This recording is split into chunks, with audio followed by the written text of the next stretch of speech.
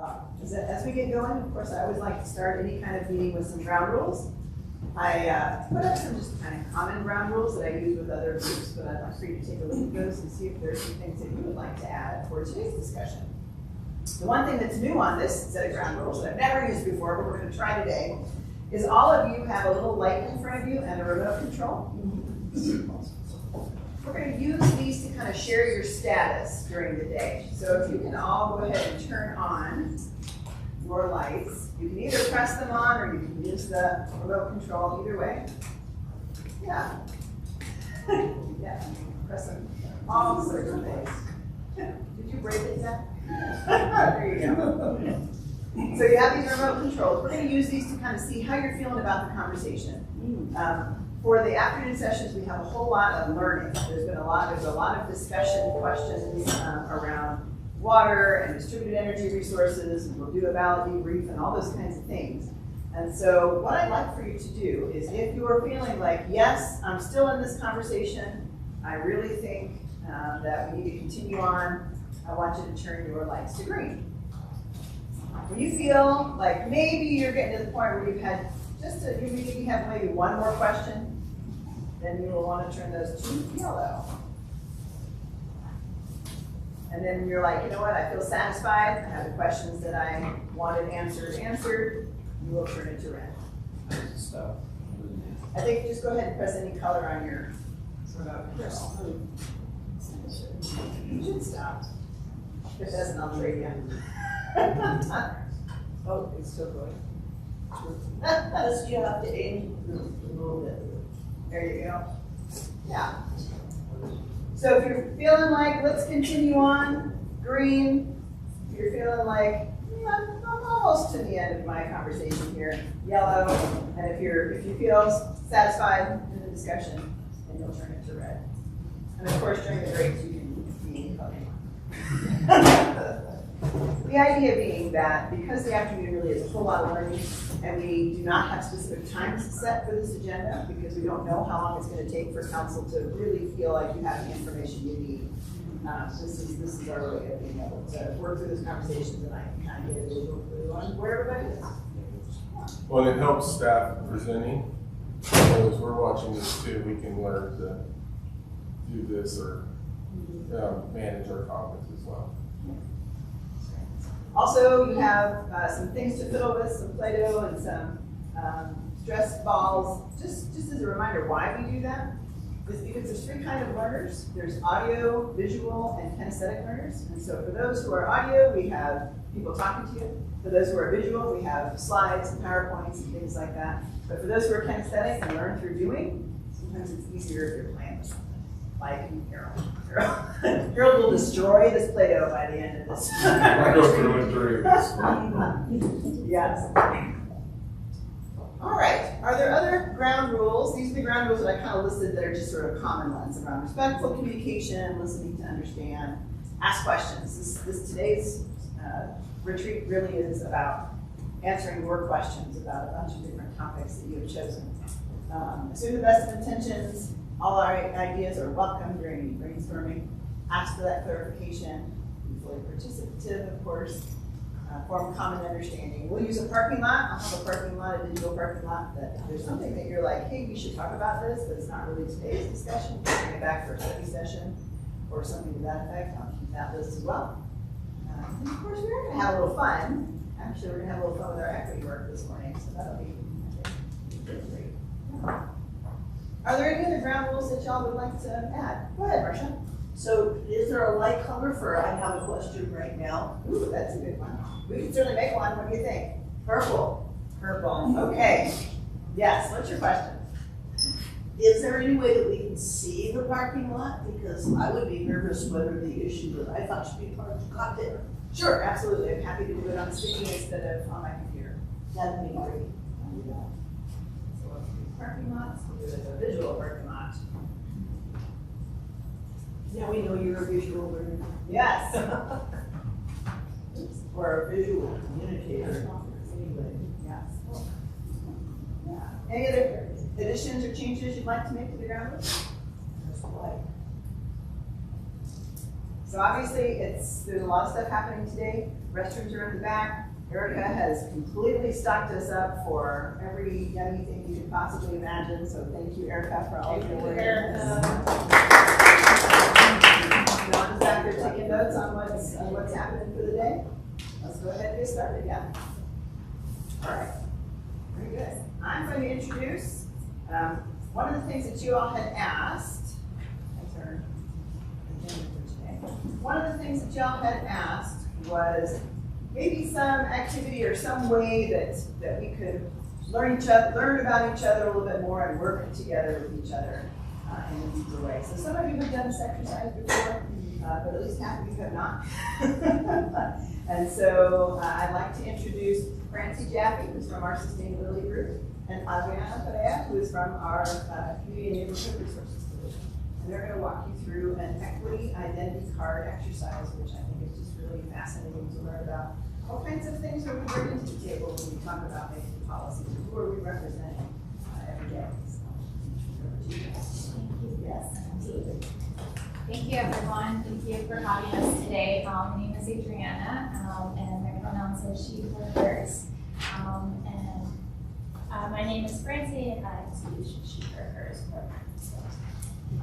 For today's activity, we're hoping to engage in a conversation with all of you to learn a little bit more about your personal identities and how they come into play, and specifically when it comes to decision making. Before we get into that activity, we always like to ground what we mean by equity. So this is an image that the city adapted from other images you may have seen online that compare equal to equitable, because sometimes the words are used interchangeably, but they mean different things. So if you're equal, often means providing the same resources. But based on how systems are set up, or someone's personal history or history of systems, providing the equal resources might not mean that everyone has the same opportunity to thrive. So what equitable means is that sometimes you need to distribute resources in a way that might be giving more to one member of the community versus another, but so that everyone has the same opportunity to thrive. So it's really focusing on how can everyone have access to our great programs at the city, but doing so, we have to kind of think about individuals and communities and how do we improve access and improve what different resources they can have, so that everyone can kind of, in our image, look over the fence and kind of see all these different, whether it's education, whether it's access to energy efficiency programs or clean water, or health care that this provides. So as we are going through this exercise, one of the things that we hope that you can all reflect on is, how does your identity impact our community? So as city representatives, your level of cultural competency and understanding the different sectors of our community is incredibly important. Furthermore, not only thinking about your own identities, but what are the sectors in our community that we are missing at the table? Two very important concepts within DEI is the ability to understand our own personal biases. I think that there is the acknowledgement that we all have our own biases, right? But furthermore, to understand and have an awareness of those biases, and for them to not impact the way that we do decisions in a negative way. So recognizing that we all have our identities and they shape the way that we view the world is incredibly important. And so with this exercise, the goal is to understand how those biases impact the way we make decisions, the way that we distribute resources, and the way that we engage with the most marginalized sectors of our community. The second component is cultural competencies. So studies show that the higher level of our cultural competence that we have, the better engagement we have with our communities, the better relationships that we have with our community, and the better understanding that we can provide in having confidence when we make these decisions in policy implementation. So the ability to provide fair access to everyone across the full human spectrum and their abilities and experiences is incredibly important. I'll also say that within cultural competency, we have the opportunity to continue on growing and to continue on engaging within our community to have these learning experiences and to better understand the different sectors and the different diverse communities that we have.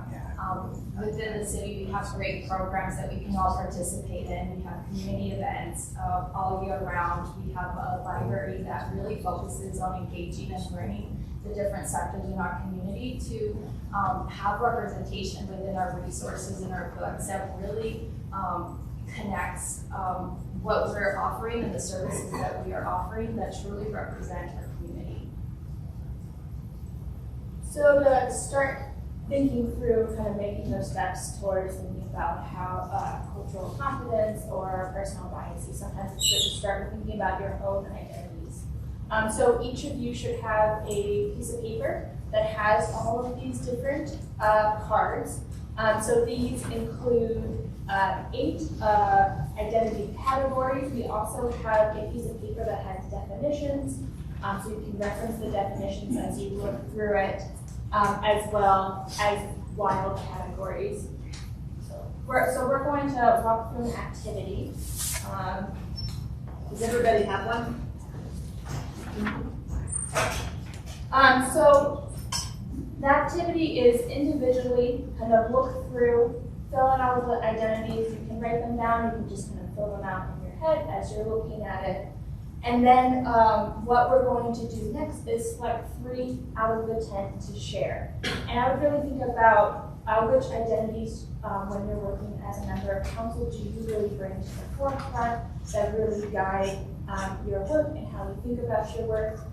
But I also want to acknowledge that sometimes not always, some of our identities we might not want to share in a public setting or in different ways. So you are welcome to choose 3 that you're more comfortable sharing. And that's a really nice part about the wild cards.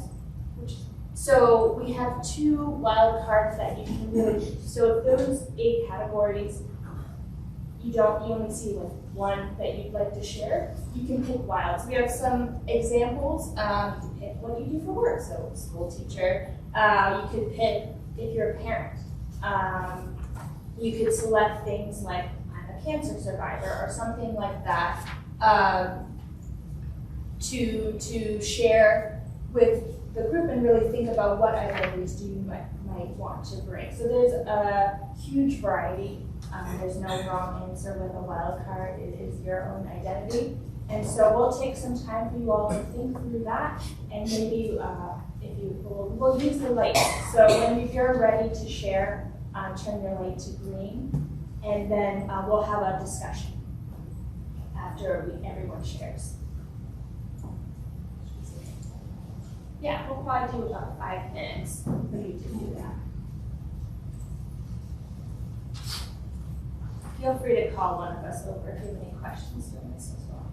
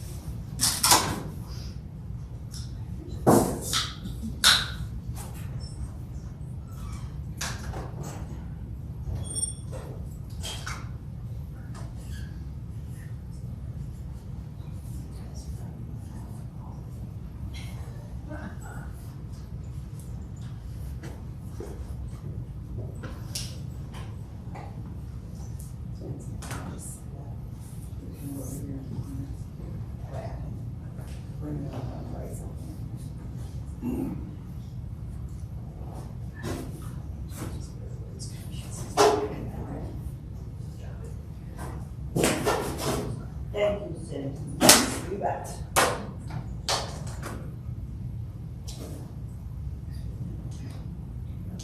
Yeah. That's right on.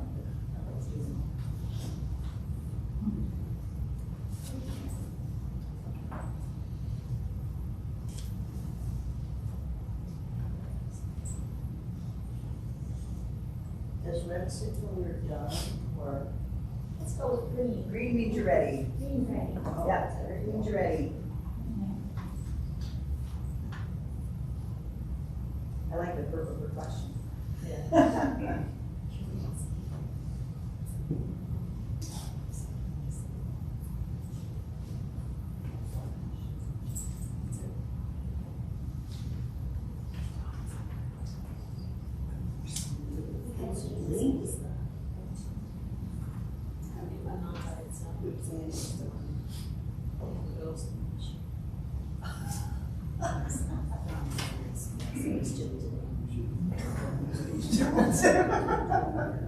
That was great.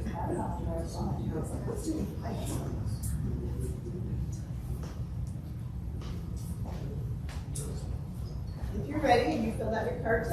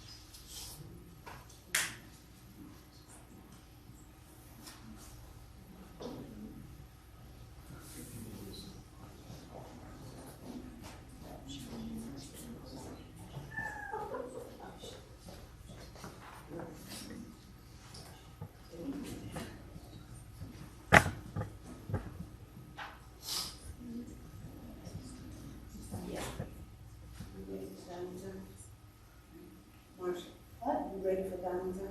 Yes. Look at my socks. Oh. What are they for? Our socks. Oh my God. That's awesome. Just one more minute. Looks like most people are ready.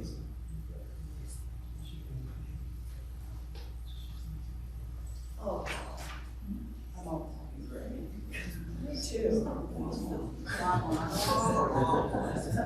That's where I feel. She's somewhere. You're allergic to morning. I am, but you gotta talk to me before 10. Councilmember Chris, are you ready? Councilmember Chris? Yeah. Tip it down. There you go. There you go. All right, very good. Thanks, everyone. Great. Thank you. Also, can you hear us both okay? Because we can grab it. So before we get into the discussion, we're going to go around and just start with sharing 3 of your identities that you'd like to share. I would just, as people share, just focus on listening to kind of what other people are sharing and kind of thinking about the different identities that are being chosen to share. I know that's not all the identities. Sometimes picking just 3 can be really hard. So I know that might not be all encompassing of your identity, but just we've decided to just narrow it down for 3. So we can either have someone volunteer or we can start at one of the ends. I said, no, I'll volunteer at once. And then we can just go around counterclockwise. But I picked a color for volunteering. Oh, there you go. Yeah. Have a whole spectrum. Okay, well, so first, I'm an elder, and to me, what that represents, and I think this is a little bit of a, well, it may be a Native American thing in many cultures.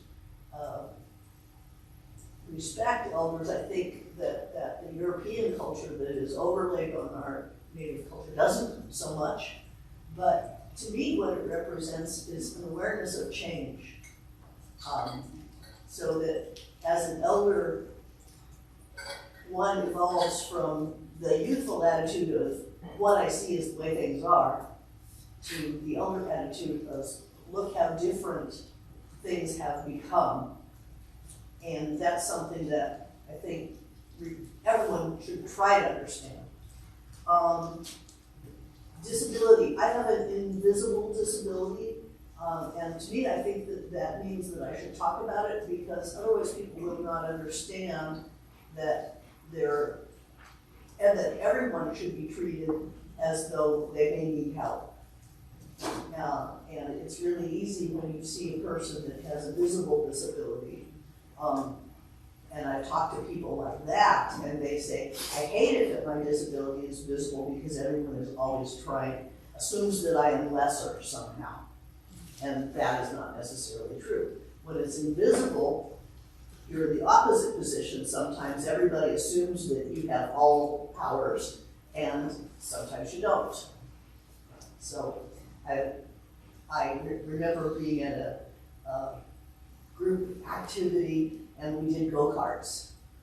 And after a long day of standing around and something like that, and I rode a go-kart, and we raced go-karts, and when we pulled up in the park, I couldn't get out of the go-kart.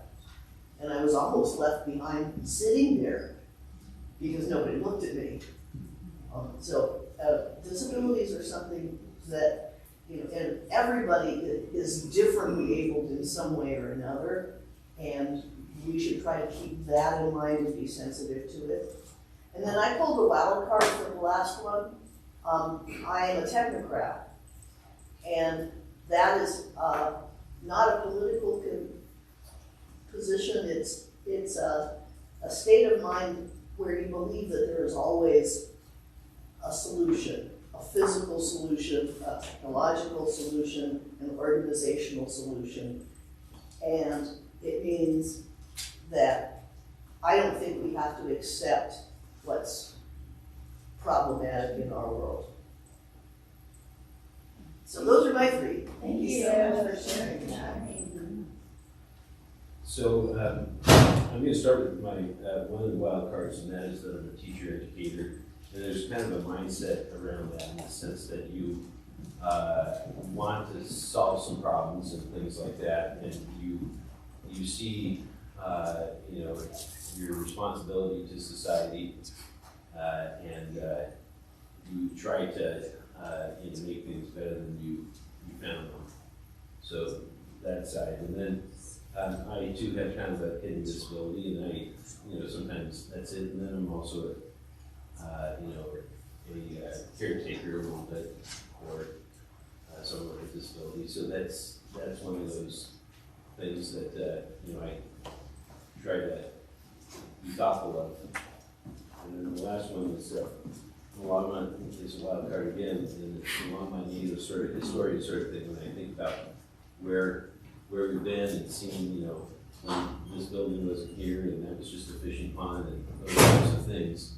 I remember those things, and Roosevelt had the stadiums there and everything, and those types of things. We were at county fair, walking downtown to the county fair, that type of stuff. So I look at it that way, and just having spent a long time, thinking about the historic aspect of Longmont and talking the conversations I have with people and so. Thank you. I guess I assumed you were a Longmont native, but I didn't know that, so. My wife is too. That's why we have these conversations about things like that now. This is not historian. So I also picked the age generation, but I'm not yet to say I'm older. And unlike a lot of people, I enjoy growing older.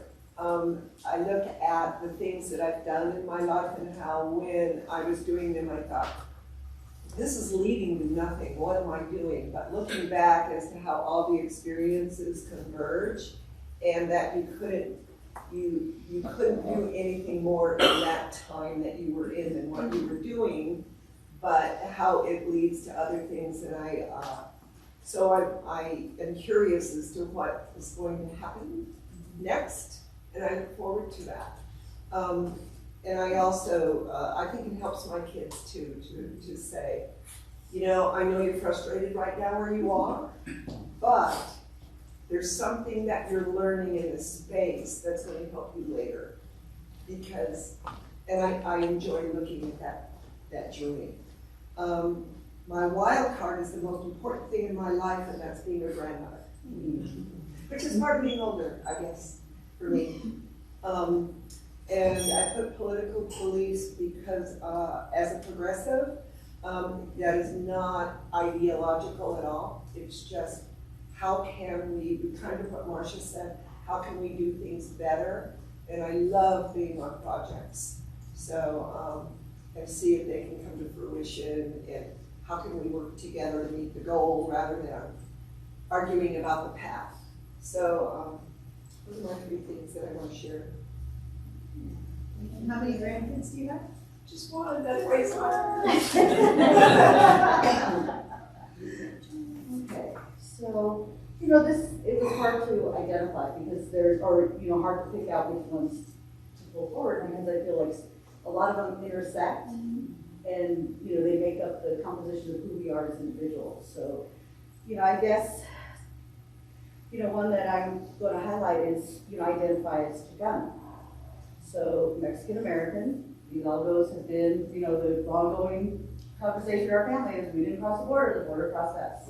You know, it was, you know, their property, landowners, but then that was that Spanish influence. Prior to that was Zuni. So, you know, getting in touch with indigenous roots as well as European roots. And it's a strange mix. Like I often feel like I'm at war with myself. It's like this inner challenge. So I do identify with Chicana because it's the Mexican American component of me. And I think my past experiences, you know, being a child in the 70s, and, you know, some of my earliest memories were that of, you know, I remember one time my mom, my sister and I were in the store, and all of a sudden she grabs my hand and I feel it. You know, I must have been like in kinder or, you know, around that age, and she pulls me a little closer, and then I start hearing somebody behind us. And my mom, you know, she only spoke Spanish, so, you know, obviously we were conversing in Spanish, and, you know, went back, go back to Mexico. So, you know, hearing these things my entire life, I think it really shaped who I am. So then that takes me to the next thing, which I identified in the wild card as an activist. And I identified with that for myriad reasons. You know, and it kind of explains what I do, you know, as an educator, as a union advocate, member of the negotiations team, this work here on city council. We all are, you know, an advocate or activist in some form because we want to improve our community. So that's, you know, that's that piece, as well as, you know, the work I've done around mental health and breaking the stigma of mental illness. And, you know, that's something, you know, we have family members with a whole myriad of different disabilities and mental illness. So it kind of, you know, runs in the family. So what can we do as individuals to break that stigma? So, and then the final one being an educator. You know, this is, my 30th year now, from preschool to 5th, and, you know, still kind of barely hanging on. But, you know, I do this similar to what Councilmember LaFleur said, you know, it's to make a difference, and how can we work and look at our systems and our processes to evaluate, change, and improve, so that, you know, so we are creating an equitable society. society, where everybody has what they need so they can attain the same opportunities. So that's kind of what I do, but there's been a lot of bumps on the way, but we're making there. Yeah. Yeah. Thanks for sharing the personal childhood stories. That's who I am, I just throw out the stories. Yeah. That's the story. That's my story. So, doing this process taught me how fluid I've had to be between many of these cards, because I come from a multicultural family. We spoke 4 languages in my household. 4 and- languages? 4. What were they? Slovenian, which is impactful because in that language there is no verb to be, so it's somewhat confrontational. When so my father was the bilingual, and then we were encouraged to be English speakers. And just a little funny story: when my son and I talk, he kind of just grew up in that Malay, and people always say, we hate it when you argue, and it's like, but we're not arguing. That's actually our language. And for some reason, we more completely understand each other when we speak that way. So language informs the way we think and relate. So my mother was German, her mother was Irish, and then everybody spoke Latin, so that was kind of a common. Yeah. Anyway. What's interesting about that is one of those cultures is a maternal culture. So women are revered and also have the final say in some arenas. Okay. And what's kind of funny about that is I have Hispanic neighbors where the men will only talk to my husband. And my husband will say, well, my wife has to make a decision about that. So what we've learned to do kind of creatively is I will talk to the wife in front of the husband. That way we don't have to wait for my husband to get home from work so we can all talk about these things. So, anyway, I've had Buddhist training around military training, you do training, that kind of thing, taekwondo, people sticks, all that stuff. There's a lot of Buddhist philosophy back there. In terms of that training. So, something that you learn is that every individual is doing their best. So, you have to meet people where they are. If they're just very new at doing something, pretty much you have to embrace the suck, because it's going to take a while. Okay. That's kind of where I am in this group. Just looking at it. I like that phrase. So we'll just keep working it up until we get some, understanding under the belt. Is that 3 things or? Yeah. Thank you. What is it? Okay. All right, so I'll be quick. So the 3 things that I feel, identities that I feel that portray me as in government is that I'm a Black woman. I know woman, that's a whole nother one, but the other 2 cards, wild card, I would say is that I'm a single mom. And I too am an activist. So when I first came here to Colorado, there weren't any, I felt like there weren't enough resources for single parents. So what could I do? Produce my own radio show and provide resources for single parents. I found out there weren't any organizations for people of color. So what did I do? Co-found families of color groups so people could come together and congregate, and so kids could look at and play with other kids that look like them instead of used to being in the classroom where they're the only ones, always being targeted when it's MLK Day or if it's Black History Month, they always look at them. So creating an environment where kids can come together and play together without any expectations or stereotypes or pointing fingers. So that's why I feel like for myself, I don't have those technical terms and great terms like Marsha, but I do believe that we are all I think all of us believe in our community and believe in the best of our community in a positive way. Although we may get negative feedback here and there, but I believe that we're working together for the greater good of the community and in the future of, Mayor Peck's grandchild and, I don't have any grandkids, but, all the grandkids of Longmont and children of Longmont, so. Fantastic. I didn't know you had a radio show. Is it now a podcast? Probably pull up some stuff. Yeah, all right. Yeah, well, thank you all for sharing before I hand over to Adriana to lead the discussion. I think a few of you spoke to how it's hard to kind of pull out just one identity because they all are so intersected.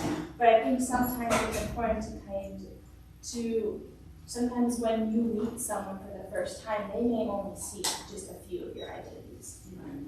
So I think that's part of this by only picking three, even though you might have one identity that's intersected with another, someone might not see that, or when you meet someone, you might not think about all their identities. So that's part of kind of why with this activity, we like to, even though it's really hard, they all are connected, they all impact each other, to sometimes say, sometimes you can only share three, or sometimes someone only sees a few of your identities. As you were listening to each other, were there anything that you learned from each other? Any aha moments, anything that you were pondering upon as you were listening to each other? I loved hearing Susie's part there where the board moved on her family. That is so classic that we hear, and then we hear people say negative, mean spirit things and that sort of thing. It's like, you just don't even know your country's history. You don't know how it was, how the borders came to be where they are. And it's just such a assumption that is so frustrating sometimes to hear.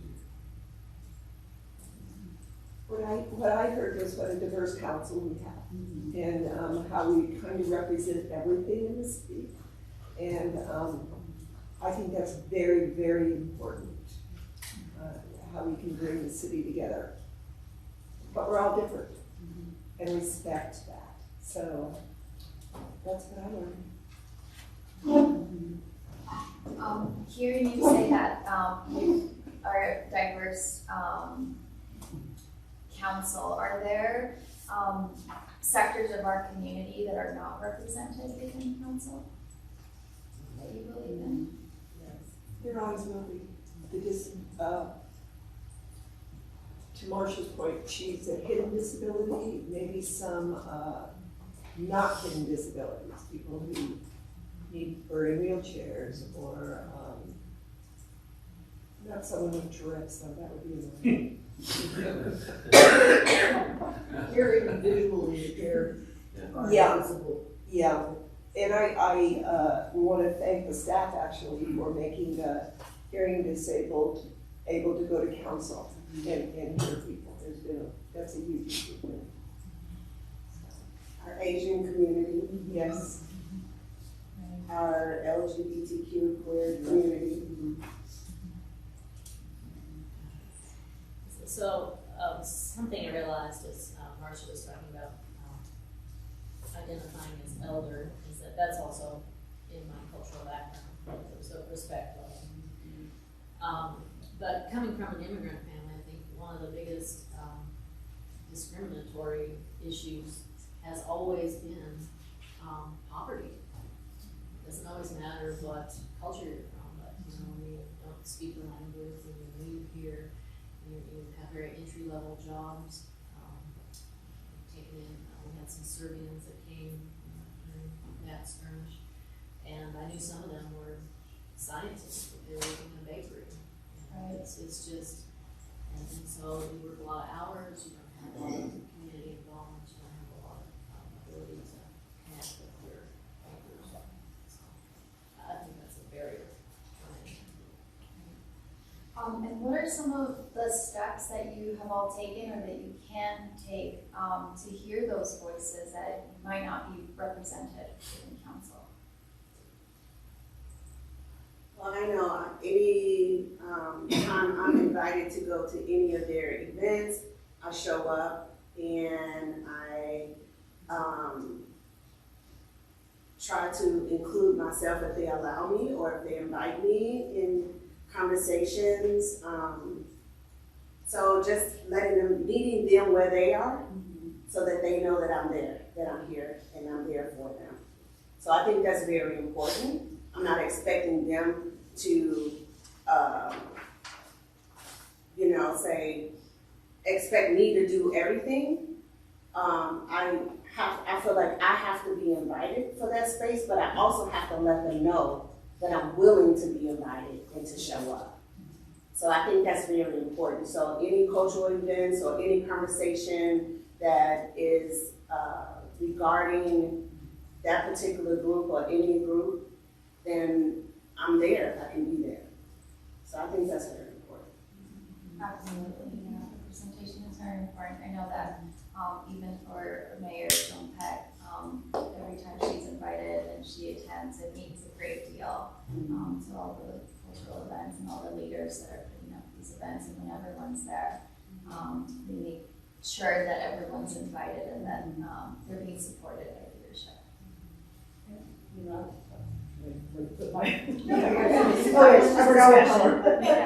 So I did want to piggyback off of what Councilmember Yarborough had said around, showing up, but also making it known to other folks that you want to be invited to these things.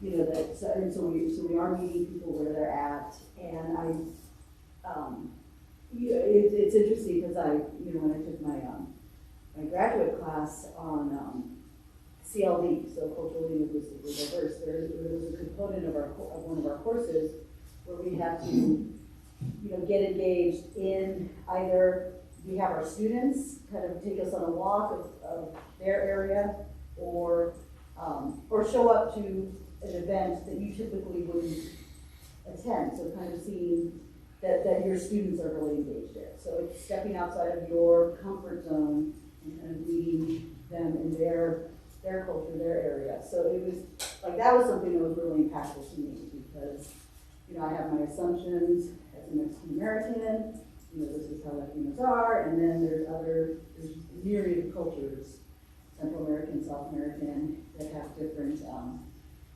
just different traditions, different cultural aspects and things that they value. So it was kind of meeting people where they are and just opening that horizon.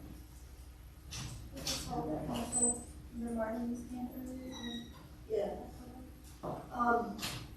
In terms of the idea of showing up at group activities, and we do have wonderful organizations of people with something in common. The LGBTQ community, our Nepali community, which is they have an enclave that is close to where I live. Actually, a lot of people live in part of the country, it occurred to me while we were talking about that we don't. There is a group that is not represented who can't be invited to an event or a picnic or anything for low-income people. It's whether it's stigmatized, whether it's because if you're low income, you don't have time to be organizing a group that represents you, or I keep coming back to the stigma, we don't have a way to come to and show up for a cross-section of people who are cost burden in their lives here. And maybe that's something we should figure out how to address. So this goes on the parking lot. Yeah, and before I can Okay, Council Yarborough, I was thinking, kind of listening to Councilmember Yarborough's response and Councilor Faring about, you both talked a lot about going to the community, which is really important, but sometimes it's also about how do you make spaces more inclusive as well. I think there was the example of ASL interpretation for a council that we're thinking about kind of the phrasing of what you say, whether it's for that potentially alienated group of people or make the space more welcoming. So maybe that could be a space of thinking about if you're not sure where to go to, go try and figure out different locations for that, but also thinking about how do we create our spaces more inclusive. Actually, that's what I was getting ready to say. I'm kind of exactly what you're saying, but at the same time, it's important for us as a city to create those spaces, as you already are doing slowly but surely. If we didn't have those events, if we didn't put on those events for free for people, then those people who can't afford to go to other recreational activities wouldn't have that opportunity. So for the city to have those multicultural events are so important, because how is representation going to appear within our city if we don't show up, if we don't have something or create those spaces for the opportunity of representation? And so I think that is how we can get those people who may not have money to go to regular events and at the museum, although they're minimal fees, but to have free multicultural events that the city put on is crucial, right? Because of that. And so to walk on Roosevelt Park and say, those are my people, for whatever cultural event, that's amazing, right? To go up and say, and then not only that, have resources for them to let them know, hey, the city is offering this in case you need that. Because they work so many hours, they may not be able to come during the hours of when the city is available. So to have city services tabling at these multicultural events where people can go, that is the key. We're starting that, we're doing that, you know. And so can we be better? Absolutely. Absolutely. So, you know, I just want to thank the city for already doing that work. We still have a long way to go, but at least we're providing some type of opportunities for people for free to be a part and be represented within the city of Longmont. Yeah, I saw Councilmember Donovan carrying it. I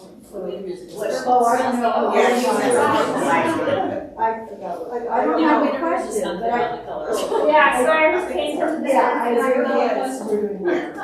So, okay, so, you know, as far as, and I do want to give credit to you all, because I've seen since my time on council first round, there's great efforts being made to have that access to language, access to hearing devices for people who need those things. And so we are making those steps, but there are little things like, so I think about those socioeconomic.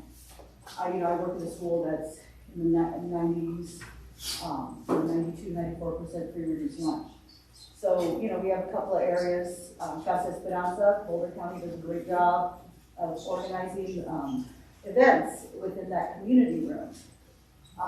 You know, I think about during COVID, a couple of teachers and I, we went door to door on at Countryside to make sure people had what they needed, to make sure, you know, internet, you know, all these things that we had to do that they could navigate Schoology. That was very hard to do during, you know, to try to do that online or through telephone. So, you know, there maybe those partnerships with different apartment complexes to have, you know, coffee with council in some of those places. So there are little things that we could adjust that make it more accessible for people who are working multiple jobs, that we kind of bring us to them.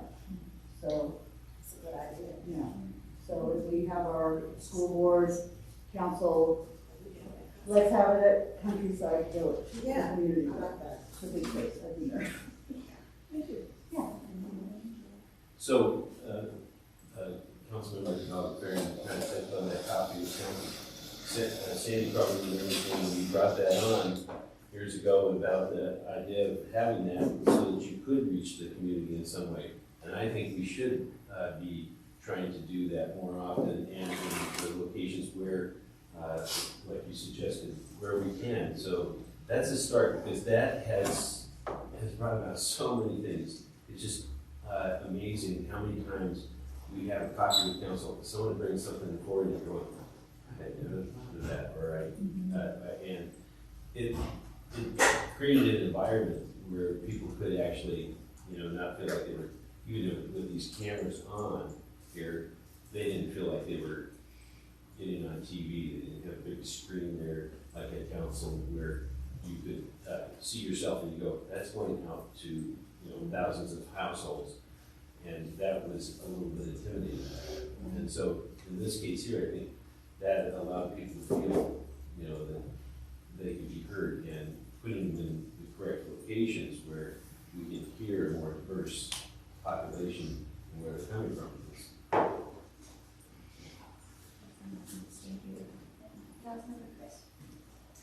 I was gonna say something similar to, Mr. Rowe, in that I think we have to take the learning to the neighborhoods, because there is a language barrier, but it's something at a block party or it's something at your local park, where if it's going on, those who speak English and whatever native language will say, come along, this is for us. And also, I think maybe it was some Harold said, or it was in a meeting where we were both there, there was something going on in the neighborhood, I think it was Peruvian dancers is what it was. And so they were doing it in on the walk, to practice. And that kind of thing, seeing your culture in your neighborhoods and, other people come out, they start participating. And so I think we have to take it to the multicultural neighborhoods. And up in our area, we see Peruvian dancers, we've seen Vietnamese people, but also individuals and saris, and they speak a language they don't know where they're from. But it was fun to see them try to navigate the equipment in the playground in the saris. It was fun. Thank you. Max? So, I had to ask Harold if he minded if I brought up a conversation that we had actually on Wednesday, I think it was. I had thought for a couple of years that what would be really interesting is working with LMAC to have a multicultural parade where the different cultures in our city dress up in their cultural clothing. And then we end at Centennial Park, because that is where some of our different ethnicities and socioeconomic people live in that area, ending with a food fest of the different cultures having their booth with their foods and whatever else would go with that. But I've discovered that some cultures don't realize there are other cultures in our city. They're not inviting each other to their events. So as an education for our, for our city, I think it'd be really important that we understand that Puerto Ricans and Cubans, Mexicans, they're not all Latinos or Hispanics, that everybody has their own culture, and the Nepalese, we have Vietnamese here, we have Cambodians, we have even Swedish people. I think it would be very interesting to actually see what is in our city and respect each other. But that leads me to a question that I need help with. I find it very embarrassing, actually, to assume somebody is something they're not. Like, I can't tell a Pacific Asian person, what country do you really come from? Because it's sometimes insulting to them to say you're this or that or whatever. So how do you do that? I don't want to insult anyone, but I don't know a Puerto Rican from a Cuban. I don't know a Mexican from a Spanish person. Argentina or. Well, I'll just take you along and figure that out. I don't know. It's a good question, Mary. I'll grab the answer. Yeah. Give some suggestion. That's a great question, and I think that coming from a place of curiosity makes a huge difference. And saying, I want to learn more about you. Tell me about your culture. Okay. Tell me more about your Good family. idea. I'm right there. And really coming from a place of being genuine and curious to really get to know and connect and build that relationship goes a long way. Than simple short questions. You know, you're trying to learn more about the person and the culture. Would be my suggestion. I also want to add that that's a great idea about a parade. We've had communities where we celebrate the different cultures in our community, and the Longmont Museum has been an amazing partner to us in providing space for all these cultural events. But we're growing as a city, and so finding venues is difficult. So having a parade, that's amazing. So I'll definitely bring back that idea to the community. Actually, Sandy, so not the next council meeting, the 27th, we're bringing all of the 4th of July information to you all. Fantastic. And not to preempt it too much, but we're looking at how we potentially change locations and do some other things, but we've been able to bring the Kiwanis, the symphony, and everyone together to look at something that's bigger. Great. Unfortunately, not at the fairgrounds because of issues we'll explain, but at a public-facing area.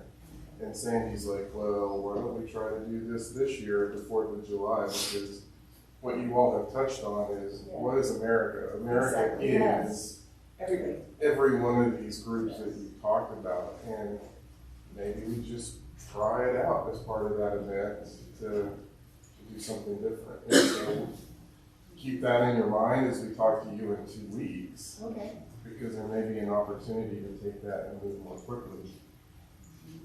It'd be great fun. And there's one, and I love how you phrase that, like, tell me more about your culture, because it makes me think about sometimes thinking about intent versus impact with some of our questions, because Councilmember Hidalgo gave this example of always being told, go back to your country. So someone, even if you're coming with a place of curiosity, you might just think, you're like, where are you from? And someone might respond in maybe a way that you perceive as maybe like snappish or standoffish, but maybe they've had experiences of people not thinking that they're from America or not from where, and having a more negative viewpoint kind of from that question. So even if you you're coming with positive intent, coming with curiosity, having kind of space for not realizing kind of those, I once watched a video on microaggressions, and they're like mosquito bites. And they get really, like, after a while, there's so many that you might not realize that. So if someone responds in a way you're not expecting, kind of continue that curiosity. It might not be about you, but just kind of realizing that the impact you have might not have been the intent with your question. Great, thanks, and kids. And I think we've talked a little bit on the final reflection question that we had for you all. We talked about representation and how important that is, but even taking that a little bit further. So as leaders, how can you think about allocating resources, right?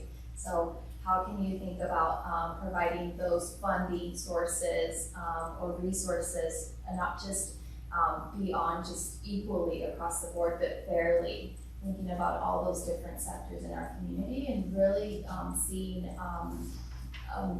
the different sectors in our community as assets and not as deficits. That's something that we've learned. I personally learned that a lot in seeing that from that lens from Carmen Ramirez, right? And thinking about how do we highlight and how do we elevate our community and seeing them with a different lens and not thinking that, oh, they need our help, but in fact, we need their help, right? Exactly. So what are some of your thoughts around that, and how can we engage with our community from that lens? This is attitudinal rather than an action, I think, but as we have been having this discussion, I was thinking about 5 or 6 years ago now, I helped facilitate a stealth demonstration for the Dreamers back when there was more hope in the Yuma County fair and parade. And there was a club there, a girls' club called Las Estrellas Stars. And they were the main primary organizers of this. And I was struck, and I need to find the photograph, because there was one woman, her family was undocumented, a lot of people were migrant farm workers and stayed. So there are many undocumented families in that area of the country. And she was carrying a sign, and it said, "I am an American." And that was all she said. And I think that attitude of, regardless of where you are from, you're here. You belong here. It's just like our old, we didn't use this slogan anymore, but it's, you belong here. And that needs to be the place that we begin.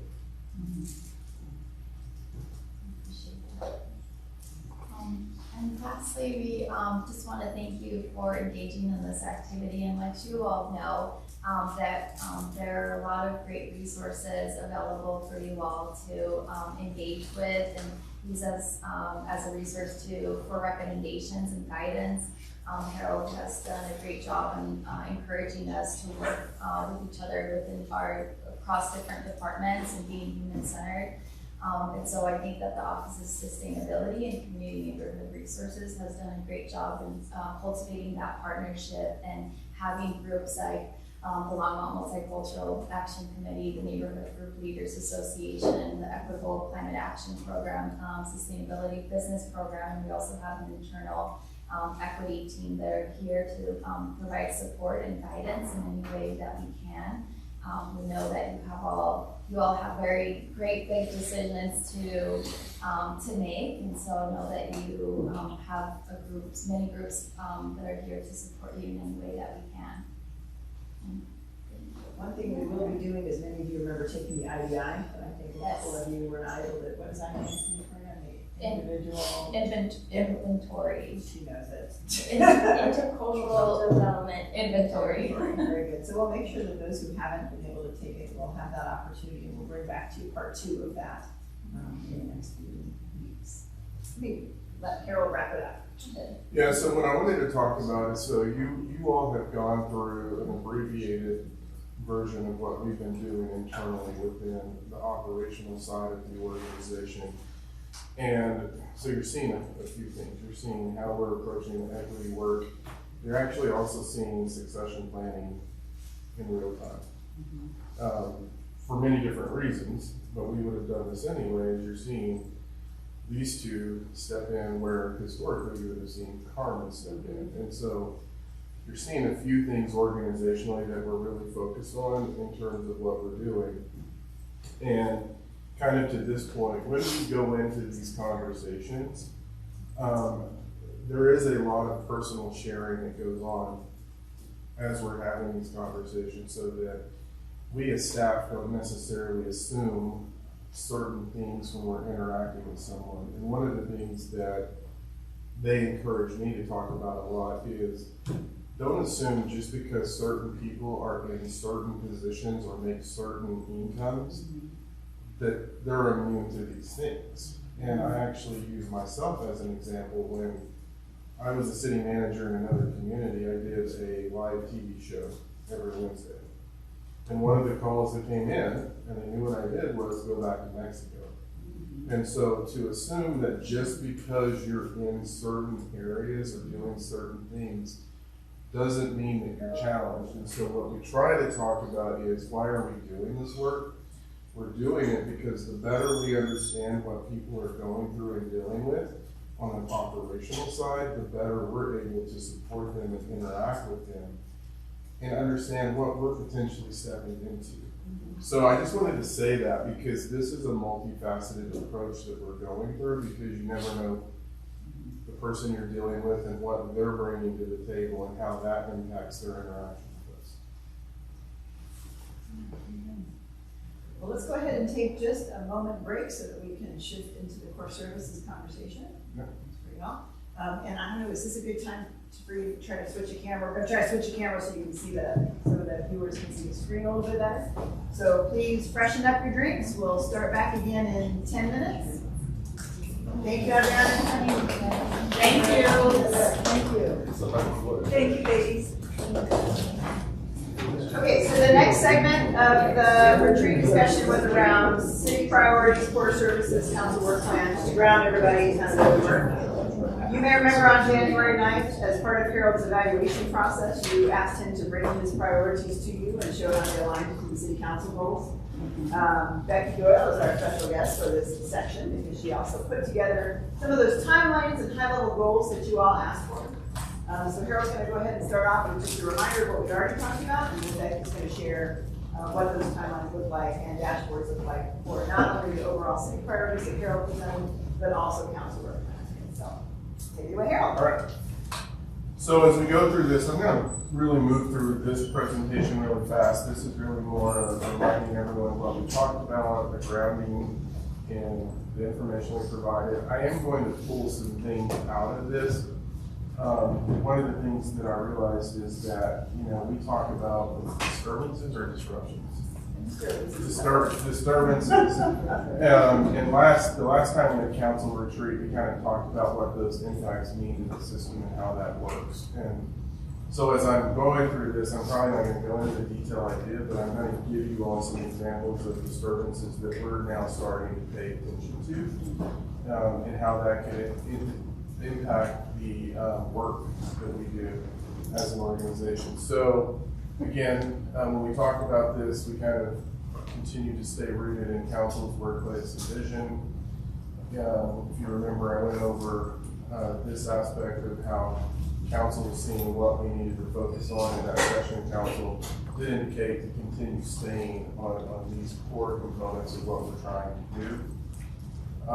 Again, went over, how do we move through everything that we're working on in terms of progress as a process for us, especially in light of all of the, depending on where you're working, it's not only looking at local ordinances, it's looking at state laws, it's looking at federal laws, and then you have grant funding and what that really means. And then putting all of this into what we do every year, which is budget alignment, and taking that prioritization so that we can present you all with a balanced budget, which we are required to do by charter. And then we talked about core services. A little bit about myself, kind of taking off of what you all did in the equity work, just so many of you all know this about me, some of you don't. How I identify myself is I'm a son, I'm a husband, I'm a father, I'm a Latino male. I am a confused Gen Xer. And what I mean by that is I am actually Gen X by birthday, but my mom is 91, so I was actually raised like a baby boomer. And so what you all will see from me are both Gen X tendencies and you will see baby boomer tendencies. I can be impatient. I do think there are solutions to everything, and we need to sometimes be creative to find those solutions. And sometimes it takes time. Because in my mind, when you see the confused Gen X and baby boomer, the easy answer is not always the best answer. And sometimes we need to work through things to find what really is the best answer over time. My staff, I think, have gotten used to that, even though they can get incredibly frustrated with me at times. But I try to look at, sustainability with multiple lenses. sustainability in its truest sense, financial sustainability. Are we really bringing in our equity concepts and really supporting the community as a whole? And so sometimes it is a bit challenging as we're moving through these. If you all disagree with that, you're more than welcome to go, no, that's wrong or right. Sometimes we can have our own impression of ourselves, so they can be pretty candid. When I'm going through this, there's two things I want to talk about. And I said this with you all before, personnel issues, and this is really hiring, and so this is recruitment retention that we're talking about, and retirements, and institutional knowledge. You will see in Becky's sheet that she prepared, and she'll go over how we're starting to attack this. One of the things that I'm starting to do is to dig into certain areas of different groups, to really start bringing in that institutional knowledge, understanding our organizational culture and what we want, so that we can engage in some of the things I just talked about in terms of how I see the world.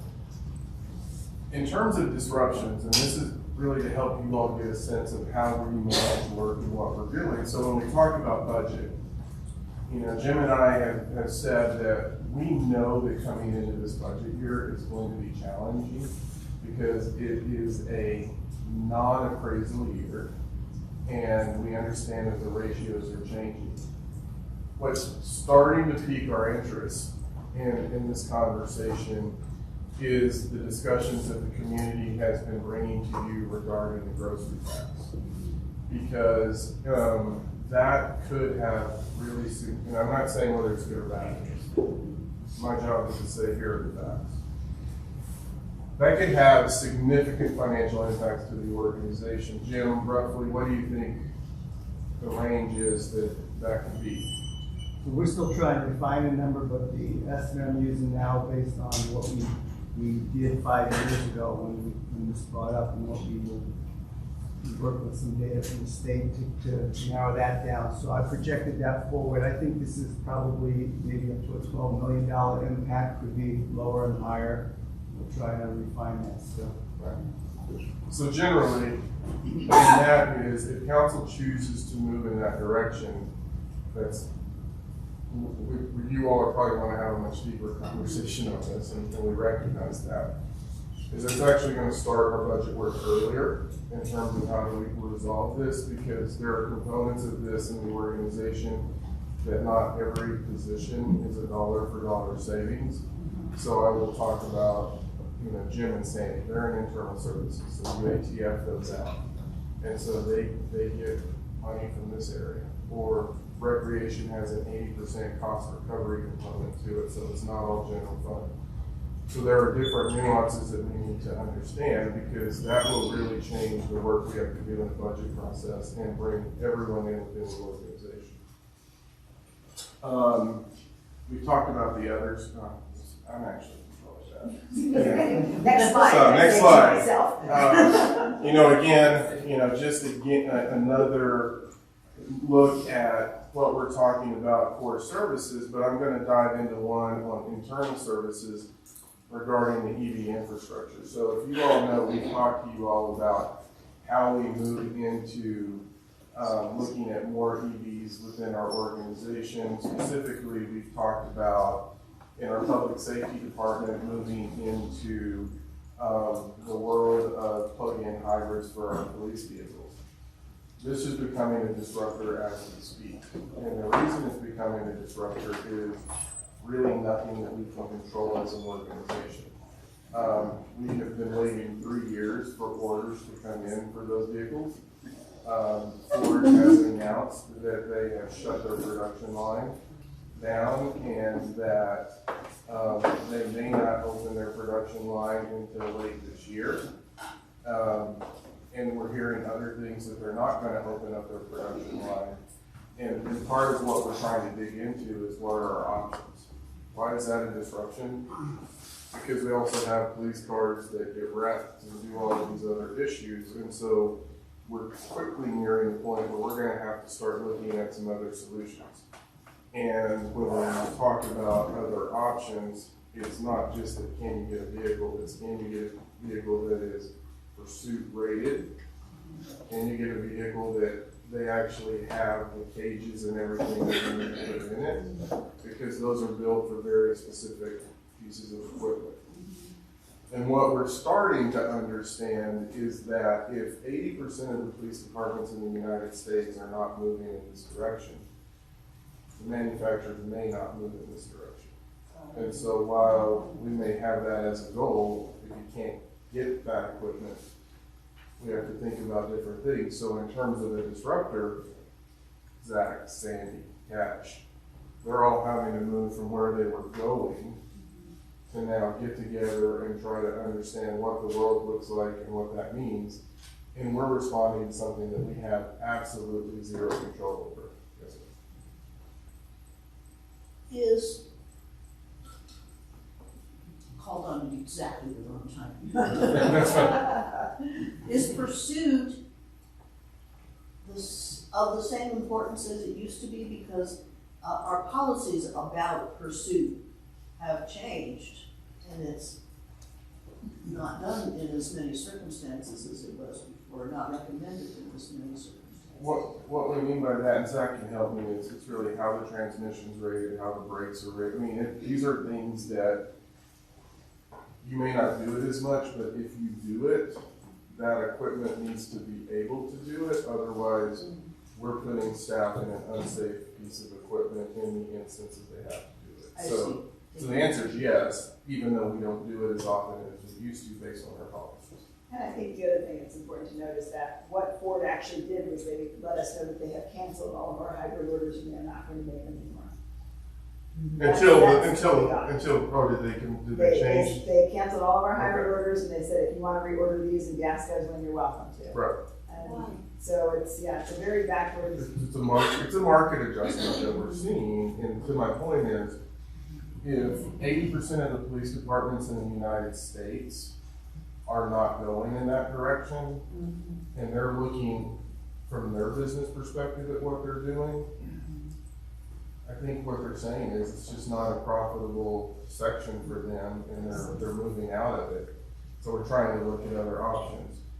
We obviously will be coming back to you with more information, but the reason why I wanted to go over this is the classic example of a disturbance that you have a plan, you create a plan, there is absolutely nothing that you can control about what we're responding to, and then we have to very quickly figure it out because we're heading to the point of needing to make some decisions to get some equipment because of just a lot of them have reached or past their life expectancy. We've had accidents, and so and they're moving through it. But I had to pull that capacity. We had to pull that capacity over to figure it out. Carol Vegas, Councilman Moore, you are correct. Our chase policy has been very limited just due to the high liability of that. When we talk about pursuit rated, that's the common term that's used within public safety as a vehicle. But the hero performance really the upgrade of the brakes, the transmission, the gearbox. Because what you have to also remember, a 40,000 mile on a police car is driven a lot harder than on your personal car. And that is the speeding up to catch folks that are traffic violations. That is running code to priority calls that involve knives and guns. And so the way we brake, the way we accelerate, the way we stop, on a normal vehicle, those pieces wear out very quickly and become repairable issues. They call it pursuit rated because of the upgrades within the actual vehicle itself to try to help compensate for some of the way that we drive. And so I just wanted to say, it doesn't have to do strictly with car chasing, but it does help with the heating of the brakes and acceleration that does occur in that, but it is used in other areas of public safety we have. So. And I said I may have a call from an adjuster. We're also learning some other things about EVs and the impact of minor damage to batteries and how people approach it. The mayor and Councilmember Martin know this because we talked about EVs. My son hit a jack stand, and in the end of the day, did relatively minor damage, but because of the battery and issues there, it is potentially going to be a total loss on my car. And so those are things that I'm feeding into Sandy going, oh, I'm learning this real time personally, that she's then feeding into Cash. Thank you. At the National League of Cities City Summit this fall, I I went to the session with the FAA and they talked about drones, and they talked about more of a physical pursuit type of thing, where they literally, in some of the communities, when they were doing this presentation on, they were talking about where they had at fire stations around the community drones, that the minute something like this went off, this drone went up and could go to that location. With our next slide, it probably make it easier, because we have kind of a much more precise area to go to, but it reduced the number of people that were trying to run and other things like that, because they realized right there. And when a police officer did stop somebody in the middle of something like a crime of some type, with a drone standing, right up here, filming the whole thing and everything, the person just 9 times out of 10 they were saying, literally just said, okay, that was enough. But it doesn't solve every problem. I'm just saying that it would solve some aspects of that. And understand that Ford has talked about, that the owner, the CEO of Ford has been taking every summer trips with his electric vehicles. And the first year he took it, he couldn't find any sort of ports, and so they switched the ports to what the Teslas were using. So the second year, when he did find the ports, find the places where they could charge, they were sometimes damaged, is what they were finding doing that. But obviously that doesn't affect the pursuit at that level of, what a car has to have. Yeah, there are plenty of EVs on the market, and what we're looking at is the non-patrol vehicles. We know we can ship those. It's the patrol vehicles that we're struggling, and that's the bulk of the vehicles that we have. And that the answer is on the drones, yes. Zach's actually, they started looking at that, and he's briefed me on it. And we use them now, not where they're stationed, where they can go up automatically. But they're working on that as something that we can bring in, because we do think that does impact liability and some other issues that we're going into. So great question. The first thing here is about cars. All we're talking about is the marked vehicles that show up to the call. Everything else is in public safety. Can either shift towards hybrid or shift to all electric, depending on as we build out the infrastructure. We're all going to talk about that. When it comes to drones, Longmont's been doing some drones for many years now. They're actually assigned to patrol. And we have folks that we will get a car that we think is stolen, right? And we'll put a drone up to look in and look at the car before we approach it. We've used drones to catch individuals that sled on foot, because we've upgraded in last year's budget, we upgraded our fleet. And so they have infrared or FLIR, so they have the ability to see at night. So we utilize our drones all the time across the board, and they're actually on the road, they're not so at the office. When I approached here as part of the smart city stuff and talking about drones, that was one of the conversations is, 6 fire stations across the city, how do we start utilizing these real-time crime centers to be able up? There are some challenges. At the time, there was only 2 cities that were really doing that, one in California and one in Texas. That is a movement that is starting to take place as drone technology improves. Initially, drones were only good for about 15 minutes of flight time. The FAA has some rules where if you're going to fly, really the story, the cities was talking about, right now, you can fly with line of sight, but if you're going to fly without being able to see it, there's some FAA licensing things that you have. So it is kind of in our long-term plan of technology upgrades to do those types of things. To your point, how do we cut down on what I call a low priority call, an alarm at a business, right? And dispatch talks and says, hey, this is Martin, everything is fine. Okay, Martin, great. We're going to send a drone to the call. Could you step out and what are you wearing and wait? And so it keeps our units in service to handle other priority calls so that we can take those. Again, looking at how we use that leverage for the fire service, right? With a fire call, right? All we get is the college information. If we can put a drone over the scene, the firefighters have a real idea of what they're walking into prior to showing up, and what additional resources they need to dispatch until someone gets on the scene and does a detection.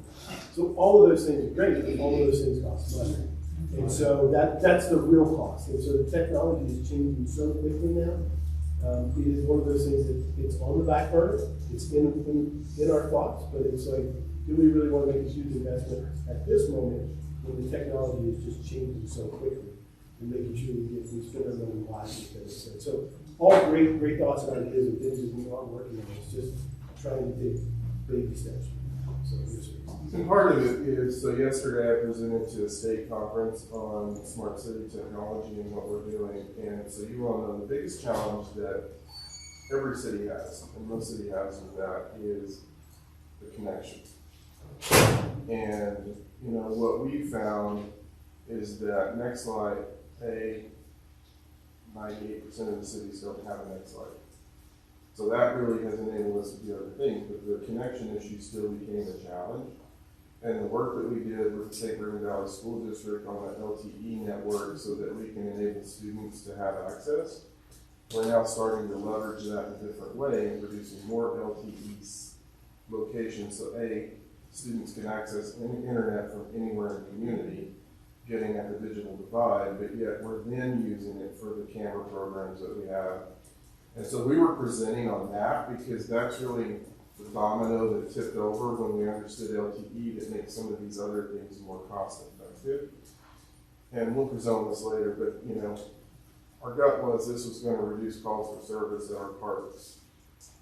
It has, and it has significantly in certain areas. I think on average our calls for service are down 38% where we've done this. And so what that does is make us more efficient and effective, and to Zach's point, keeping police officers on the road.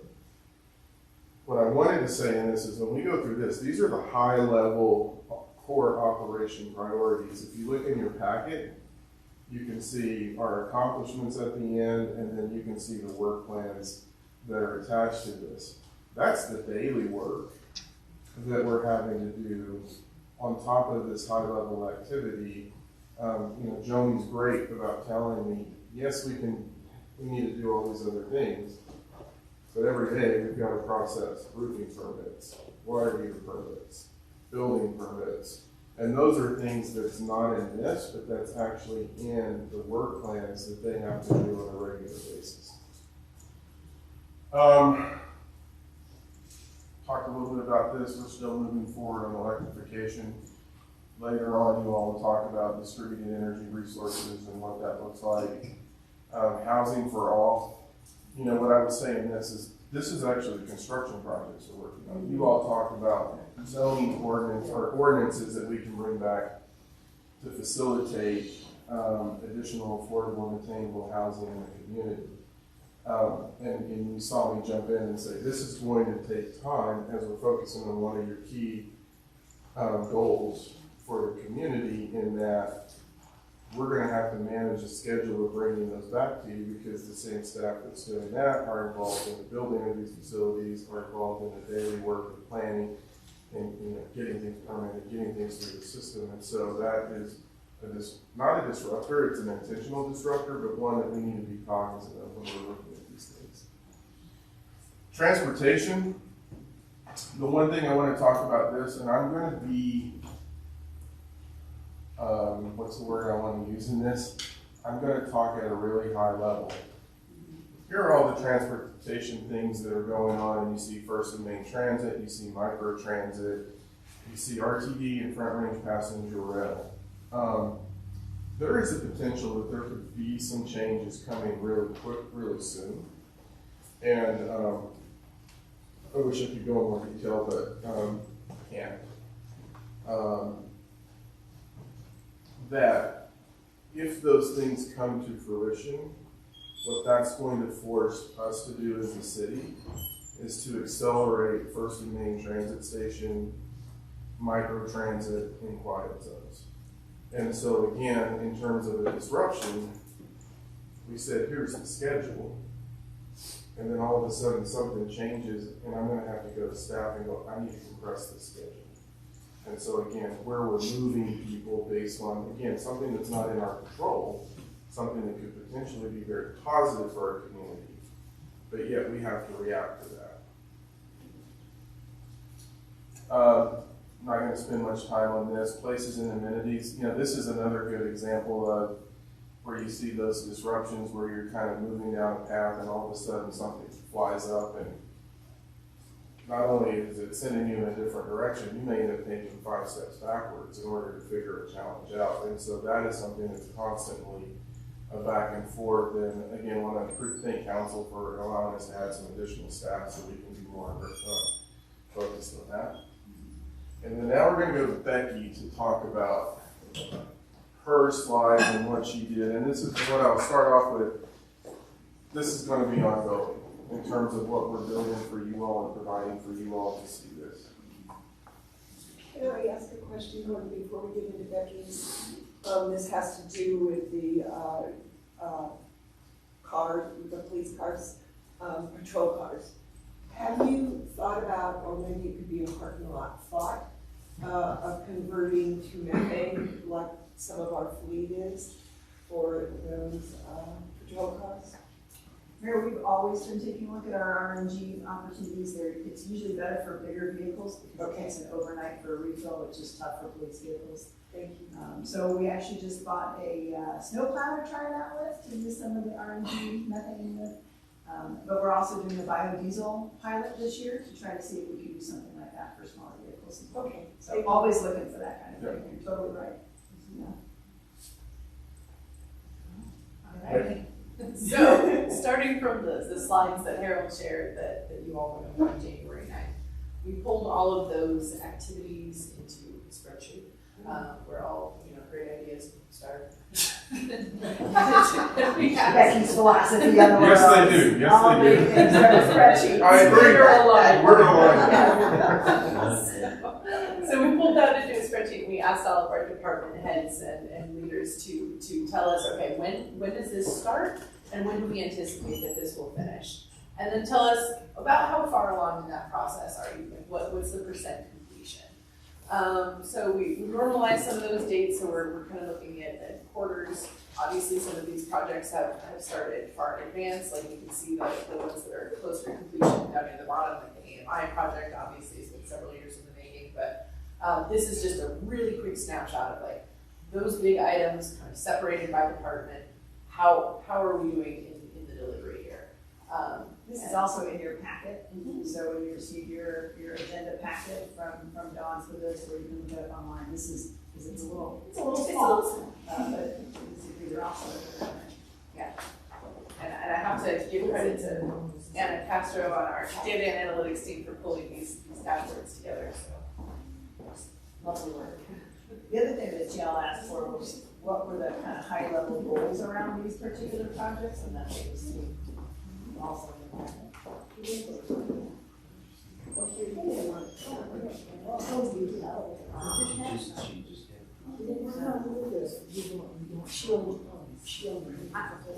I have another one too. Yep, it should have. Oh, good. Who doesn't have one? You can take mine. I have mine. Oh, okay. For extras?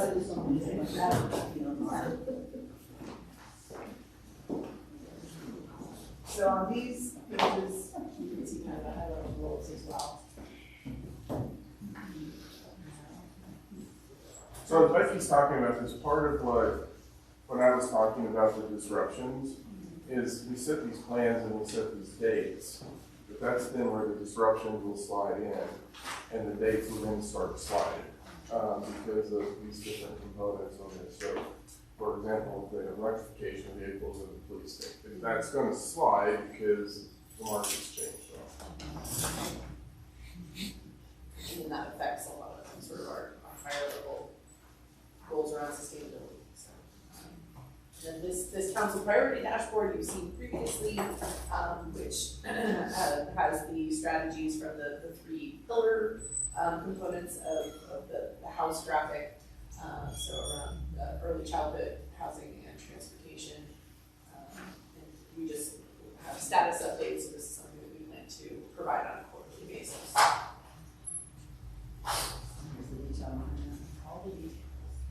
I should also point out that while Harold was talking about his priority areas, in order to inform you all of where he's focused, at the end of those packets is a comprehensive list of all the accomplishments from 2023, as well as more detailed work plans from every department in the back of your packets.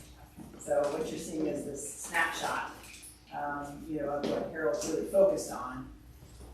Then also the council goals, and then in the back of your packet is a full and complete work plan for each department. I want to be careful with what I'm really focused on. This is what's related to the goals that you set forward and what we need to accomplish. That absolutely does not mean that I am not focused on the other things that are at the end of the packet, which is part of the ongoing work plans that they have within each individual area. And so what we're doing is we're starting the dashboards based on what the focus is that I've given to you all, which is a derivative of your goals. When we get through this, everything that you're seeing in your packet will be in some form like this. So then I really have that at my fingertips to see what's going on a regular basis.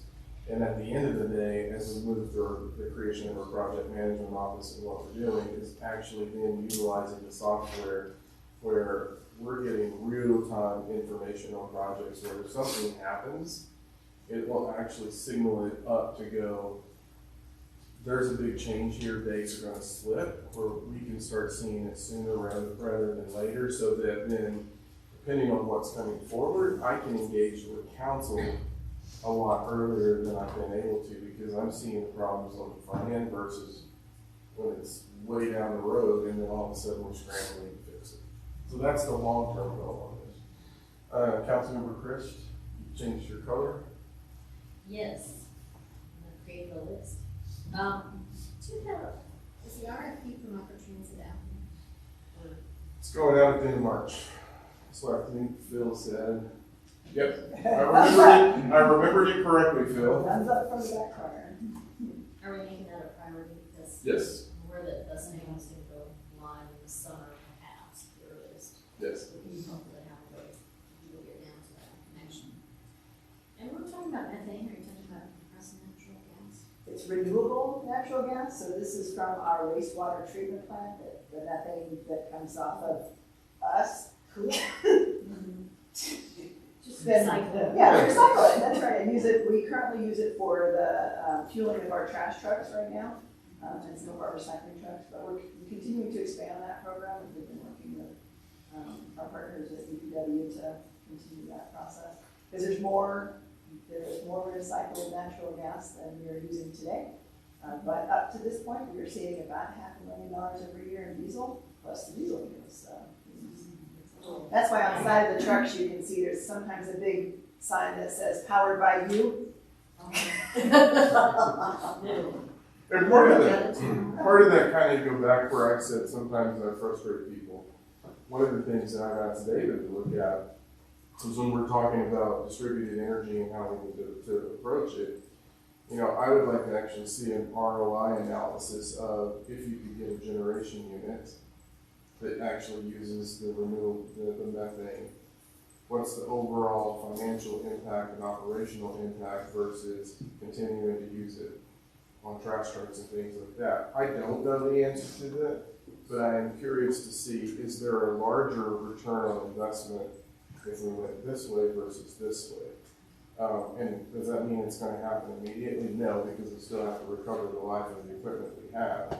But I think keeping an eye out to these other opportunities where we're making a much higher level financial decision and impact decision to the community versus being myopic into the individual operation.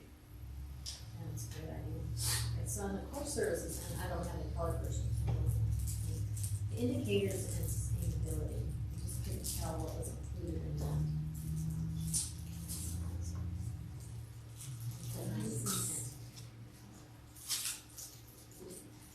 We did it by. I think it just says Yeah. the launch of online indicators.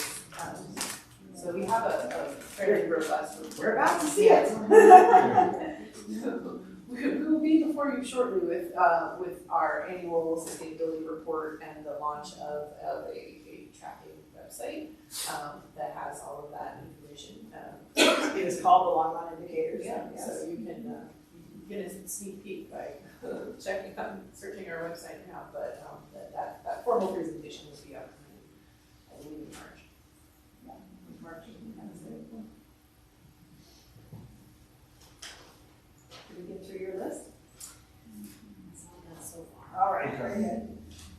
So that's kind of the end of the presentation for this section. If you'd like to discuss further, we certainly can, or if you feel like you're ready to move on to the next item around LEDP and the goals around. I can add a couple of things. So what I want to talk about operationally what we're doing. You all have heard me talk about how we're moving into the world of centers for excellence and how we're bringing diverse teams together to work on these complex problems. The one that's probably been the most apparent to you all is the neighborhood impact team. And that one actually was born out of the work that what we were seeing at Landing Park and Car Park. So that is a multifaceted team that we are very specific on the skill sets that we're bringing forward on that.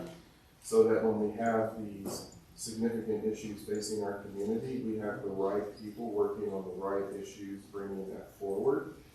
That is now starting to expand into our mental health folks across the organization are now coming together to look at how do we create a mental health center of excellence. So we're working collectively with each other, focused on the common goals.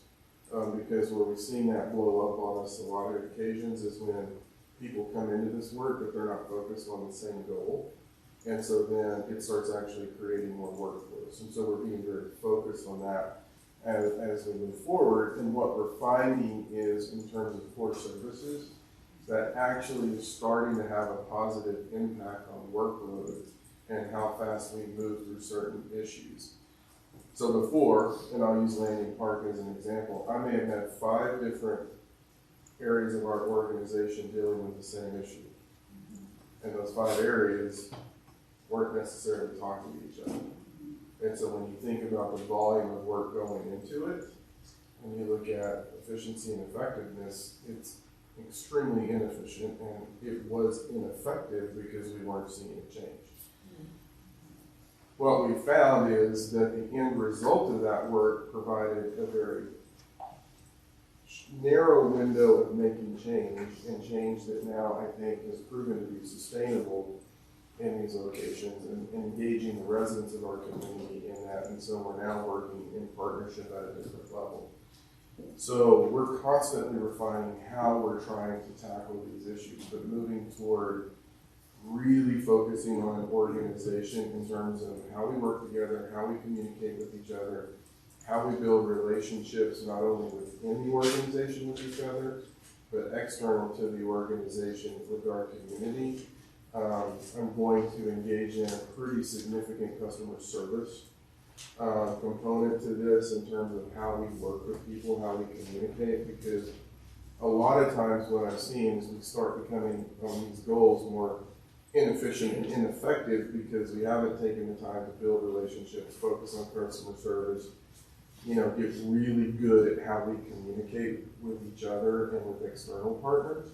And what ends up happening out of that is we'll step on our own toe and something will blow up, and what could have taken 5 minutes is now taking hours, if not days and weeks to resolve. So operationally, how we're trying to build capacity is work through changing how we work as an organization. And what I've said to the organization is if I could get rid of structure, I would.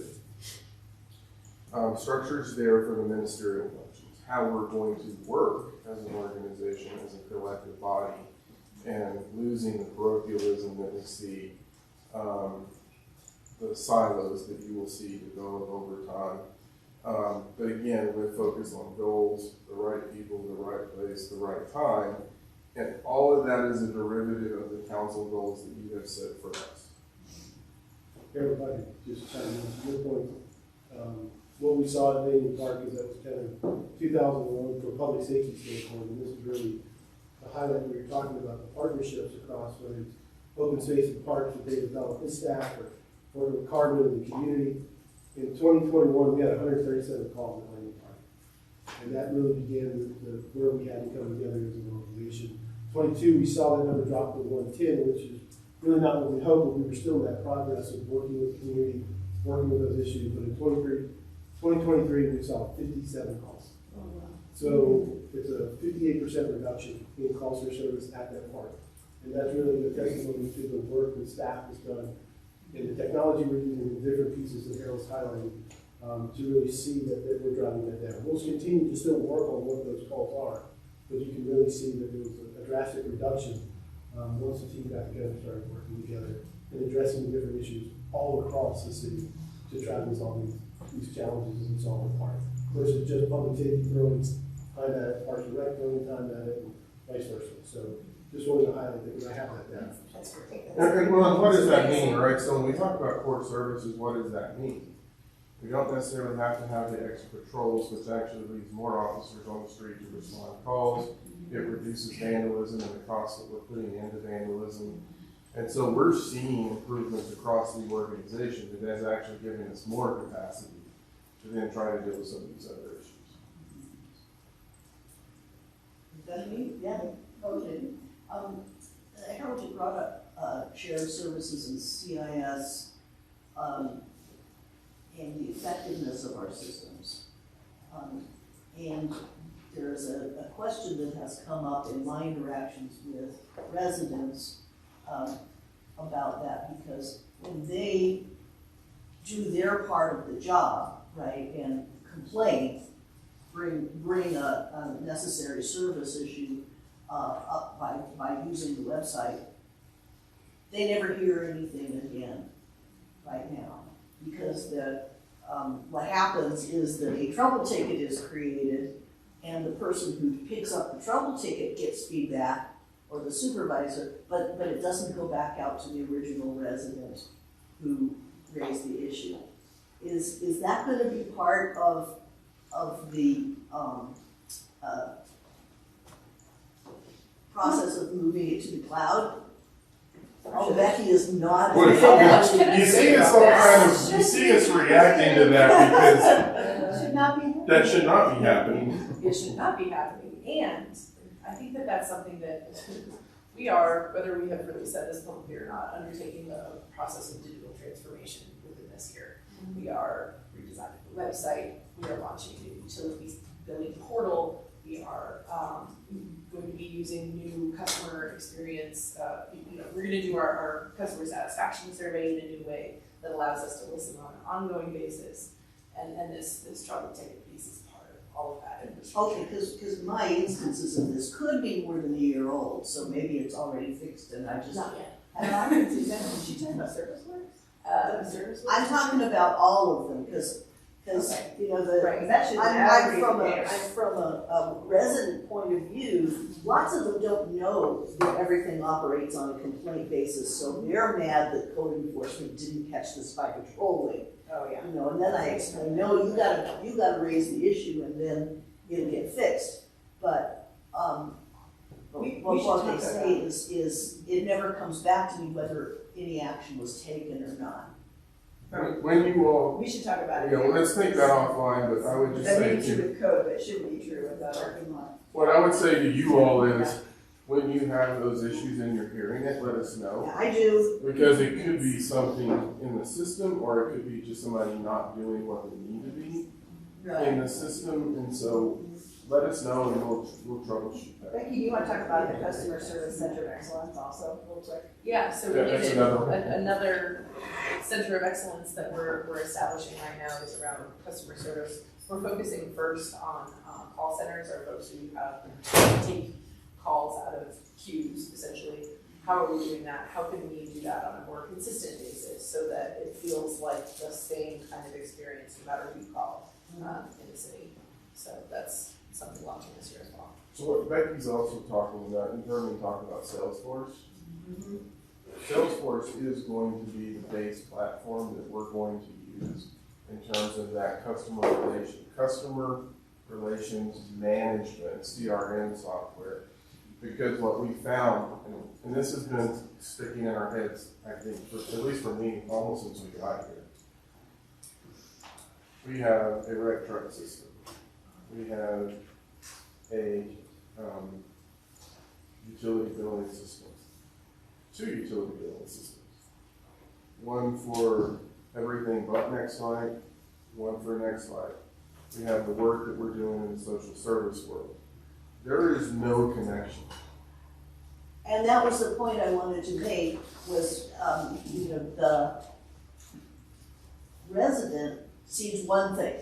He sees the city's portal, and it is not relevant to them and shouldn't be, that there are multiple systems behind it on the back end. And what I've noticed when I do raise these issues is that the people who run the systems think in terms of the back end and don't think customer facing in terms of use cases. So I just wanted to make that Well, point. yes, that's a great point. We've been working with the Smart City Alliance, actually. Yeah. We've asked that question a few times, kind of the tech industry. Can you give us a central way that people can enter service requests, that we don't have to double enter them into legacy systems? We finally have a group that wants to do a pilot with us, so we're working through the purchasing contracts on that right now. Because you're right, from a customer point of view, if you want to complain about a code issue versus pay your bill versus, oh, there's a pothole, those are 3 different systems that you have to log into separately. So my hope is that we're able to work with this company that can hopefully create a single interface as part of the digital transformation discussion, and that would be then this view in our customer, information systems that really, kind of look at a person more holistically. So you're absolutely right. Although I'm concerned that nobody's getting back to people, so I want to.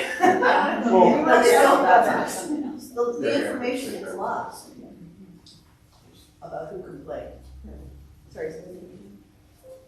So I think what Marcia might also be asking, so when you look at the numbers of enforcement complaints in 2023, we had almost 5,500 complaints. Of those, 3,100 were officer-initiated cases and 2,300 were complaints.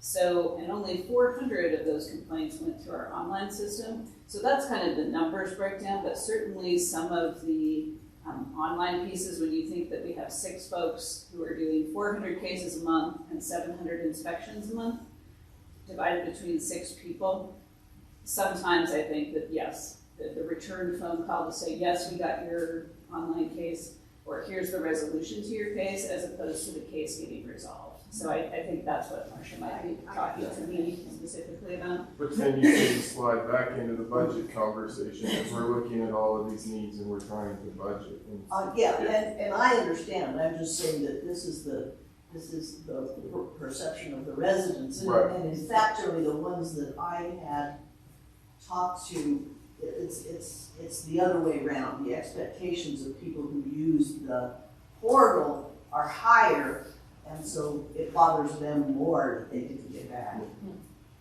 And I think if you just get us the information and we'll figure it out. Councilman Yarborough? Yes, this is something I wanted to just bring up, and for those who are watching, I've had several emails about, and maybe back to Marshall's point, last year, the noise with cars within the city, and what are we doing about it? Of course, we're growing, and not only just how much more noisy cars are now with the mufflers and all of that, but also speeding as well. What are we doing about people who are running these red lights? And the complaint is we don't see our public safety out there giving out tickets and things like that. So I just want us to, can we just kind of talk about that for a minute? Yeah.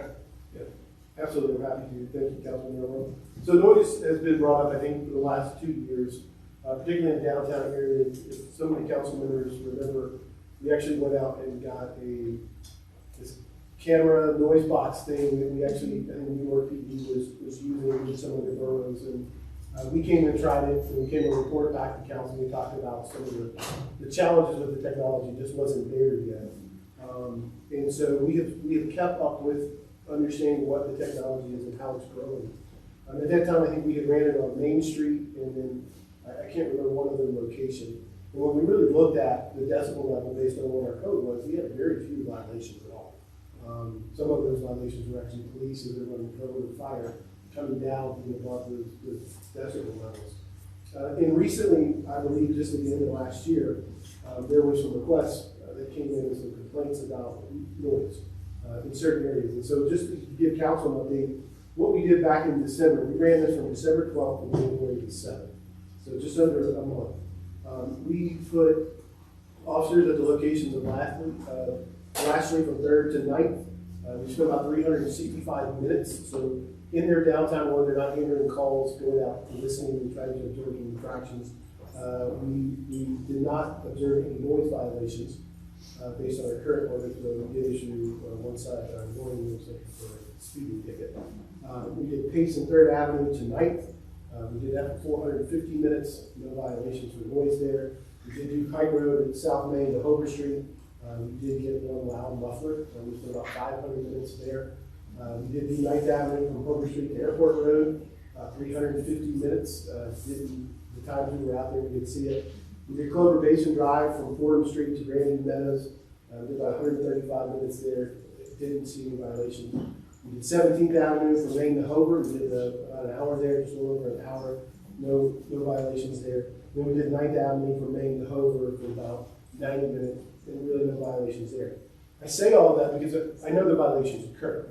These are a variety of different times throughout a 24-hour period. We're sitting out here for these minutes, just when we have downtime in certain units. Where we're at now with the technology piece is the company has now upgraded it to now include license plate readers, so LPRs to be now attached to better identify violators within where the noise is coming from. So we have 3 or 4 vehicles.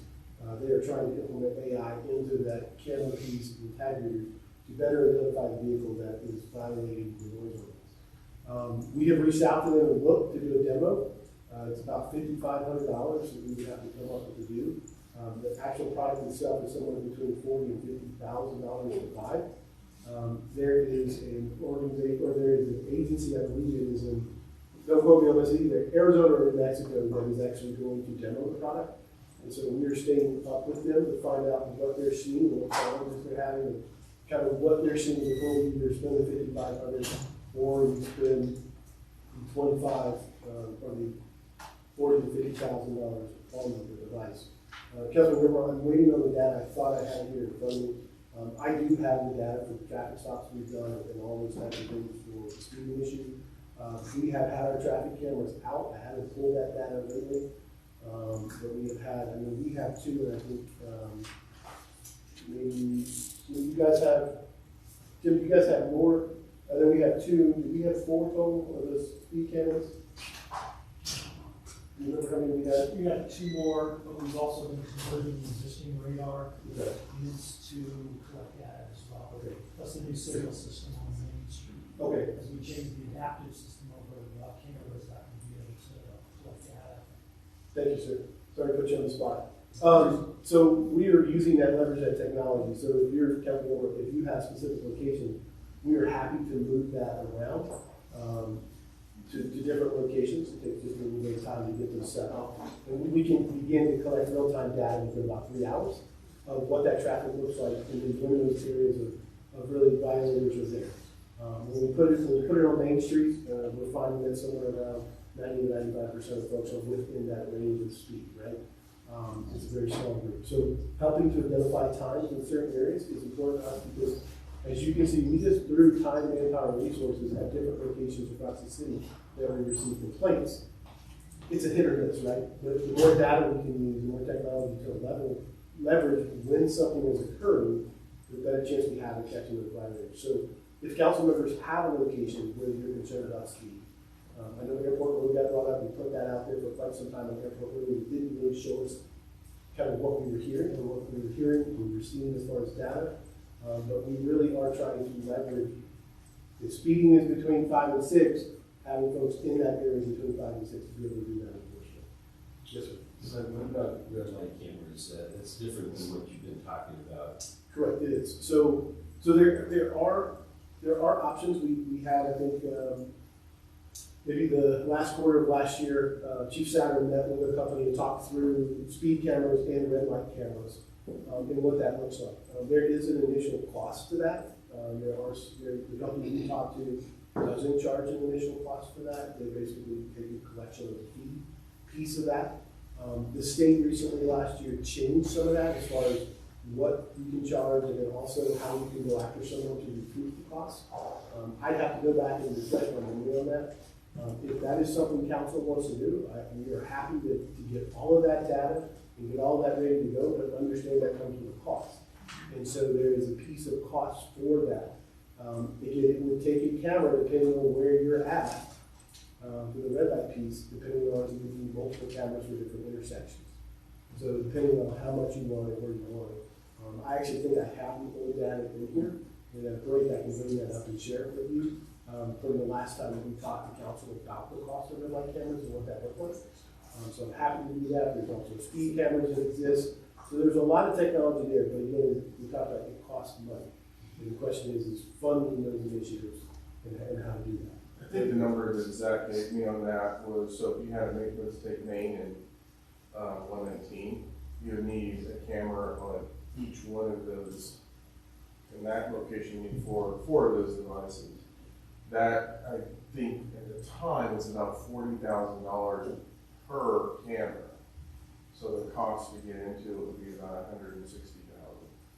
And, you know, the point of not paying for it and how they collect it on those companies, that's impacted by the state legislation.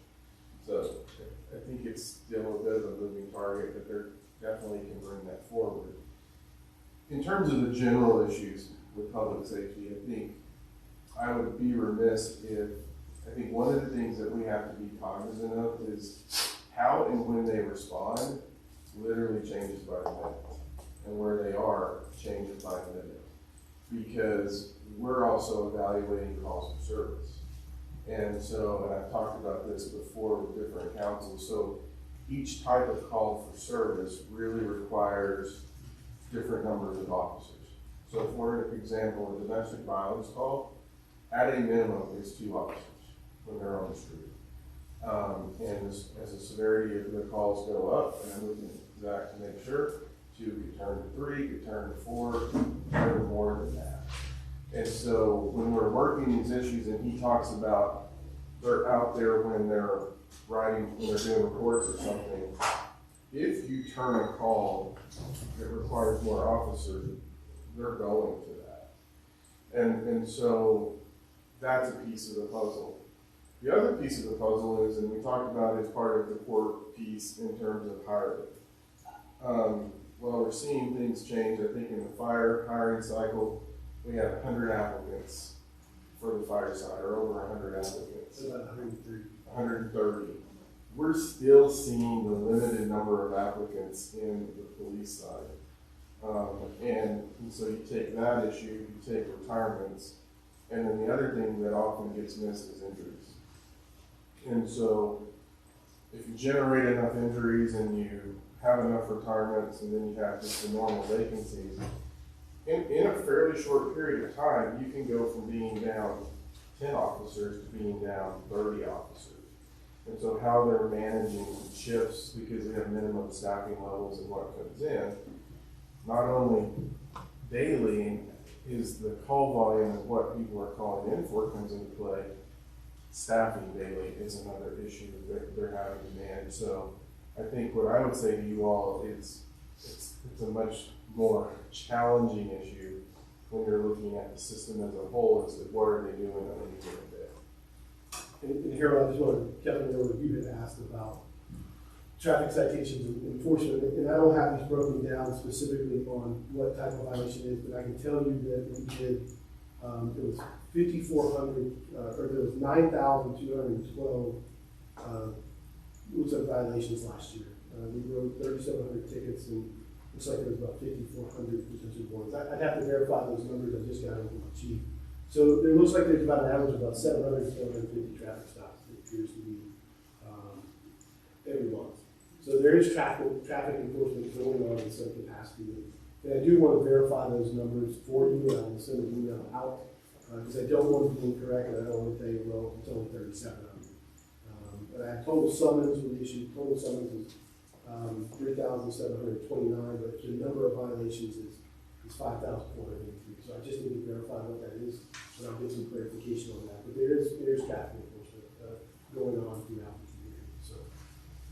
was higher last year than 22. According to these numbers, yes, it was just slightly higher than last year. The numbers last year for total summons was 46, 51, and the number of violations was 5192. So I need to verify that because, so, yeah, I just want to give that to you. Thank you. I think one of the things that we need to take into account is definitions. So residents are going to have one definition of words that we have a precise definition for. Theirs are more intuitive and less precise. So just like when they say housing is not affordable, well, they mean I can't afford it, and we mean something that HUD tells us, and we need to communicate around those differences. It's the same with speeding and noise. And in a lot of these cases, I think it's the resident who's correct, right? So we had an incident a few weeks ago where we got several complaints about speeding on Airport Road. And Jim did a study, they said nobody's speeding on Airport Road. Or what that really means is that we haven't applied Vision Zero yet because the neighborhoods around Airport Road have changed in such a way that makes the 40 miles per hour of Airport Road too fast. And we need to neck down, calm down that traffic because it should be 35 or 30 on Airport Road. No resident is ever going to think that that's the solution, but that's what the solution is. And so when their definitions are obviously different from ours, we need to be looking at our analysis and not just throwing the definition back at them and saying, no, you're wrong, you didn't see it.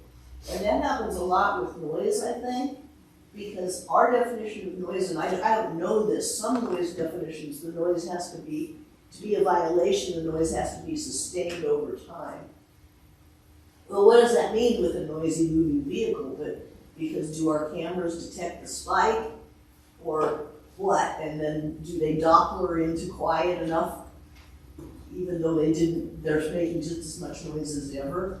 Because the resident is going to hear that as they made noise for a long time, even though our instruments don't measure it as that made noise for a long time. So I wonder if there aren't more effective noise violations than measurable noise violations, and that's why we're not getting. So you know, I'm going to. Well, I was going to say, so council did change the policy on that, and so Yes.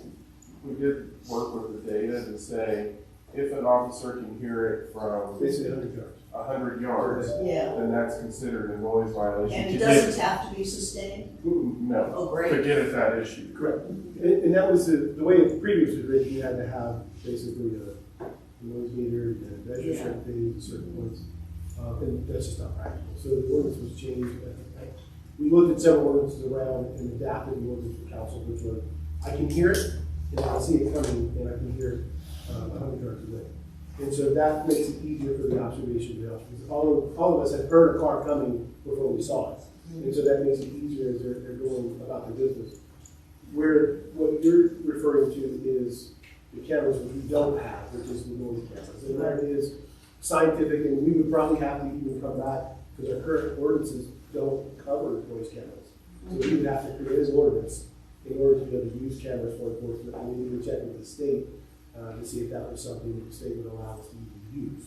And so there's still some work. We're waiting for the technology to catch up before we start doing the work to create ordinances and doing different things to do that. So the technology is still growing. It's there. The only purpose for the technology, like we use with the speed cameras, is to leverage and identify specific violations or specific times when things are occurring, to then use the resources we have to address the specific things. So all great points. And I do want to make something clear. I hope nothing construed to that said today, that we don't believe in the community when they say we hear loud noise. Oh, it's not that they don't believe. I absolutely believe that they do, and there is a loud noise going by their home. It is the process of it being able, at that moment, the time to be there. Do I think it's an issue that happens 24/7, every minute of the day? No. Do I think that there's probably a car or a few cars that come past a road or residence every day that drives on us? Absolutely. And so those are the things that we're trying to address when we get, hey, there's a noise problem. Great, we're gonna go out there different times of the day, trying to figure that out, and so that we can catch that violator and hold them accountable for that noise violation. So the homeowner can have a little bit of peace. So, yes, sir. I just want to make sure I clarify that. Yeah, so I have a question, and it was actually, under the slide for mental health. So it's still in the realm of public safety, but I'm moving away from transportation violations. So under the realm of mental health, I didn't see a high-level goal. Start date is this quarter, and ongoing. So there's a mental health under public safety. Yes, so I think the next one down. Services, clinical and therapeutic case management roles across the CLL organization. Mapping prevention and intervention services on a continuum. Is this one you mean to? Where are you at? Page 5 of the Herald's core services. Oh, no, so I think go down, and it's on the very top, where it's under the Department of Public Safety. Okay, yeah, I think the goal is up in the external services one. So is that, are we looking to Coordination. coordinate? That's the Center of Excellence team that we're talking about. Okay, We'll merge that for next time, thank you. okay, so then we've gotten, okay. So I don't, to answer your question, Yeah. in my conversation with Christina Pacheco, who's kind of taking the lead for the other part of the city, and we're really partnering with her with our mental health stuff. There has already been a meeting. There's another meeting that will come up next February, sometime February, March. Yeah. The city is already moving forward, so the start date has already happened. Okay. It happened either January or December, I can't remember.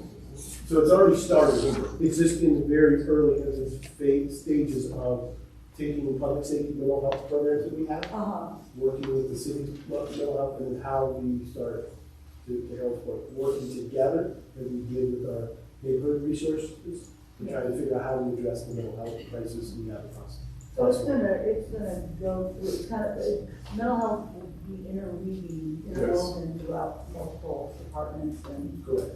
And as part of the Salesforce conversation, we have gone through demonstrations. So we have been talking about enabling caring communities of principle. How we can communicate with each other, and so we understand who's dealing with whom. Yeah. And if I interact with someone here, they can interact, and it's a client of senior services, I can at least go on, not that I see confidential information, but I can go, oh, they're working with Brandy Queen at Senior Services. I need to call Brandy. So we have had a couple of demonstrations through Salesforce, because where that's more powerful is we have everybody in the system from the utility billing side, and it's letting us then connect across the organization, because we know that we have people who may be dealing with person X, but they may be dealing with public safety, they may be dealing with the housing authority, and we're not able to connect those dots. So the work that they're doing here is to start bringing everyone together, so that as we look at the software, we have a more integrated approach to mental health across the organization. And then how have you been navigating HIPAA? Because, having those cross. More of like a customer, like I know you exist in our system somewhere, rather than I know much about it. Okay. Right. And what I can tell you, public safety's had to navigate that because of our core units. Yes. And so officers don't have the same access to some of the information clinicians have. So they can't just start building databases. Okay. And so, but the clinician is there to provide that mental treatment piece. And so, so there is this piece that we already have in place to a certain extent, but then again, to your point, there are other high-level conversations of how do we share that across. This was a conversation of the Wednesday's Consortium of Cities meeting. And so all these cities were bringing what they're doing, so we get the notes from that and see if there's anything that we could do extra. Part of it, to be honest, we struggled for years in getting access to the county data. Because we weren't getting access to that. We finally are. Have we finally finished that? I mean, I basically threw it, I threw it. I don't know that we have the depths that we were looking for, but I believe Zach's staff and Court, we have access to be able to at least see visibility of people. But yeah, it's complicated permissioning, but it's doable. So, yeah, we do have staff that is working directly with HFBC, because we don't want to duplicate general services. And so that conversation started last year. And so again, trying to work through some of the tape, the legal understanding of what can be shared, who owns what data, protecting the individual's rights to privacy. So all of those conversations have been ongoing, and even to the point where we're having conversations with both, right? Yeah. And being able to share information on how we take care of the mental health and some of the needs they have. So when Harold talked about, I think, the mental health piece, public safety's got their own thing that they've been doing. The city's been kind of some other departments in the city's been doing, and now it's really how do we bring this together so we're all working together and not we're working on one thing and we're working on another. And so I think there's a lot more questions right now than there are answers because we are so early in the process of building that out. So. And part of it is when we look at the future vision in this is actually allowing people to opt in as individuals so that they can fill out privacy information. So my mom's 91, so if she lived here, and when we get there eventually, we want to test this out on the housing authority side. So if my mom lived in a housing authority property, she could opt in and say, I'm willing to share my information. And I'm also going to give you my caregiver's name, my caregiver's contact information, and you're going to know this about me. In the event that you have to do a welfare check, it gives us access to do it because now under federal law, I believe, we can't just go in. And so we will have permissions, but then our hope is when it's fully built out, we can then contact a caregiver and say, oh, we have this call for service at my mom's house and we had to take her to the hospital, we're letting you know. And then on the other side, if the caregiver goes, I'm going on vacation, I can go, well, Sandy Cedar's the caregiver now. Those are the conversations we're having with Salesforce because it's a long-term goal of how do we surround the individuals in our community and ensure that we're providing them the best support and service that we can by integrating and being able to communicate with each other. Okay.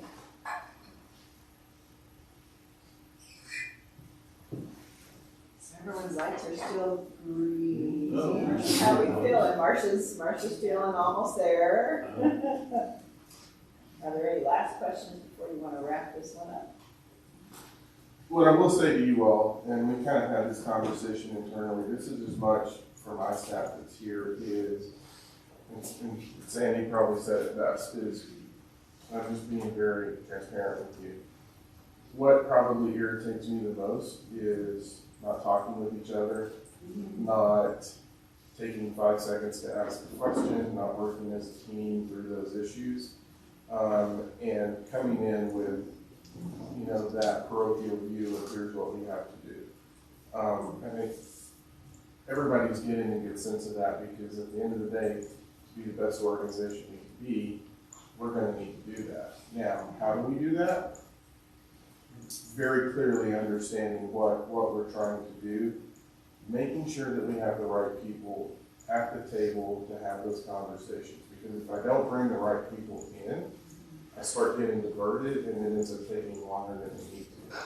So operationally, that's where we're headed, and really how we do work.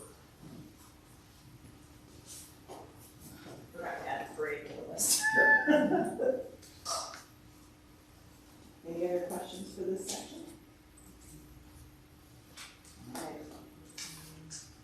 So Don, are we ready with lunch or should we move on to LEDP? Because it looks like it's not ready yet. Not quite ready. RDP.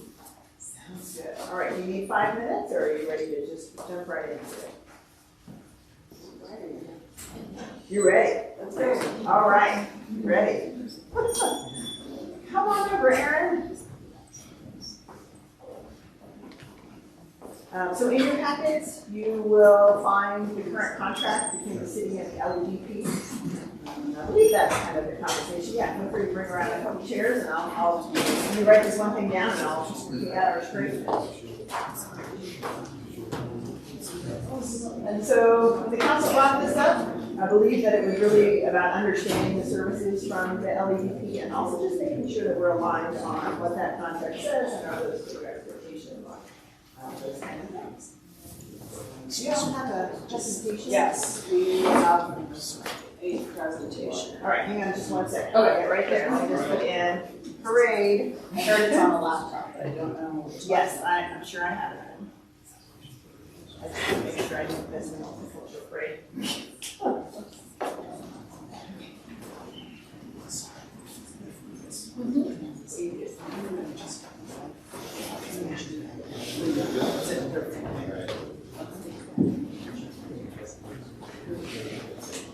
No, I get that. I know they're trying to catch everything going on. I don't know how they're doing it. Oh, now it's fine and stuff. Cool. That's good.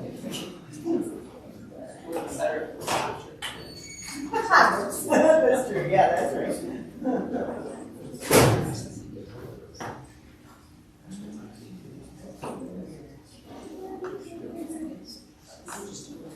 There we go. All right, y'all want to just tell me how to flip through when you're ready? Will do. All right. Well, good morning, everyone. I know many of you, but not all of you. I'm Cameron Grant, and I'm the chair of Longmont EDP. I'm also a local business owner of a primary business and a Longmont native. I'm here with Aaron Bosdick, who I think you all know. And my job here today is to tell you a little bit about LEDP and basically say who we are, why we're here, a little bit about how we do what we do, and then I'll hand it off to Aaron for some more detailed discussion, and we're looking forward to some back and forth. I'll give you a heads up. I've got a prior commitment in Boulder at 1 o'clock, so at 12:15, if you see me just jump up and run out of here, don't take offense. If you see me jump up earlier than that, it's probably because your question was a little too. So anyway, who we are. So Longmont Economic Development Partnership, we are essentially the city's and the city's economic development organization. Our job is to pursue the economic development plan of the city of Longmont. And we do this through a public-private partnership. Our primary public partner is the city of Longmont, but we also are partners with Black River Power Authority and the county. And we have significant private investment from the community to help us do this. Our goal, as you can see in the tiny text on the screen, is to pursue the economic development success for the city, to create Longmont as a vibrant and inclusive local economy. And we do this through a collective impact framework, which simplistically means we have a series of organizations and institutions that all agree on a common goal, and we do our best to stay aligned trying to achieve that. And in our case, and in our collective case, that common goal is embodied in Advanced Longmont 2.0, which is the city's economic development plan, and it's heavily informed by Envision Longmont, the comprehensive plan. So those are kind of our guiding principles, and everything we do is targeted at achieving the goals established by council and all of the those that enter into those documents. So the team. This is the list of the board of directors, but before I get to those people, I'll tell you the most important people are on the ground team led by our president and CEO, Aaron Bosdick. And she is supported by Krista Howard, who's our operations specialist, and Jordan Zerillo, who's our community and investor relations specialist. So they do the day in and day out work of accomplishing Longmont EDP's goals, and then they're supported by our board. So this is the list of our current board. It's comprised of primary employers, which are businesses that are based or that are here in Longmont, but they generate the bulk of their revenue outside of Longmont. So the whole point is serve Longmont residents in terms of the employment base, but bring in the money from outside. So money comes in from the community. It also includes at-large employers, which are not necessarily primary employers, but they are Longmont businesses, and then it includes a host of other interested parties, most notably a number of representatives from the city in different capacities. So why are we here? First and foremost, because you invited us to come, so we thought we better show up. We saw our name on the agenda, and we appreciate that you give us a little bit of your time during this session to have this conversation. Secondarily, because although I mentioned all of the parties that are involved in Longmont UDP, the city is our primary investor and primary supporter. So we want to make sure that we're aligned with what you all envision as economic development, and we can answer any questions and make any adjustments. And as I think was mentioned, our relationship is, at least on paper, is defined in a contract that we enter into each year that goes into pretty good detail about all of the objectives that we're trying to fulfill and the city's role in that process. And so we do work through that constantly, and we report to the city about that quarterly, and we'll talk to that a little bit today. But what I'm going to do is talk a little more narrowly about an example or some examples of how we do those things. So that's my next point is how do we do what we do at LUDP? We just had our board retreat. Many of you were actually there late last month. And a general theme that came out of that retreat, kind of focusing on our 2024 efforts, was a need to really pay attention to our alignment, coordination, and focus for the year. And as I mentioned, one of our key focus areas is primary industry. What can we do to attract new primary industry to the city? And what can we do that compels existing primary industry to stay here? And what we're planning to do for 2024, at least 3 things we're going to do to accomplish that. The first is continue what we call our Elevate Longmont survey to really get to know these primary businesses.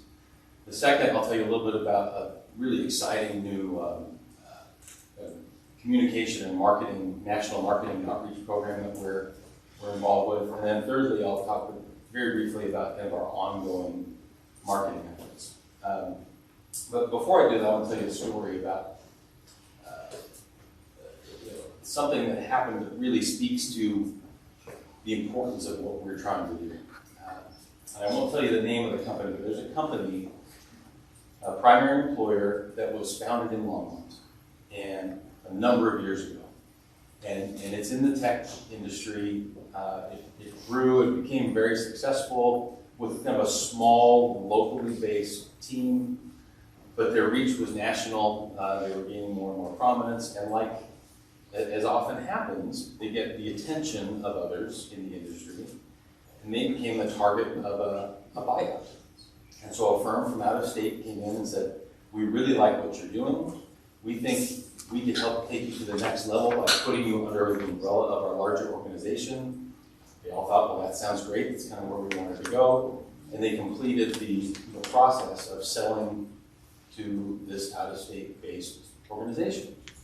And as often happens, the out-of-state based organization who knows nothing about Longmont, they don't know who Longmont is, they don't have any connection except this new company they bought. They thought, well, we ought to take all these people and let's just bring them out to where we are based in our other state.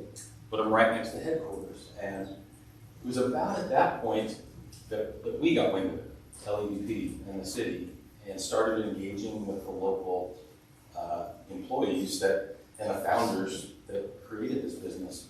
They basically came to us and said, help us convince our new bosses that it's important for us to be in Longmont. And so we then kind of are getting into action and talking about all the resources that Longmont has, the enterprise zone and other features of the community, the employment base that we have to offer, the beautiful setting that we're in, trying to help them with that process. And we don't know how successful we'll be yet, but that's the effort we're making. That's an attempt to retain a primary employee. We don't want to lose them. So, but the problem we've discovered is we found out about this way too late. The deal was done, and plans had been made before we even heard heard about it. We didn't know this company existed, in fact. So a focus area for us this year is going to be doing a better job of knowing who the heck is out there. And every year we do what's called our Elevate Longmont survey, where we survey primary employers in Longmont.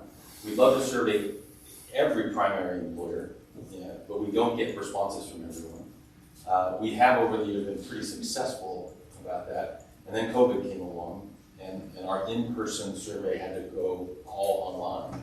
And our response rate went down, and the quality of data declined. And we've been beefing that up. Our goal for 2024 is to supercharge that effort.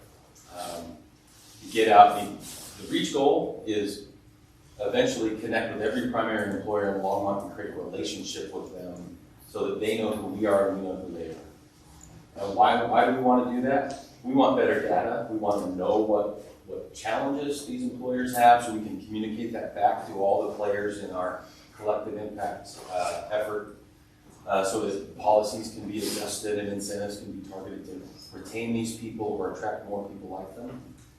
And we also want them to know who we are so that as something like this buyout comes along to some new company in the future, they might pick up the phone and call us a couple of months before instead of a couple of months after. And we think if that happens, our effectiveness at retaining these companies will go through the roof by years. So that's one example of what our target area is for 2024 and beyond. That's an effort to retain them. An exciting piece is how do we get new people to know what Longmont is?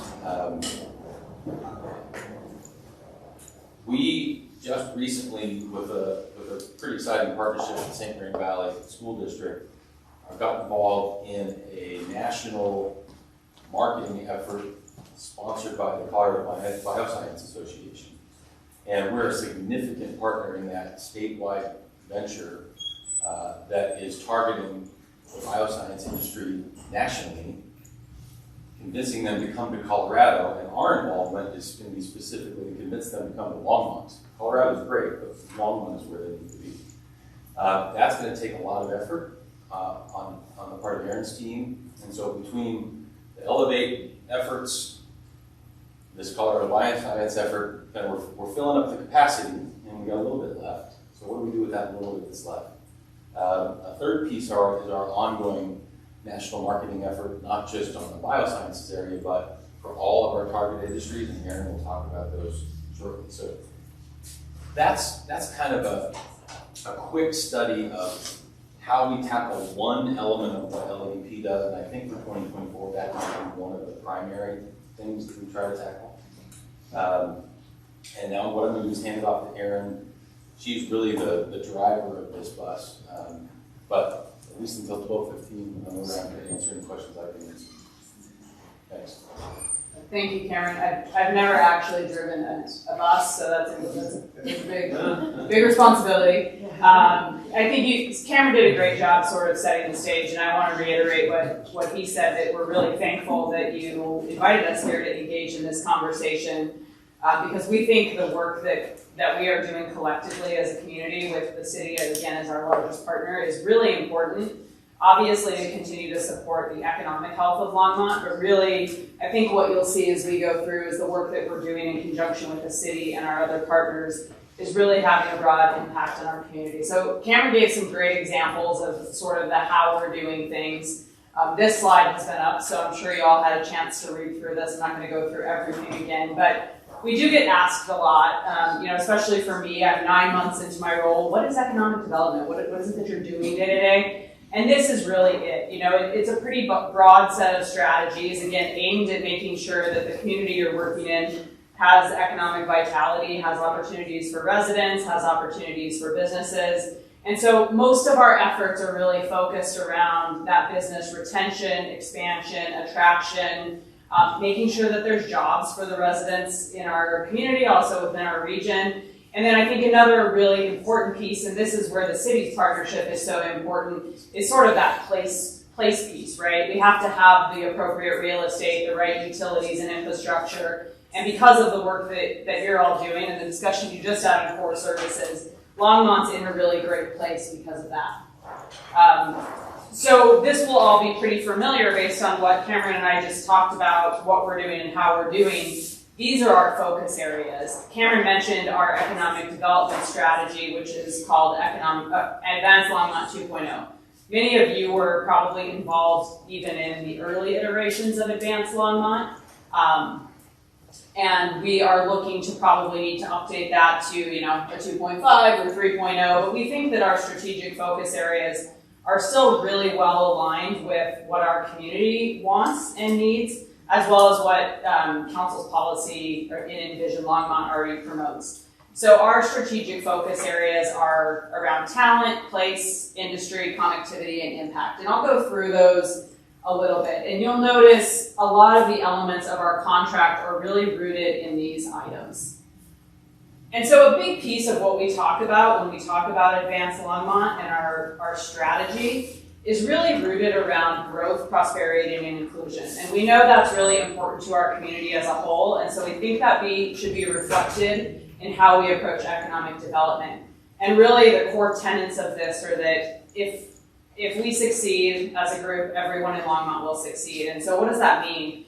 It means that everyone in Longmont has an opportunity to participate in our economy. That might be as an employee, as a business owner, as an entrepreneur. That might mean that everyone has the opportunity to build wealth and invest in their offspring's futures through advancements in careers, property ownership, things of that nature. And then really thinking about how do we drive that business and industry growth through innovation and job creation.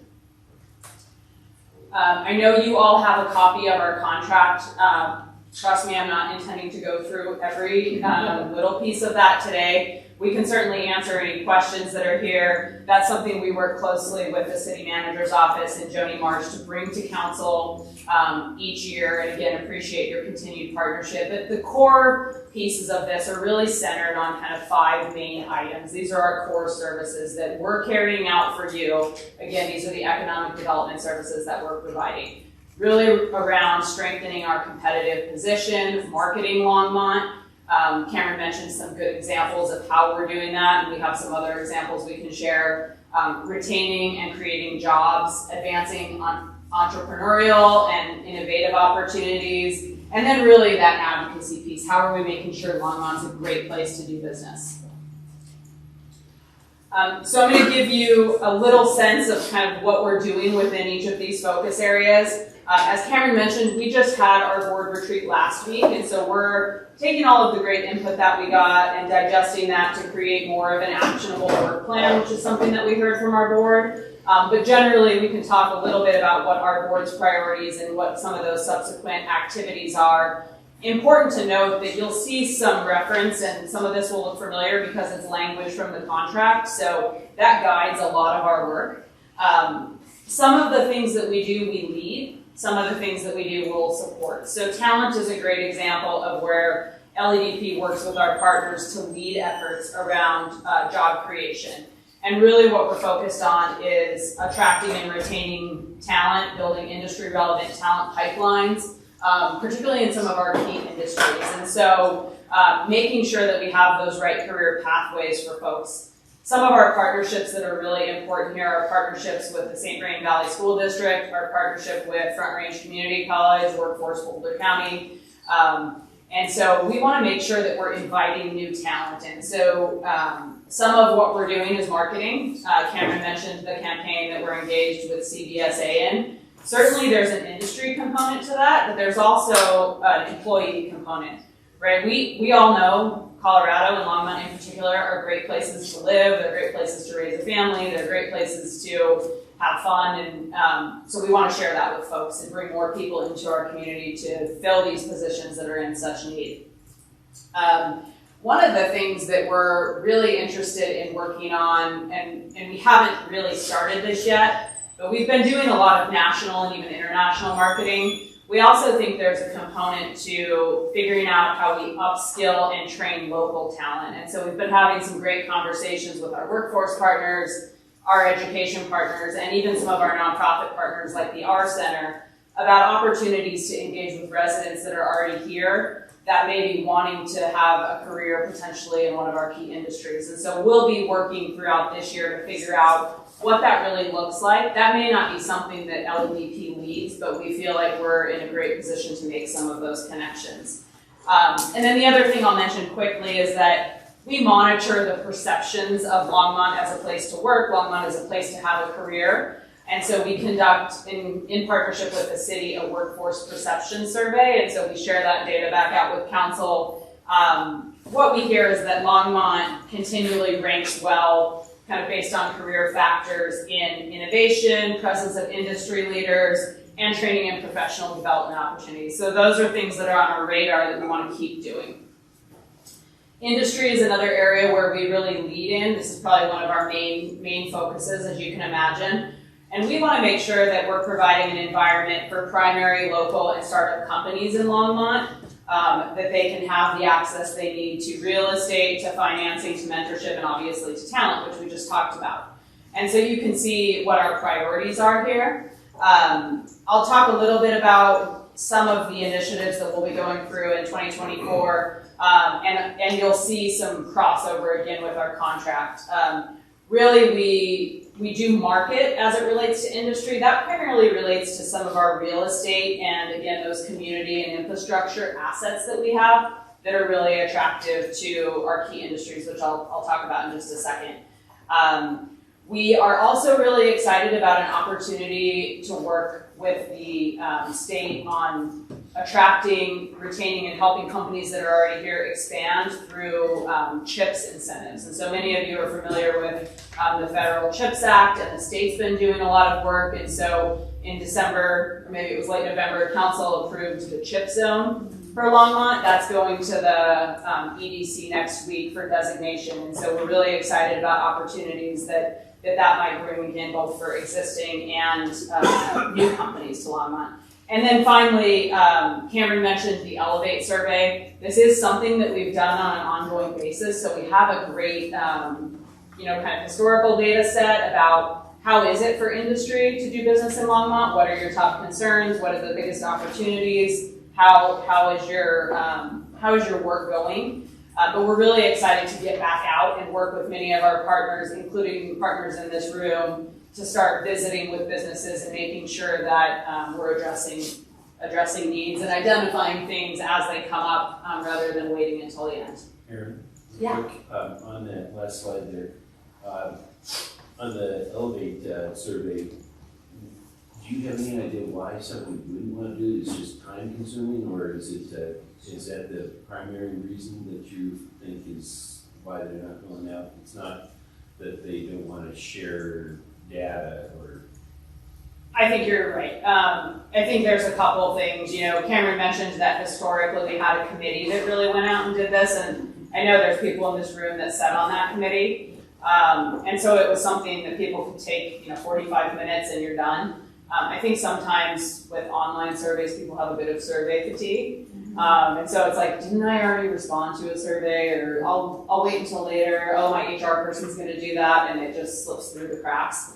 So we haven't had a lot of concerns expressed of like, I don't want to share data with you. We don't require all the questions to be filled out. People can respond as they want. But that's a good thing for us to kind of monitor is, if we're not getting responses, why, and figure out how we can adjust. I think you've probably all seen this before, but our key industry clusters are aerospace, bioscience, food and beverage, and then information technology. And so you can all probably imagine companies that are already here in Longmont. The reason that these are our key industry clusters is because they align with either companies that are already here, some of our state and regional advantages in these areas, obviously our workforce, our trained workforce, our proximity to universities with programs in these areas. And then some of them, food and beverage is a really good example. I see Eric sitting over there. Some of these relate to our community assets, right? We have great water, we have great and reliable power, and these are the things that these kinds of companies really look for. And so one thing that's important to point out about key industries is these are sort of what we identify as our targets and work closely with our state and regional partners on. But there's a number of other primary employers, be it development, construction, finance, that fit within these and support these companies, and those are all really important as well. The next couple focus areas are really ones where we don't take a leadership role, we really play more of a support role. I mentioned in the beginning, when you think about economic development, place is such an important component because it's where companies locate and where workers live, right? And so our goal here is really to work with our partners, most notably the city, to make sure that Longmont is a vibrant, amenity-rich community that offers a lot of opportunities for folks. And so as we think about our contractual obligations with the city and the priorities of our board, really a lot of what we're doing here is around advocating for businesses, making sure that we have those right policies, regulations, and environment, the correct infrastructure, so it's a great place for industry to locate and to stay. We are also meeting with folks all the time to talk about Longmont, really sell the assets of Longmont. And so those are some of the things that we do within place. We continue to support other groups and work with other groups that are doing things like Prosper Longmont, who's really focused on the attainable housing piece. Connectivity, this is an area where we and our board recognize is really important to not only employers, getting their goods to market, but also for employees. How do they get to work? How do they get home? What are those options? But again, this is an area where we're really playing more of a support role, and the city in this case is taking the lead. So, there's not a ton of specific things that we'll do ourselves as it relates to connectivity, but we do definitely support the city. We provide information on different TDM strategies. If we, the example that Cameron mentioned, one of the things that company wanted to talk about was parking. And so Harold and I engaged with a discussion with them on, some of their parking challenges and how some of the work the city's doing might help alleviate that. So those are the types of things that we really do to support the goal that Longmont is really a truly multimodal community that offers a number of ways to get around the city and the region as a whole. And then the last area that I'll talk about is impact. And this is sort of an umbrella focus. We do have a leadership role here, but we also have a support role because we're supporting our partners to make sure that we're aligned, we're focused, and we're having the greatest impact in our community. And so our overall goal is really that we're a city and a community that solves problems together. So we're bringing together organizations, we're leveraging resources. I mean, we're a great example of that as a public-private partnership, really to make sure that we're doing what matters in our community. And so this is kind of all that we do and how that we do it. And this, again, as Cameron mentioned, was a big focus of our board retreat. So some of the things that we're going to be focused on are figuring out how we do that, continuing to align our Advanced Longmont partners. And I'll talk just about that for just a second. I know many of you know this, but I think it's important to kind of reiterate that we have a formal partnership with many, many organizations that are involved in economic development and business support, either directly or indirectly. And so LEDP serves as the backbone organization to really support this ecosystem of folks. Again, these are our education partners, these are our workforce partners, this is the Downtown Development Authority, Visit Longmont, and really all the companies that are involved in supporting business. They may be supporting startups and entrepreneurs, like E4All and the SBDC. They may be providing networking opportunities and those B2B opportunities like the Chamber and the Latino Chamber. They may be innovators providing kind of that makerspace like the Tinker Mill. And so one of the things that we're really focused on in 2024 is how do we best collaborate? Many of these organizations are small like ours. And so we really want to figure out how we can leverage our resources. How can we move forward in a way that shows that Longmont's a community that works together? So we'll be doing things like developing a shared community profile, talking about how we partner with software subscriptions and meetings and events. And so some of that seems pretty basic, but we think it's also pretty important. And it's a great opportunity, again, for us to make sure we're having the most impact and providing resources to our businesses. So recognizing that Cameron has to leave in 3 minutes, I'm going to stop there. I'll open it up to you for any questions that you might have. Obviously, as Cameron mentioned, we'd really like to hear from you and have this be a back and forth and get your thoughts. Okay, first of all, I just want to say thank you for joining us for this retreat. I was the one who requested, and not that I had anything negative to say, I just felt like being on council and hearing different things about LEDP, it was good to have you all to come here and do a breakdown of everything that you do and like the advocacy part, you know, all of hearing that little story was very important for me. And I guess a few things I want to ask, what are some of your challenges working the partnership with the city? I would like to know what are some of the challenges or pushbacks maybe you have had in the past and where you would need support. And I know you knew, or Cameron, maybe you can answer this, I don't know. Where you feel like you're not being supported enough, if that's, maybe you feel like you're 100% supported, but how can council support your efforts in bringing in more businesses and corporations and things like that within the city? So the challenge is one question, and how does also housing play a part in the decision making in all that you do as well with LEDP? Those are my questions. So, well, since I'm going to disappear in a second, let me start. I'm going to start with housing, and then I'm going to acknowledge that our past board chair and current member of our executive committee, Eric Wallace, is here. He might have a couple things to say about housing. I'm not sure. Everything about it. These studies don't sound that much. So housing, and I said this at a meeting the other day that from a frontline perspective, LEDP directly doesn't have a role in housing, but indirectly, what we're learning from all of our surveys, from all of the feedback we're getting, is that it's a significant factor in companies deciding to come here or stay here. And so because of that, in order to create an environment where companies want to move, or where companies want to stay, or where their employees can live, so that we don't have a company that's here but all their employees live in Weld County, housing is something important to us. And so it's a topic of discussion frequently, although LEDP as an organization isn't directly working on it. We do support organizations that are, like Prosper Longmont, that is working intensely. In terms of challenges, I'll just touch on not so much pushback, but places where we're working to align is in just communication and coordination. And an example of that,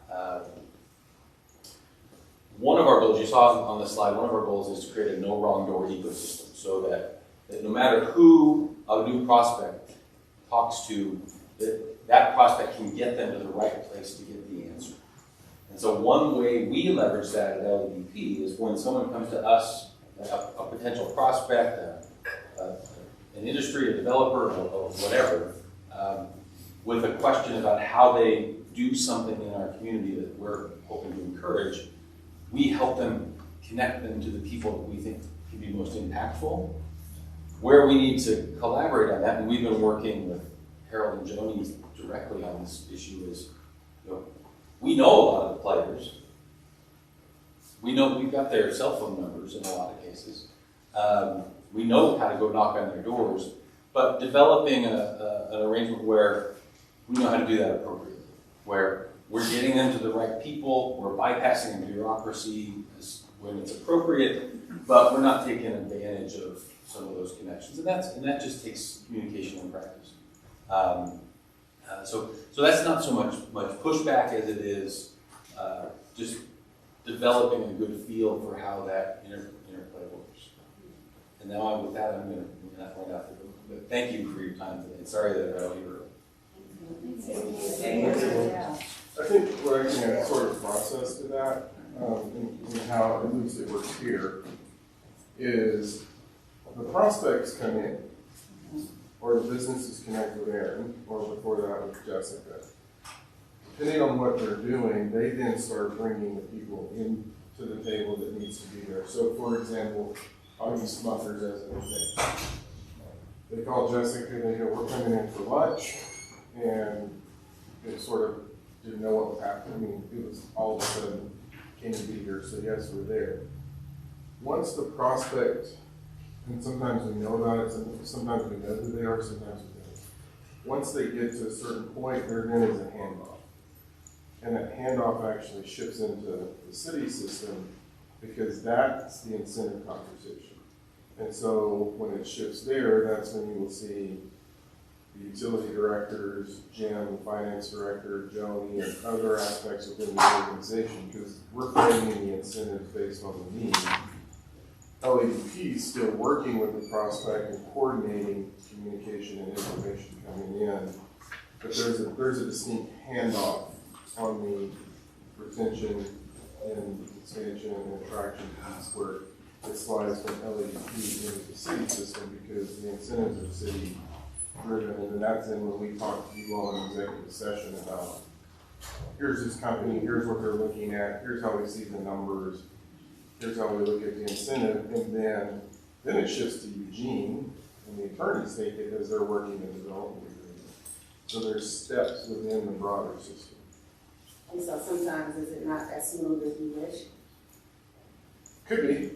And in most cases, actually, it's in the negotiation of the incentives. Because, and it's not necessarily that it's an LADP issue, it's we're negotiating with these companies and there are things there where it's fallen at times is sometimes there's just information gaps in that process. But I think that's a big piece of it. And we haven't had one. The last major one that we did actually was Costco. And that was slightly different because it really was an introduction. And then it moved very quickly into the city side where we were working on the incentives and then bringing the landowner and others into play in terms of how that went. You know, the story was they were looking here, couldn't figure it out. I literally picked up the phone and called Reggie and said, are you interested? And it started shifting, but that was that handoff piece to this. I would say some of the challenges, agreeing with what Harold had said, that's a great example of how this partnership works.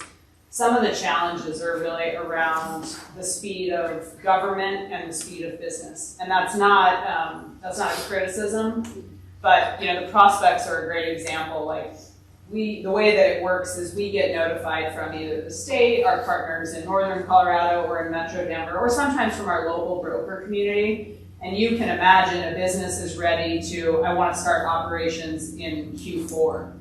And so for us to say, okay, let's take a look at what our available real estate is, and then to work with Longmont Power and Public Works and figure out, okay, what are available utilities, what are projects that you have that may increase to the capacity they need. Sometimes that turnaround is difficult, and so we've been working with the city to try to figure out how can we be better positioned to get that information out more quickly. And then I think it is the follow-up conversation around, you know, if there is a company that we're interested in attracting, or maybe it's an expansion, how can we work closely with our partners at the city to hopefully maybe fast track? Because it is difficult to say, you know, yes, we'd love to have you here, but it's going to take you, 2 years to get through a process, right? A business is not going to do that. So I think that's a challenge, and it's not on any one person, it's just the reality. I might also say that I think sometimes there's a bit of a challenge with messaging. Sometimes it seems like there's a little bit of a disconnect with what economic development is and what our relationship is, and maybe what the community values. So I think growth is a really good example. You mentioned kind of what our role in housing is. In the surveys that Cameron and I talked about that we conduct every year, for the past, probably at least 4 or 5 years, housing affordability and cost of living continues to come up as one of the #1 attraction and retention challenges. We hear that from folks who have facilities that are in other locations throughout the US, that they hire employees here and then they move to a less expensive location. So that's a retention challenge. And so, those conversations on why do we continue to support maybe growth and new housing supply. Those are conversations that I'm sure you guys hear from your constituents of like, why do we keep growing? Why is there so much going on? So those are kind of that messaging and framing of what's important, why it's important, and how the whole system works together. I think sometimes that can be a bit challenging on our end. Can I jump in a little on housing? It's not only that we're hearing from the business community, the city, in conversations with Harold and others in the city can't hire people that are local. They can't afford to live here. The hospital, who sits on our board, the new one, CU Hospital, they can't hire like highly paid six-figure people because they can't afford to live here. The school district, my dad sits on our board. They can't. Their people can't afford to live in our community, and there's a 7,000 to 8,000, depending on which report you want to believe, gap in available housing versus needed housing in our community. So we kind of function as we're kind of a canary in the coal mine because we're partnered with everybody, and we're talking with everybody, and we're surveying, and we're the ones bringing the message to the city and to council. This is a real issue, and it continues to come up. And it's impacting my business directly. I can certainly tell you that. And most of the businesses that have employees in the town are talking about it. That's why we bring up housing, and that's why Prosper formed a cross-community section of, community leaders and advocates. It's because it's a community-wide issue. We didn't invent the problem. We are reporting on the problem and trying to partner in finding solutions, advocating for solutions, and advocating for actions that need to be taken in order to address it. That's really the housing piece. I'll add that this is something, we've really been partnering a lot with the state. We have groups at Metro Denver Economic Development Corporation, as well as the Northern Colorado Regional Economic Development Initiative. So that's really like from Colorado Springs to the Wyoming border. We all get together and talk about, what continues to make Colorado a great place? What are some of the maybe issues and threats that we see? And that cost of housing, this is not going to be surprising to you, but this is not unique to Longmont. It's a statewide and a regional issue. And so I think some of the things that we're interested in, again, is how can we as a community, how can we as a collective with our partners come together to advance solutions? And Longmont is a leader in a lot of those areas, and so hopefully we can share some of the successes we have. And I think we're interested in continuing to work with council to see, what input do you need from the business community? As Eric mentioned, we have a lot of large primary employers on our board and within our investment group, and so we're happy to bring information and offer that maybe different perspective than you get from residents that you're meeting with, because it is a little bit more nuanced from an employer perspective, but it's a hugely important issue, as you know, and we want to continue to figure out how we can add value to you as you're working through some of these issues. And we're actively engaging other partners in the housing community, from ECHO to Thistle to Habitat. We're working with the Boulder Chamber, other housing authorities and experts. And there's going to be big opportunities this legislative session down at the State House to enact policies that will basically cover the whole state, so that we're not acting by ourselves and just basically getting overwhelmed by everybody else's housing problems, because everybody in the state, every community in the state has a housing challenge. So what other? If you want, council, the food is starting to maybe burn. So if you want to take a break and get food, and then you want to come back and have a working lunch, we can definitely do that. Just want to make sure that everybody's gotten food that needs food. All right, very good. So I think the conversation was kind of at a point where you were talking about, I know Eric was talking about Prosper Longmont and how housing goes into it. I think at this point we're back to questions for Aaron, right? Or any other questions that you have? And I see that Councilmember Chris has her blue light on. So is it okay to start there? Absolutely. All right, go right ahead. Karen, we were talking about cost of living and housing affordability. And I was remarking to you that about 25 years ago, there were a number of businesses that counted on Longmont for years, even if they were older. That a lot of them at that time remarked that Longmont was the epicenter for where agriculture lived. So what do you think has changed over the last 25 years? I think a lot has changed over the last 25 years. Short list or You know, I think certainly we as a state have continued to grow. Longmont as a community has continued to grow, and certainly we can, you know, kind of look at what that trajectory has been. I think we've continued to mature.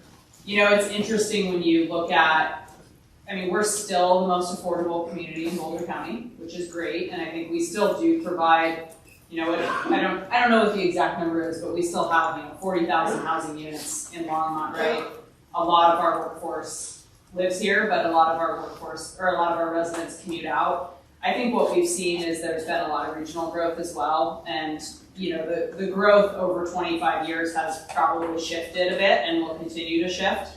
I should have mentioned as a plug for our economic summit, which is later this month, we'll talk a little bit about some of these trends, what we're seeing with economic trends as well as demographic trends. So we've seen sort of the centers of growth along the Front Range shift from, Metro and certainly South Metro, Douglas County and kind of South. Now we're seeing a lot more growth in the northern Colorado area, which positions Longmont really well to continue to capture some of the industry and talent. But certainly I think there's a lot of folks that are living in the Tri-Towns, right? Or living in Erie, or living in Meade, or living in Greeley, right? And I don't know if they're moving from Longmont or if that's just where they're choosing to locate, but I think there's been a little bit of a shift in growth in other communities. I think historically we, and you and I have talked about this, Longmont sort of was the next stepping stone for a lot of companies that were started in Boulder. So you have all these innovative ideas maybe coming out of CU. They outgrew their kind of incubation lab space. They moved to Longmont, right, because we were more affordable. We have amazing assets, amazing infrastructure, and housing. Now I think some of what we're seeing is similar, but companies are moving from Longmont out east, right? Because they have more land, it's more affordable. And so I don't think that's necessarily a bad thing. In those cases, we're still able to keep those jobs regionally. And so I think that's an important thing for all of us. And I've had those conversations a little bit with our board. We're all one school district, right? And so those kids can stay in their schools. These people can stay in their homes, even if if their company moves, maybe they're still living in Longmont. So I think there's just kind of some general shifts. I do think demographics are something we want to continue to think about, especially from a talent perspective. We certainly continue to see aging. Our birth rates are lower. Immigration is, changing. And so that all impacts our talent supply and our labor force. So those are things that we watch. But I think those are things that are kind of happening all over the state and in Longmont. I'm going to add, we can go more in depth on the housing side. So when we look at the housing assessment and what we're doing, there's a few things. So if you go back prior to when I was here, we had a lot of city employees that lived in Longmont that worked for us. But we had a lot of employees that worked for the city of Boulder that lived in Longmont because they couldn't afford to live in the city of Boulder. So as you started seeing housing prices escalating, there was a time, and we started actually seeing it at Coffee with Council. And it was really interesting. We were seeing a lot of people, probably around 2014, 2015, that were selling their homes in Boulder for a lot of money, and they were actually then coming in and buying their homes in Longmont for cash, which started that, this additive to the growth that we were seeing in housing prices. The other thing, and I'm going to kind of slide it out a little bit and talk more globally about what we're seeing, in the 2000s, there was a lot of people moving out of California into Colorado because of the value of their homes and the price of homes here. What I'm starting to see a little bit as I talk to folks that are in the real estate market is it's shifted. And because we were seeing people who had what we consider to be jobs like we all have, we're moving into Colorado because of the expense in California. As I talk to some of my colleagues in Texas, what shifted, I think, for us is those individuals are no longer moving here, they're actually moving into Texas. Because the cost differential here has gotten so high, but we're still seeing a movement in from some of these more expensive places, but these are people that actually make a lot more money. So today, and to Eric's point that he said earlier, I think the last time I checked, about 41% of city staff that works for Longmont actually lives in Longmont. Every time we have a vacancy, the individuals that, if they lived in Longmont, individuals that fill the position can't afford to live in Longmont, so they're now moving to Aaron's Point, east, southeast, north, northeast, because of the cost of housing. So I think what I would say is a lot of it is this migration even within the metro area, moving from more expensive places to lower cost places. To Aaron's Point, we're still the cheapest place in Boulder County. So if people can sell their house and then pay cash for a house, you're seeing that. The other thing, and we really saw this in the Mustang project the council approved 2 weeks ago, is when we started digging into the pro formas in terms of the cost of housing, the first thing that we start seeing that is the biggest hit is actually the land cost. Even when you look at the pro forma and what we were having to do, if you would have layered in the land cost into that, there's no way financially we could have brought that forward to council because there wouldn't have been enough money to do that. The only way we were able to actually bring that forward is purchasing the land at a reduced rate and actually putting it in at no cost to the development process. So land cost is a significant driver. The example I would give you is 8 years ago when I bought my house. I actually went to Greeley because the model home that was similar to the one I was going to get was in Greeley. Construction price didn't change. Our fees weren't necessarily that different. The difference in the cost of the house is $40,000 just on location for exactly the same house.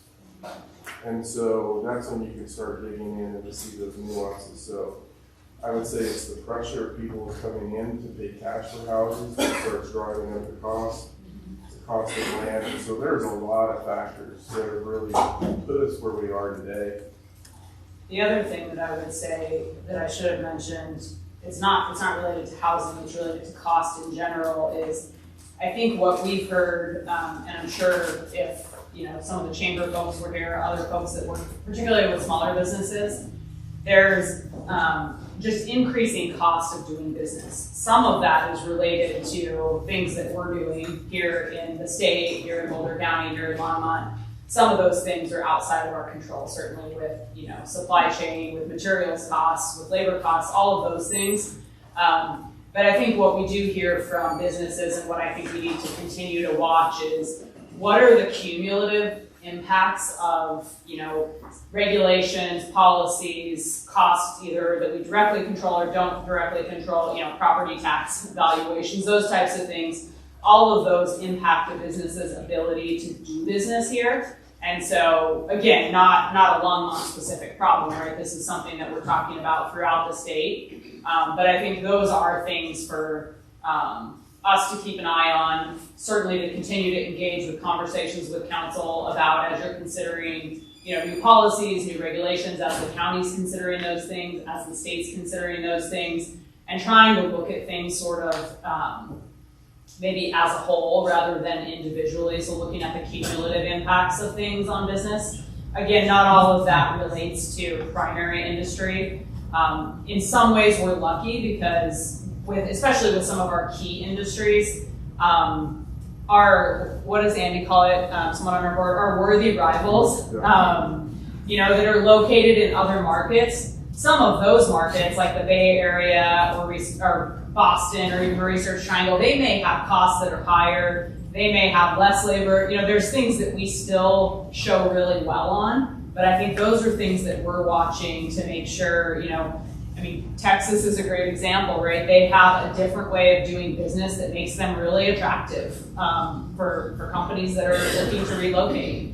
And so not that we're gonna shift and become Texas by any means, no offense to people from Texas, but I think those are things that we look at, right? Like, what do our worthy rivals have that we don't have? What are things that we can emulate? What are they struggling with, or what are some of the threats that they're facing that we maybe want to proactively try to address? And so that's some of what our board talked about, which I thought was really astute in thinking about kind of taking a look at that and doing almost a SWOT on our worthy rivals and seeing how we can learn from that. So those are things that we'll continue to watch. Yeah, I think to many of the points Aaron made, so I've been directly involved in economic development as a city manager in 2 cities, the 3rd city, tangentially involved supporting the city manager in that community. And, I think the thing that Colorado always had as an advantage is that. You look west. It was also not as expensive to be here. And I was talking to somebody who works with a large battery manufacturing company. And it was something that we actually brought to council to look at a while back. They ended up making the decision to move to South Carolina. Well, why did they move to South Carolina? Because South Carolina not only had local incentives, but they had pretty robust state incentives. And what you're finding in our worthy rivals is, I think that's shifting pretty fast. And I would say the Austin area, Frisco, near Dallas, San Antonio, where they don't have this, but they have a different environment that they're capturing. North Carolina, South Carolina, Tennessee, Georgia, they have a little bit of this. The thing that they have that's different is they have a really robust state program, in addition to robust local programs. And so, all things being equal, at the end of the day, those businesses are going to make an economic hard decision on where they move, because they're looking at these other things. And one of the things I've said to Aaron is, how do we start understanding our worthy rivals and communicating to the state that we need to maybe think a little bit different in this. And where it shows itself is, we don't have very many corporate headquarters in Colorado. I think under 50 or not a lot. So the corporate headquarters are not here. So when you're looking at the decision-making process of these businesses, and we kind of saw this in the example they used earlier, when those corporate headquarters start going through mergers and acquisitions and what they're looking for, they're going to want to pull in closer to the edge. So there's a lot of things in this argument, and I think the challenge is that we're on the verge of experiencing, I think, what California's gone through in terms of the cost of operations, cost of labor, and all of those things coming together to where businesses will start making decisions to go to other locations, because at the end of the day, that's the bottom line. And the reality is, if I was the CEO of that organization, I don't know that I would make a different decision, because the framework and variables you're looking at are different. And so the value of this, based on how the economy is changing, is we need to get really creative in how we're looking at it. Okay, so because I've heard this chamber, I've heard it now from hearing it now from cost is a big factor. So there are things that we can do as a community to lower our cost of living. And particularly in my profession, we often talk about what is the cost of doing business, how to make business be more efficient. Something, we're concerned about the housing going to what we consider the people that are not going to be productive here in life, productive legacy, not creating a gross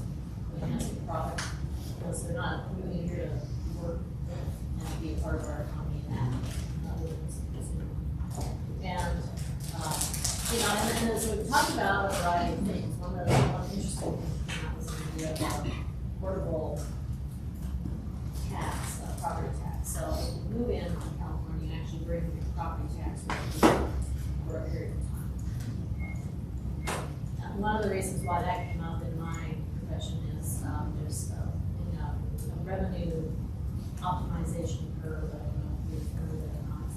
It started with Adam Smith, who's the father of economics. We brief, and not boring, I hope. But what it says is, your entry level end is a trend up, and then you hit the peak, and that's where your optimum revenue is going to be in terms of taxation. And then it declines, so even though your rates may increase, your revenue will actually decrease. And it feels like we're have rounded that peak, and that 25 years ago, we were actually at the pinnacle of that curve. So, how do we get back there? You're mentioning several flags to me that if the headquarters are not here, that means that revenue companies that are made here, part of that is going to other states, back to their headquarters. So it really helps to have it homegrown. It really helps to have business, a good business climate, which usually means some kind of deregulation. Lower fees, a more efficient process for startup. We're seeing a lot of empty commercial spaces right now, so that tells you something about not just the market rates, but a lot of those are driven by property tax. Property tax and commercial sites are higher, so those are low big businesses are trying to cut back. And some of this was because of COVID, they cut back from their facility, and then they started to realize that was being expensive. So, these things I think all need to be considered in terms of going forward and helping businesses be more profitable. Because one of the reasons why that for this study is the gross domestic product, gross national product. When I said gross domestic product is what pays the taxes to the city. So if they do well, we do well. If the city does well, then it just creates a better environment. So, there's one other point I don't want to leave it now. I've gone down this rabbit hole. How do we help you, Harold, to be as a city more efficient? Because one of the things I heard on your slides is that also the city staff, I'm looking at the charts and graphs that Molly Doyle has very, very well done. How do we give you that golden space for what you need to do, the extra things you need to do without taxing your system? I feel like we're also losing efficiency there. Is it a focus issue? Is it you have been able to attract the talent that you want despite great scenery and over 100% pay rates? So, is it like balance? Is it all of it? I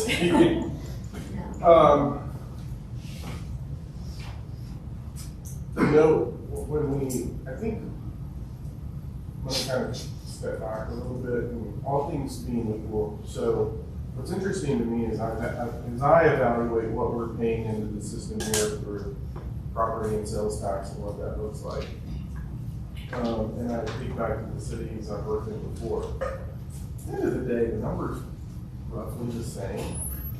And so on an economic development perspective, I'm going to talk about where I work in Texas. Property tax is really, really high there. They don't have income tax and they don't have other things. So there are different triggers in the system that really kind of start. Again, it's the whole, it's not any individual part of what we're doing. One of the things when we talk about our organization versus other organizations, so when I compare in terms of efficiency, when I look at our staffing numbers and I compare Longmont to Boulder and I compare Longmont to Fort Collins and many other communities on the Front Range, we actually have the lowest staffing ratio of almost all the larger cities on the Front Range. And, there's history to that, but there's also design into that in terms of how are we thinking and how we're doing it. And so we're pretty lean. And we talked to council about this in the past, and I kind of think back to some of the conversations cut to back. I mean, when we get into those points and we have to look at tough budget decisions, we don't have there's very little of that any to cut. We're also putting into operations and making adjustments to that because we're really managing our staffing level, which is why we made the argument to try to move that 2% of market, even though we've never been able to get there. Because I can say unequivocally, when I look at our staffing levels and the workload, the folks in our organization are inherently doing more than their colleagues in other communities. And we can give you numbers of planning staff, public safety staff, utility staff, and we can show those differences in staffing. So other than having bragging rights for that, right. That's in the better situations. How do we use it to get where we need to go? I think, the end conversation is how can council help us. You saw us talk through this. I think a piece is focus, really identifying those things that we're going to focus on and managing, and we talked about this actually in the last retreat, managing those additive things that are coming in. And we were talking about really identifying the areas we want to focus on and being really, really good at those areas, in addition to being really good at the core work that we have to do on a daily basis. Because where I don't think any of us want to be in this is to try to do so many things that we're okay at a lot of things, but not really good at any one thing. So what I would say is really kind of, let's narrow the focus. Let's stay on the course as we're building these things and avoid the distractions that can come into play on that, because all of a sudden we start bouncing around and don't have enough people to put it into one thing. And as we start ticking things off, then we'll start adding as we're moving into it. And I think that would let us get really, really good at what we need to be so we can be competitive with our, what we call them? With our worthy rivals and distinguish ourselves in different ways in terms of what we can do. So my answer to your question is focus. And I'm hearing some reinforcement of what I was saying. When I was first studying, it was 4 tenets. Either be the first to do it better, do it faster, or do it cheaper. That's how you are successful in business. Okay? And when we first did a study based on this Emerson curve, optimization curve, what we realized, and our group said, you can do it cheaper if you do a greater quantity of it. And the pushback we got at that time was, well, everybody around us, so you should stick with open market there. Well, one little company decided to do it differently. There's a little company called Walmart. How'd they do with that? They did exceptionally well. Not just like a little better than everybody else, but a lot better than everybody else. So what you're saying is true. If we just kind of focus and we do that exceptionally well, we can make some real inroads on what seems to be an affordability issue, entry point to doing business, cost to doing business. I'm going to push back on a couple of things. Okay. Because, it always concerns me when I hear, I'm sorry. I don't want to miss your point here. Go ahead, especially if it's not wrong. Just when we talk about, it seems that that's oftentimes the comment of people that lower taxes. Well, we see this whole situation with Black Ireland and others that have lowered the taxes, to the point where now we had to have a organized relationship with Europe in regards to not lowering taxes beyond that 15% because of that. We also know that communities have suffered greatly from something called the Walmart effect. in the sense that people said, well, we didn't like Bob's Burgers and Bob's hardware store and all these other things. And boy, weren't we happy when we finally got Walmart. And then once Walmart ran these other little businesses out, the Walmart effect was that the price of goods and services went up. And so Walmart is probably would be the one that I would look to, because they have done something that has probably hurt a lot of small industries and taken away this idea of the capitalistic approach, because they have really tried to approach it from a monopolistic,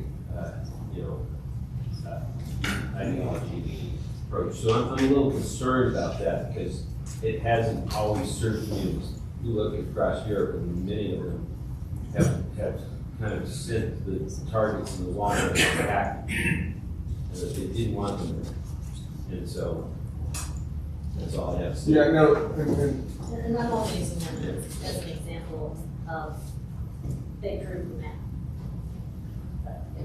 no, and I think my point is, what do we need to do to get better in focus, right? Retail is a completely different conversation right now. There's been some really good articles on retail that I don't want to digress. We can do it later if we want to, but the biggest impact has obviously been the internet, right? And it's what we're dealing with. But in terms of staff in the organization, I think what I would say is focus. When we met with Smuckers, that made the difference is they needed to be located geographically for different reasons. And what distinguished us was actually that our water rates were lower, our electric rates were lower, but more importantly than that really resonated with them was actually the redundancy and the reliability that we had in our system, because the likelihood that they would lose water service, lose electric service, or those things was actually much lower here than some of the other locations. So that actually had a value to them. And what I would say on all of those things, when we look at our utilities, it's not getting any cheaper for us to operate those utilities, because the bulk of the expense is actually in products, chemicals, it's in the materials that we need for our plants. And that's when we brought the cost back on the increase in Nelson planters, the increase of the tanks, is inflation is also driving this cost up. So it just inherently costs us more. If we did nothing new, it cost us significantly more to do what we did 10 years ago based on inflation. So yeah, I would like to couch the problem, I think, in terms of constraints. Where are our constraints?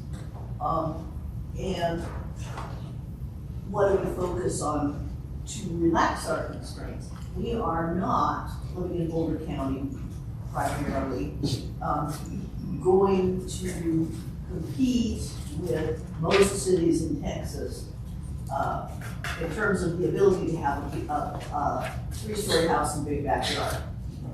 It ain't happening. But there's a lifestyle city in Texas, Austin, right? Which is really, it's a cultural lifestyle, if I understand it correctly. And we can be a lifestyle city. We're already 2/3 of the way there, because we have such a wonderful location for the outdoor life that everybody wants. We have local outdoor life as well as being, a gateway to places like Estes Park and Rocky Mountain National Park and the ski resorts and all of that. But we're not much of a lifestyle city in the Austin sense, although we're trying really hard to be. And that means that a certain focus on city planning, which I think we have begun, can take us that way. Because I noticed at the time, it had flagged with me that the EDP presentation kind of hopped over placemaking. But placemaking in our city planning is what changes us from a suburb to a lifestyle city. And so if that can become a theme, then we'll be a place where people can expect, can accept and in fact like smaller dwellings because it doesn't need a home theater. It doesn't need a room with a gym. It doesn't need, all that stuff because it's way more fun to go to the third place and live a community lifestyle and an artistic lifestyle, even if you are a computer programmer. And I think that our North Main plan, I'm looking at Joni here, because that was her magnum opus a few years ago, I think. No, was it? Whose was it? That was me. That was you. I'm sorry. That was when I was new and I still confused. It happens more than you would think. Well, That's why Joni was probably smiling. not as much now, but I did it. I was embarrassed. I did it all the time back there. But anyway, we've got, getting some traction on North Main and we can have enclaves, we're bringing it, we can have plazas and stuff because we eliminate all that parking or put it in the back, then we can do things like have plazas, have places where you can hear the music rolling out of the streets and stuff like that. And if we incorporate that in our city planning, as the visionaries that are still talking about the Sugar Mill area have done, then we can do that and make people want to live in smaller houses and in apartments and in townhomes. And then Longmont, I think, would become a different kind of a city, and that people would embrace the lifestyle and think of the cost of housing as less because they'd be looking at a townhouse that is 30 or 40% cheaper than a big house with a backyard. So I guess what I want to ask about that is, does changing the focus,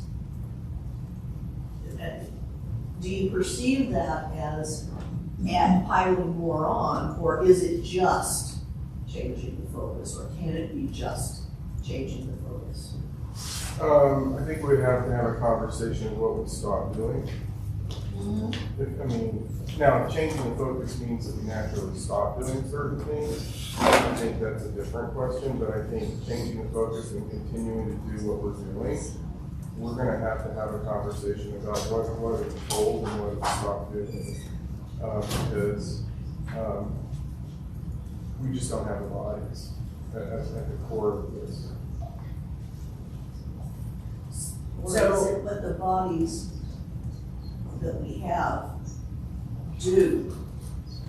So when I talked about court services and you look at probably over 90% of what we do is just daily work. And so if I look at planning staff, for example, they're doing permitting, active permitting on roof replacements, water heaters, things. That work doesn't ever go away. And so when we talk about these other components, and I talked about staffing levels that we have compared to other communities, what you have in terms of capacity is smaller based on these things, because all that other work, no matter what we do, has to continue going on a daily basis. And that's the struggle, because we can't necessarily stop that, because that actually starts having revenue impacts on the system in terms of what we're doing, which then creates a different issue. And so that's inherently the challenge. Yeah, so, but is it a way, are there ways to do the same thing differently? In fact, we just had a little example of it. Does the road really need to be 60 feet wide? So can I interrupt? We're ready to do those things, Marcia, and our zoning allows that. I'm going to get small businesses to go into an area, you have to have, they have to make a profit. And I'm going to use the one that continually fails is Prospect. That little restaurant there has turned over how many times? But when you look at Wibby's area, they're now because of the density, which we are doing, they are putting in that silo type of restaurant, and Wibby's is there, and the retail that's under the, what is that, the station apartments. Yeah, our zoning already allows that. Some of our zoning already. Yeah, but not, so can we put this on the parking lot to further? That's your call. Let's do that, put it on the parking lot for a more in-depth conversation so that we can move down our agenda. I just have one thing to add, and that is, I think it's just a conscious decision. I think we can make the city more efficient and do what we want to do in terms of building more community. I think it's a conscious decision. Yes, if you're doing a piece of urban design, then you do the urban design a little differently, that's all. And Councilmember Martin, As a policy group, we have to be mindful of that's the way we have to go with it. I just want to note, Councilmember Martin. Oh, sorry. I know you said we kind of glossed over place. We want to lean in on place. We're just trying to take direction from the city as our largest funder about where we focus. And so we know that what's really important, at least what we think we've heard, is really that focus on industry, talent, and impact. I do want to make a point though, we're absolutely not abandoning place. It's one of our strategic focus areas because we understand how important it is to attracting talent and industry. Yes. And so, I mean, you can see our priorities here, and I'm happy to talk with you offline because it sounds like maybe the rest of council's, I see some red lights, wanting to move on, but this is something we talk all the time about and something that I talk with prospective companies about all the time. That's what I'm selling to Longmont, right? Our great urban centers, our great urban corridors, our great school system, our great food and beverage scene. Those are all the things that we talk about. Yes, and we need to use that shift in focus to make sure that we end up with a community where the kind of dense, smaller housing that goes with it is attractive. Because otherwise you're going to continue to lose businesses because of the housing issue. That's what I'm trying to get to. So I just wanted to check, so my parking lot item is more of an in-depth conversation on placemaking. Place as it relates to density. As it relates to density. Got it. And economic development. Okay. Density as it relates to economic development. Because you need the places so you can have the density, so you can get economic development. Which is correct, there's a mathematical correlation. All right, I see a few folks are ready to move on. In fact, 4 are ready to move on. So I think it's probably time for us to take a 5-minute break and swap ourselves around, all right? Erin, thank you so much for being here. Thank you. Thank you for having us. Hey, very good. Very good. Okay, so this one was a question. I don't think so. She's there for world service. Yeah. I'll move. Yes, if I. No. If she does need to speak, where is she? No. Okay. If she is speaking, you can say she should move to the left a little bit. Move to the left. Yes, no, now it's on the contrary. Okay. You set? Yeah, very good. So I do just want to point out that Longmont Public Media is here recording the whole thing, and I'd like to give them a round of applause for this. Really appreciate it. And also, thanks again to Erica for the delicious lunch. It was amazing. She has restocked us with brand new snacks, so when you're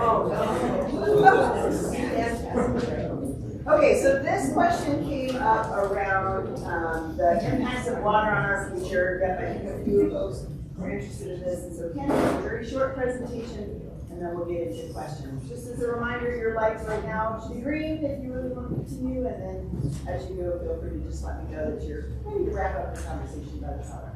All right, with that, Ken. Good. Thank you, Sandy, and good afternoon, Council. My name is Ken Houston. I'm the Water Resources Manager, and also Chris Huffer, our Assistant Manager for Water and Waste, is here, as well as Hope Bartlett, our Water Conservation Professional. We're lucky to be able to present to you a quick update on the city's water supply and how that might be affected by the current issues that are occurring on the Colorado River Basin. The nice thing about this presentation is we have good news for you, so that's always great. So the first thing we wanted to do is just do a quick reminder of the city's raw water master planning process. One of the things that we do in the Water Resources Division and when we plan for the city's water supply is base it on a very rigorous and continuously updated set of planning documents and guiding documents. So the very first thing we have is a set of guiding water principles. And specific to what we're talking about today, there are two of those that I'd like to talk about. The first one is our guiding water principle number 1, which is our statement of goal of our the city will develop a 100-year water supply based upon a 100-year drought. Actually, Longmont came up with that particular guiding water principle in the late 1980s when many other most communities were using a 50-year drought. Some communities were using a 20-year drought. So Longmont was actually one of the pioneers in looking at a more restricted drought. What that does is let you develop a little more robust water supply. Once you start hitting droughts, you realize why that's important. Because there's always can be a drought more severe than the one you planned for, but you have to take a reasonable planning horizon to develop your system. Longmont's 100-year drought would effectively be a drought of 7 years in length. So we start with a full supply and we make sure our water supply will take us through a 7-year long drought. The second guiding water principle I wanted to talk about is number 3, which is our native basin and west slope supplies. That is, the city will acquire, develop, and beneficially use a water supply that consists of water rights in the South Platte and Colorado River basins. And the specific detail on that policy is that 1/3 of our water supply will be from the west slope, and 2/3 of our water supply will be from our native basin, St. Vrain Creek watershed. That's important that when we get to starting to talking about the Colorado River impacts, we'll want to remember that one particular guiding water principle. The next thing after you've developed all of our guiding water principles was to develop a raw water master plan. Our raw water master plan has been developed over many years and a number of iterations. But the very last one we did, we looked at the current Longmont planning area, and we said, what is it going to take to build out the Longmont planning area? And in so doing, we were able to look completely forward with what we would need, and also assure that as the community goes to build out and develop that planning area, that we'll have the water supply sufficient to do that. Then, as you go on, some of the things that were originally developed in that raw water master plan need to be trued up. So about every 5 years, we do what we call a future water demand evaluation. That evaluation is looking specifically at all of the assumptions you made in the raw water master plan. The raw water master plan really focuses on the projects and the hardcore system that you need to do to build out. The future water demand evaluation is really looking at, well, what is happening with growth, what is happening with many of the assumptions you take. In that process, we looked at many things, climate, development, how development might change in the future. We left things such as water can be made available for economic development, and that has expanded a little bit. That little, we'll call it the pot of water, is available for both economic development and affordable and attainable housing. So it's making available water for some of the things that the community wants to do in the future. Just, and I'm going to give you some really rounded numbers, so it's easier to remember them and it's easier to talk about them. Our current treated water demand is around 18,000 acre-feet a year. That's what we send to our water treatment plant. We also have raw water that we deliver to parks, golf courses, other facilities. That's about 4,000 acre-feet a year. So our current demand is at about the 22,000 acre-foot a year range. When we looked at the current planning area and looked at what we would need as we fill that out, our current treated water demand is about 31,500 acre-feet. To develop that amount of water, we need about 32,500 acre-feet of raw water. You have system loss as you get the water to the plant. You also have about 5% loss as you treat the water in the plant. So you need a little bit more raw water to be able to develop that 31,500 acre-feet of treated water. The good news is that our current treated water supply is well in excess of our current demand. We've got about 28,000 acre-feet of supply, so we've got a pretty good cushion right now.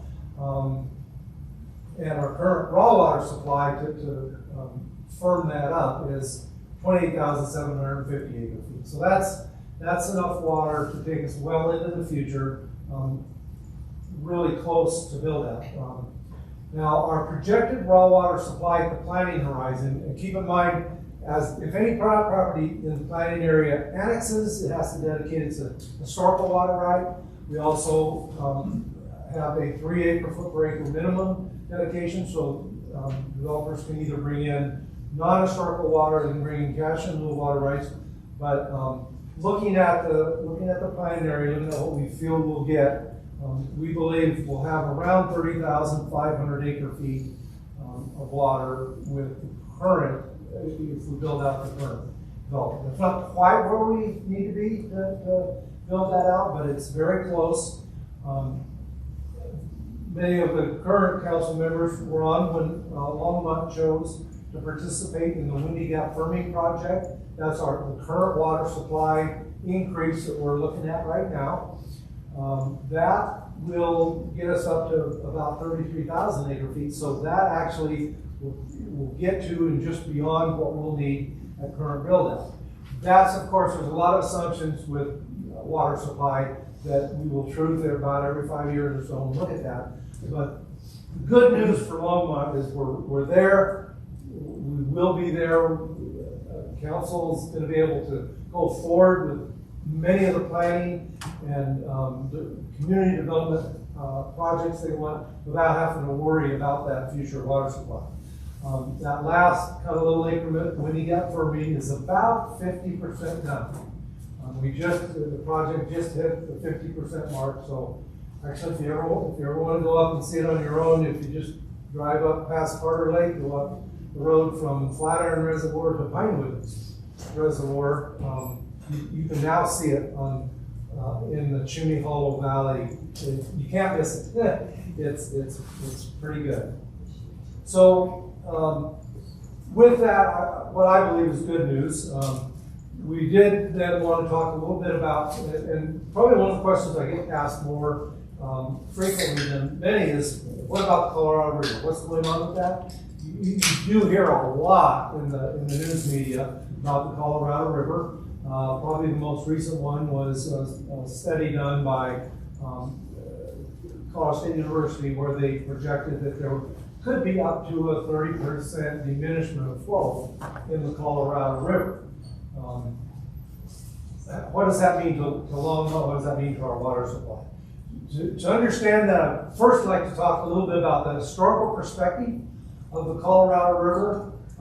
Most people have heard of the Interstate Compact on the Colorado River, done in 1922. It basically, at that time, they felt there was about 15 million acre-feet in the Colorado River. A historic crossing called Lee's Ferry, just downstream of current Lake Powell. So they divided the river in half. The upper basin states of Utah, Wyoming, Colorado, and a little bit of New Mexico got 7.5 million acre feet in that compact. And the lower basin states of Nevada, Arizona, and California got 7.5 million acre feet in there. While that's the controlling document, that's the controlling compact, and a water compact, an interstate water compact, is actually accomplished by developing an agreement, and then that agreement goes to the United States Congress and is approved as a law. So it really has the force of federal law behind it, and it's not an easy thing to change. I mean, you would actually have to enact a Congress to change something like that. After that went on, there's a number of things that have happened on the Colorado River, including the United States government entered into an agreement with the country of Mexico, granting them 1.5 million acre feet of water. And so that has to come out of the overall water supply. The upper basin states have negotiated how much each upper basin state gets out of our entitlement. The lower basin states negotiated. And then on top of that, the United States Bureau of Reclamation built both Lake Mead and Lake Powell. And they, to this day, they currently operate that. Those are joint use projects where it was built for water supply, but it was also built for power generation. A good portion of our hydroelectric power comes from those two facilities. So they're run by the U.S. Bureau of Reclamation. So it gets really, really complicated. That's all known as the law of the river. And it gets really big and it gets really involved. But that process is largely on the I'll call it the lower river. Once you leave Colorado and Utah, once you hit Lake Powell, really the river is run by the U.S. Bureau of Reclamation. And so a lot of what happens is done by planning documents done by the U.S. Bureau of Reclamation. So if there is a shortage, and as climate changes and if it dries up and that dry up continues, then how those big reservoirs are operated will change just a little bit. But just to put it a little bit into perspective right now, currently Lake Powell and Lake Mead are fairly low. They're in around 33 to 36% full, which is where a lot of the concern is. There are also additional reservoirs. Flaming Gorge in Utah and western Wyoming, it's at 82%. Blue Mesa over by Gunnison is at 68%. Lake Navajo, just south of Colorado into New Mexico, is at 64%. So we're not empty, and there's a lot of water out there, but it's been steadily declining for a number of years right now. What does that mean for Colorado or for the upper basin states? Actually, the interesting part of the whole Colorado River question is that the upper basin states aren't coming close to using their allotment pursuant to the interstate compact. Right now, the upper basin states in a average year use about 4.5 million acre feet, in a dry year about 3.5 million acre feet. The interesting thing about the upper basin states is in a drought, our prior appropriation system starts calling out ditches, calling out water rights, and so naturally our use of the river goes down because it gets called out and there isn't water to supply it. The lower basin states are well over 10 million acre feet. 130% of what the compact states. So one of the issues on the river right now is how are the lower basin states going to move down their demand, and that's what they're doing right now. They're working on that fairly hard. The interstate compact with Mexico also pulls 1.5 million acre feet every year, so that really kind of complicates where that situation is. So what does this mean in Longmont? If there were in fact a 30% cut now, the Colorado River, the law of the river is so complicated, and the unfortunate answer on that is nobody can say right now what's going to happen. Obviously, we don't know if we can project what the future impact on the river is, but we don't know. We'll have to see. But also, there are many things such as the operation by the federal government. How will it operate, and how will other states work and do their things? If in fact, though, if it were to decrease and that decrease were to affect Longmont has both Windy Gap water and Colorado Big Thompson water. It is, going back to our guiding water principle, that's 1/3 of our water supply. So even if those water sources were cut by 30%, that's only a 10% loss in our overall water supply for the whole city. So one of the good aspects that there are water providers in northern Colorado who rely almost entirely on Colorado Big Thompson water, and so they're going to be affected much more than Longmont will if that happens. So the good news is that that won't impact us quite as bad as others. But it will reduce it a little bit.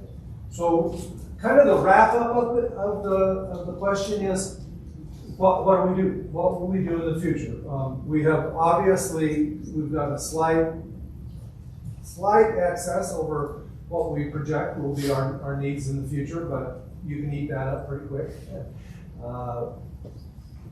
We then have, Longmont is probably one of the most fortunate cities in the Front Range, because we have, right now we have, I'm going to be prideful there, we have the best water supply in the Front Range practically. I don't know anybody that has a better one. And we have dependability.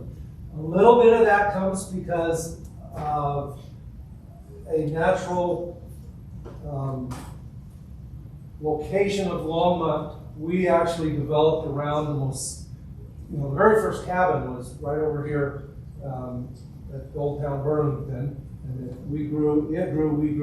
The ditches grew from there out, so the most senior ditches in the entire basin are right here in Longmont. So as we acquired those through our development process and our raw water requirement process, we got some of the most senior rights. Those senior rights will still operate during dry periods, so that is very good.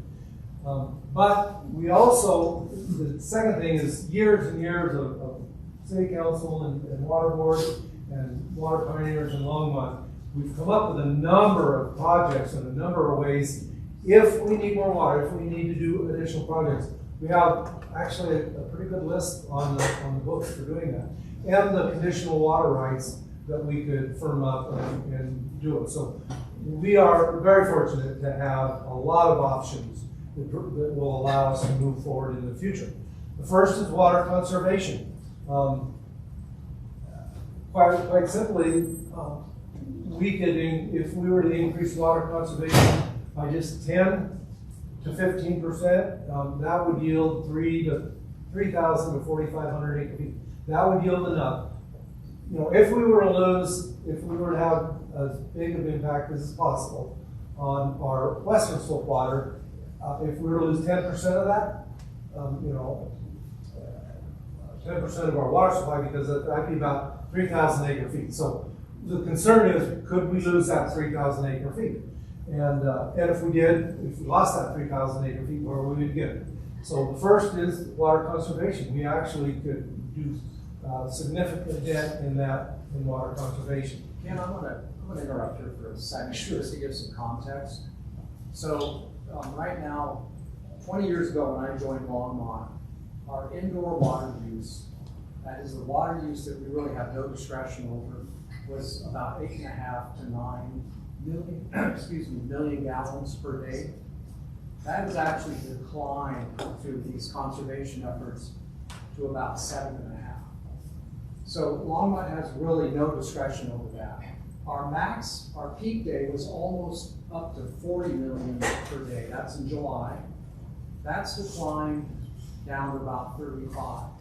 So this is where council would have discretion. Somewhere between 7.5 and 35 is where policy changes could mitigate even further what we're using today. And that's really key here. And I think that's probably the piece of information that's most critical to you because it's the one you have the biggest choice over. Can go through these quickly. These other projects, we discussed it quite a bit of length. The pump back and the enlargements and all. So let's go through those fairly quickly. Yeah, go ahead. Are you talking about the tiered system of how much you use? Did that help to reduce that, you think? A number of things. The rebates on inside plumbing devices that use less water, tiered water systems. By and large, though, those really don't affect that indoor use. The outdoor use, which has come down, is affected by that. But I would say that probably marginally, but yes, it has, and all that helps a little bit. But even that 30 to 35 million gallons per day we use is a small portion of our overall water supply. What Ken's showing here are some projects, and I'd go through these pretty quickly, Ken, because they could be really detailed discussions, and if anyone wants to know more in detail about those, I would say contact us, offline. But we have options to augment, to move our water around, in effect, to use it if we need to actually add more. Where that might become important is if you want to bring in industry that uses more water than what we're currently using. Just real quick also, the evolution of building code and building code changes is it also a big all those component of what Bob is talking about. Yes.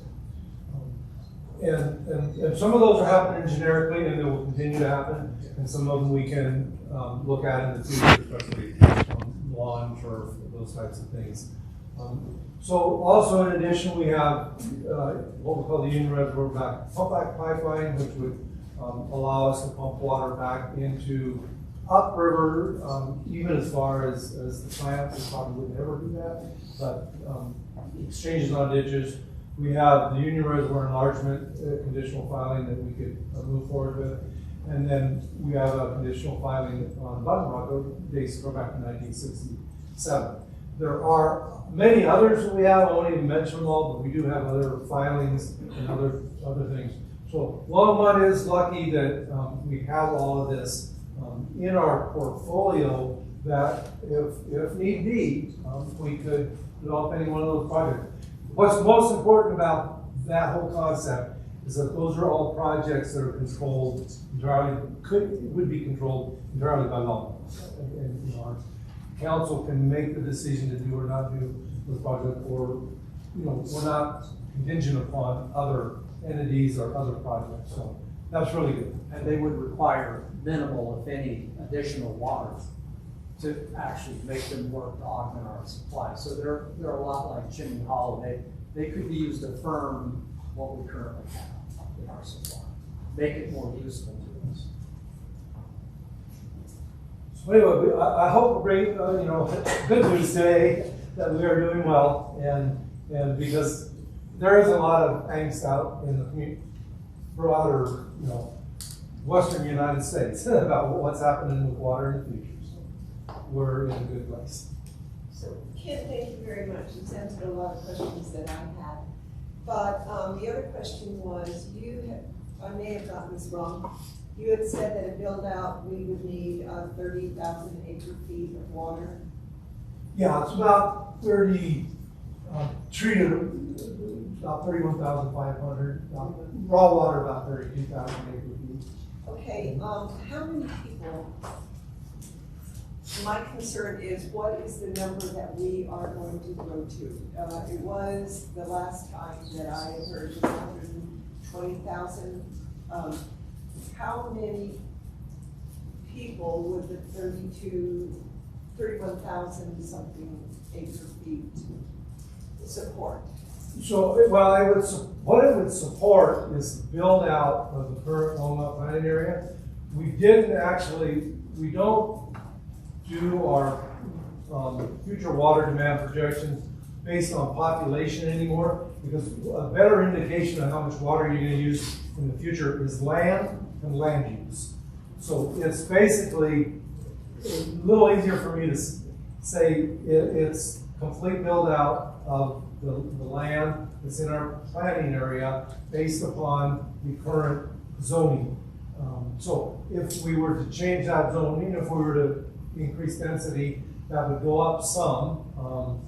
You know, honestly, the population, we could increase density fairly easily. It would slightly increase some of these numbers. If these numbers are high enough, we already have some built-in contingencies for that as in part of our planning process. So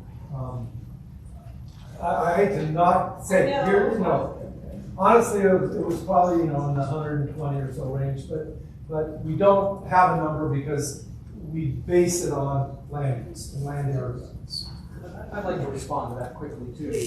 If you go back 10 and 15 years ago and look at the water demand projections we did at that time, we come in far up below those. And the reason is that at the time we make those projections, we're really considering, you know, first our comprehensive planning for the community, but we're also considering development to continue in the way that it had been historically, because most water demand looks backwards to project forwards. It does look at land use, but it doesn't really consider a lot of the factors that can change, in particular conservation programs. So that's why it's interesting to me to watch our indoor use has gone down considerably. I mean, percentage-wise, it's gone down considerably. Our outdoor use has gone down some, but to be honest, we've not made a lot of effort there. Now you're hearing efforts like in Denver to prohibit non-native grasses in public right-of-way areas. So those are the types of actions that not only will you likely take in the future, your successors, but others, you know, on this entire Front Range area will continue to do that. There will be others like that that will start to diminish that demand curve.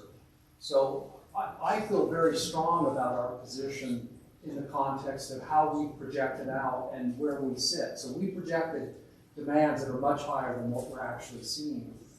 I guess to my point is that we are urbanizing more, and we do have a height and a limit, etc. At what point do we say we can't go higher? We can't support the number of human beings. We can't, and people are asking, how many people are going to live here? Do you have any idea? And I don't want to say I have no clue. I mean, we can say to build out, but what does that mean with density? What does that mean with, and so there's no really way to know that. The outdoor, so the way I would look at that, Mayor, is that the outdoor uses, the property that Longmont has annexed now has a water demand that is fairly fixed. It may decline over time. It's not likely to go up much. So if you're adding density, you're only adding mostly to that indoor use number.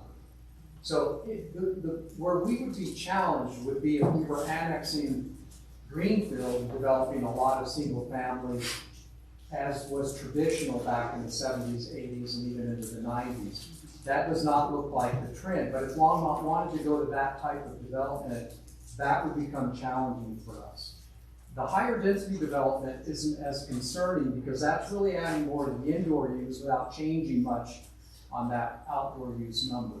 So, I mean, somehow that water is being irrigated either naturally or with mechanical irrigation systems. That isn't really going to change a lot over time. Add more people, that's going to increase demand, but only on that smaller number. Where I'm concerned would be if big water consuming industries wanted to come in here, we would have to look at our demand numbers and re-envision what would be needed if we were to bring a lot of that in. And I don't see that happening either in our tech culture that we have here, but it could. That could be a future. kind of going back to Thank you. the economic development conversation, if there were prospects that were coming in that used about 1 million gallons or Yeah, Longmont Foods came back. yeah, Longmont Foods, because, you know, that was part of it. You had Longmont Foods that was a significant water user that went away, but then folded back in and gave capacity. So if you had something like that, as we're evaluating that economic development prospect, we're having this conversation to go, let's look at the financials, let's look at the jobs, but let's look at the impact to water and what that really does, because you want to take a holistic view of it. The way I interpret what they're saying is that water for Longmont's not the limiting factor. I think that's really the point that they're making in this is water is not the limiting factor when we look at these things. And we do know that we're going to be continuing to improve. So you all have talked about, when we look at the housing conversation, how do we bring our landscape design standards where they're more in alignment with our sustainability work that we're doing, and how does that then impact really dense neighborhoods where you start minimizing some of that green space that we have embedded within our code? That's going to be a positive adjustment to the water equation as we're looking at this. So it's really hard to quantify it to a population base, but it's not the limiting factor. I think where we get challenged as Longmont is when we watch the news, you'll see Aurora going into water restrictions, or you'll see this place going into water restrictions. And going back to something that Ken said in his presentation, there are cities or water systems that solely rely on Colorado big pots of water. That's why they're going into these different phases of restrictions, and we're sitting here going, we don't need to, because of the historical work that's been done from really the founding of Longmont to today. Our water position is so strong that it's hard for us. We struggle in communicating with that on a regular basis because they'll go, well, if Aurora's going into water restrictions, why aren't you? We don't need to. Okay. My other question was, you said that that we had 22,000 current demand, and I think that was on untreated water? Our treated water is about 18,000. Okay. Our total raw water and treated water is about 22 right now. Does that include the lease back farming on open space under conservation easements? Do they use that water, or is it? It does not, because most of they bought their water separately as part of the open space program, and they have water that operates their systems. That answered all the questions. And Ken, how much water are we leasing in a typical year over the last 5 years? Less than a few thousand, not much. We do have a little bit of surplus water rental. Typically, in the past, we actually had a formal program where we lease water every year. Right now, we don't use all our CDP water. It reverts back to the northern system, and then they lease it out, and we just get checks. But it's after the end of the year where we haven't used it. So it's a good program. Another example of where we're impacting how much water we use, and Becky or Kim, somebody tell me, when we looked at on the golf side in terms of replacing the sprinkler system, what is the reduction? I can't remember the reduction in water that it's significant in terms of acre feet. Does anybody know that? You're talking about if you converted the entire city or just that? No, just that one golf course.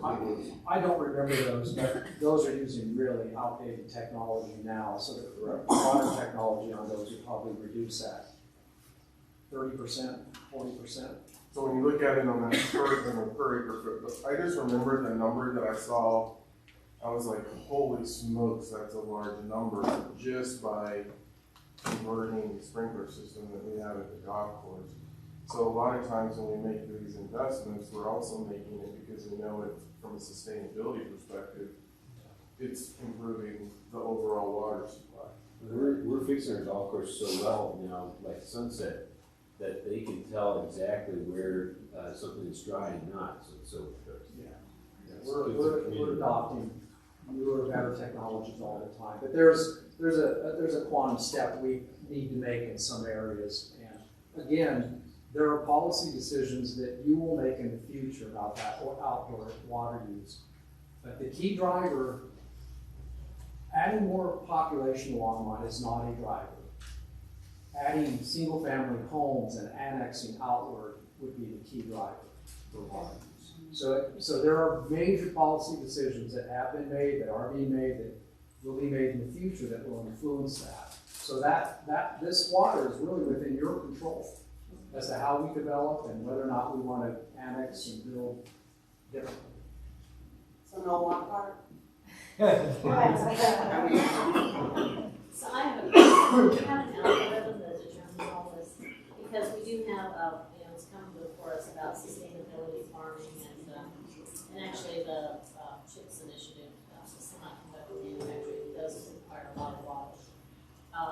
So I just wonder if there's an algorithm where you can plug in numbers. Demand models, yes. They're pretty complex and they vary depending on the assumptions, obviously. Yeah. And you bring up a good point, is we're surrounded by Boulder County land that's sometimes that might marsh. So Yeah, I mean, it is decisions that will be made, if those are developed, higher density, you can have a lot of population for less property, they won't drive demand that much, even if we were to annex and grow outward. But if you go with the model of the past, that's where you're more vulnerable. And I will, on one of our first slides, happen to have a picture of what we call our future water demand evaluation. And that's a document that's on the city website that does have that. It has all the calculations, it has all the assumptions that were put into that. So yeah, if anybody's interested in getting into the numbers, there it is, right there. Well, and for comparison's sake for council, they look at water supply in terms of years. The last city I was in, we looked at water supply in terms of days. 360 days, 180 days. And so I wanted to give you that framework that we're really lucky as a community based on the water supply that we have. A community in the West that has this kind of water supply is pretty rare. I would say of all the things on your plate, this is probably not a high priority for something that would constrain Longmont's future and what we want to be. But you will also see continuing funding requests for conservation programs. And Hope Bartlett's our conservation guru who will use that money wisely to continue on the path we're on. But I think this is something you could set aside as a concern area right now. We'll circle back with you if we believe that it is going to be a concern area, but I think for now we consider it not. So not even a mini water park? A water park's fine, because they tend to actually recycle. Right? All you have are some evaporative losses, so a water park's fine. That's we're not going to build it with a water fund, but if you build it with some fun, we'll be. Or we could run all those kids through the car wash. Well, he threw his skating on. That's fun. Those big things come down.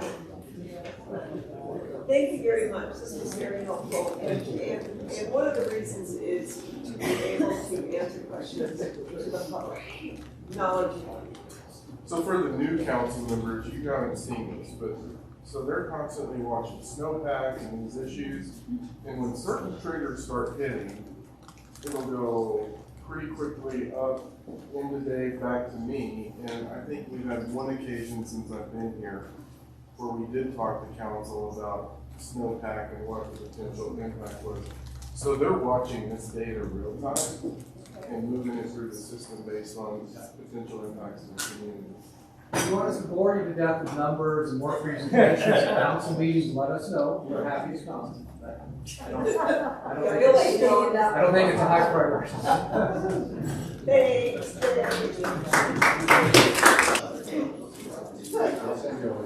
Thank you.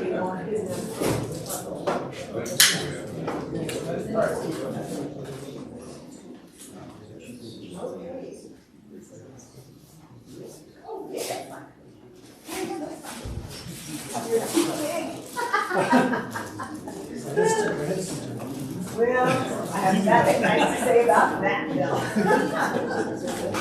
All right, let's go ahead and get started. So where we are on the agenda, just as a quick check-in, where we are on the agenda is we are at the discussion.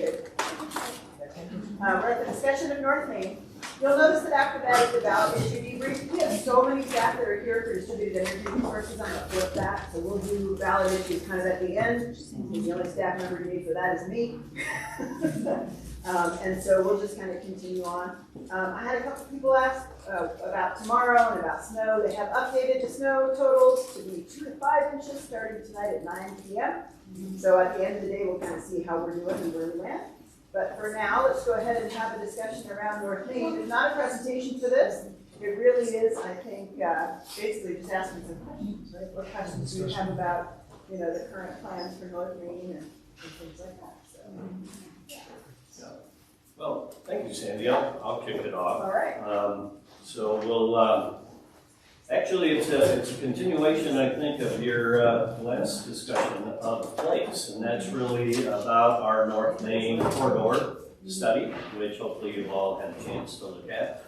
But it's also about investments in that area, I think. It's a real key to this plan. So I'll talk a little bit about some of the private investments that have been made.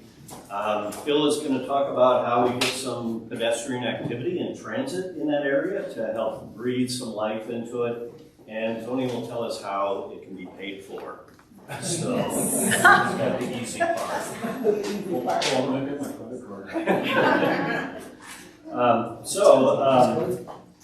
The corridor plan really talks about a lot of things as far as private investment. One of the things that it recommends strongly is let's amend the code, kind of get out of the way and allow some more intense development.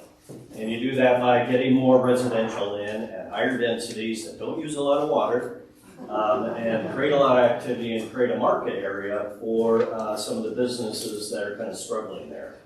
One of the common things is a lot of vacant parking lots. So we've made some amendments to the code to basically reduce our parking standards and basically move auto-related uses somewhere else so that they're not dominating the North Main area.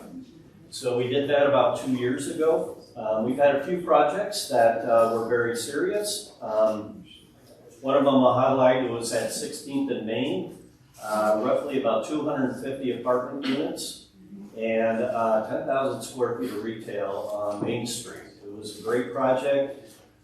We got all the way through Development Review Committee. In fact, the plans are actually signed off and ready to go. At that point, the developer, for whatever reason, kind of pumped the brakes. I think one of the things we've heard, and it's kind of been a common theme, is the cost of public infrastructure makes the numbers kind of difficult. In this case, they were building both sides of 16th Street from Main Street in about a quarter mile. So there were some very expensive public improvements. And there are some options potentially to help cover that cost, but I won't steal Tony's thunder. We also had a pre-app, and again, that project is approved. In fact, Aaron was one of the planners that worked on that. So they came back very recently this year to make a few changes to it. Wasn't anything major, but again, it's just kind of sat idle. We've also had a pre-app for about 140 units at the southeast corner of 15th and Main Street for another mixed use, about 6,000 square feet of retail on the ground floor, and I think it was about 140 units above. It was just a pre-app, so it was pretty sketchy. They have not moved forward on that project. So there's been a few serious looks at the property. I think the big one that we have right now is by Actus Development. It's on 19th and Terry, but it's right adjacent to that shopping center there. If you eat at Aunt Alice's, it's right to the west. So there's a little retention basin and there's property there. And he's looking at about 150 apartment units in there, which would really be a boost for the area because again, that is creating a market that isn't there right now. So that's pretty exciting. We just got to get somebody breaking ground. A big part of it is pedestrian movement, and I'll turn it over to Phil to talk about some of the public improvements that we talk about in the plan. Before Phil goes, I think one of the things that's probably underlying what everything that Glenn's talked about is what we've seen recently in terms of the cost of capital, cost of materials, and those things where pro forma would have worked pre-2020. Pro forma is part working, and it's really the cost of debt and the cost of materials that are skewing it. And so I think some people are waiting to see if there's going to be a relaxing. Yeah, I think there's still some people that are nervous about the economy this year. So nobody wants to get in front of a recession. So that's part of it. Hello, my name is Phil Greenwald, Transportation Planning Manager with the city. Just wanted to go over some things that we are currently doing and some of the planning we have for this area specifically. So, as you all know, as you likely heard, we did have an open house last week for the transportation mobility plan. So we are taking in, basically this mobility plan is going to take in all these other sub-plans of the transportation elements and kind of give you a umbrella document for everything. So we're really excited about bringing that piece of the plan in and all the transportation elements of that into when we start talking about the TMP or Transportation Mobility Plan. So that's one thing that's just kind of citywide, but there will be that focus on North Main Street as well. You've also talked about today, I've already heard the word microtransit, so I appreciate that. So we do plan on bringing that and having it online starting summer of this year within the Longmont planning area. So that includes all of the Longmont area, the unincorporated and incorporated areas of Longmont that are within our planning area. And that'll obviously bring some more access to and across Main Street. So we're pretty excited about that as well. That microtransit could be that component if people don't feel safe about walking across for a very nominal fee, probably like $1, something like that. That'll be bringing people to the transit corridor, allow them to get on a bus if they'd like to, but get them across town if they need to as well. So there are those different pieces. One of the big things we're really excited about though is we're starting some design. Jim Angstad's group is starting some design work for 21st and Main Street. So we're looking at what kind of protected bicycle pedestrian way we can make for that intersection. Is it an overpass? Is it an underpass? Is there other ways we can protect at the intersections to make sure that bicycle pedestrians are safe crossing that? As you know, if anybody's been over there to try to cross at 21st and Main, it's tough. So we will need to fix that up, and we recognize that, so we're working on that currently. We don't have construction dollars yet, but we're looking for those. I think as soon as we get into, and this is the next element, is Vision Zero. Vision Zero, we just hired our coordinator. She started that a couple weeks ago. She's great. She's a local, and she was born and raised in Longmont, so coming to us from Boulder County. So she's got a lot of great experience as far as Vision Zero and just working with the different elements, especially the school district. We're excited about reconnecting with the school district with some of these things.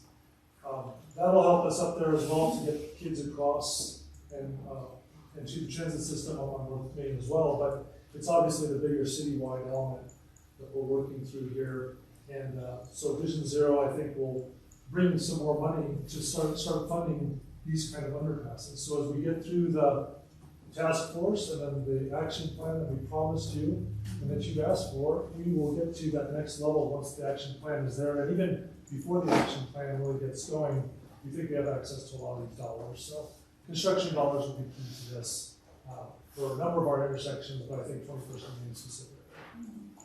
Then we're working with RTD on a number of projects as well. So you'll see that we're always talking with all the different groups around us. But the new park and ride at Park Ridge and Main Street. So talk about North Main, that's North Main in my mind. But a new park and ride at Park Ridge, just north of the Walmart there, by the apartments that just went up too, the affordable housing pieces, I believe. And so, yeah, thank you. And so there'll be a park and ride there that'll really become kind of northern hub for RTD in this, for their entire district. So that becomes a critical piece for them. It's the northernmost terminus of the bus rapid transit.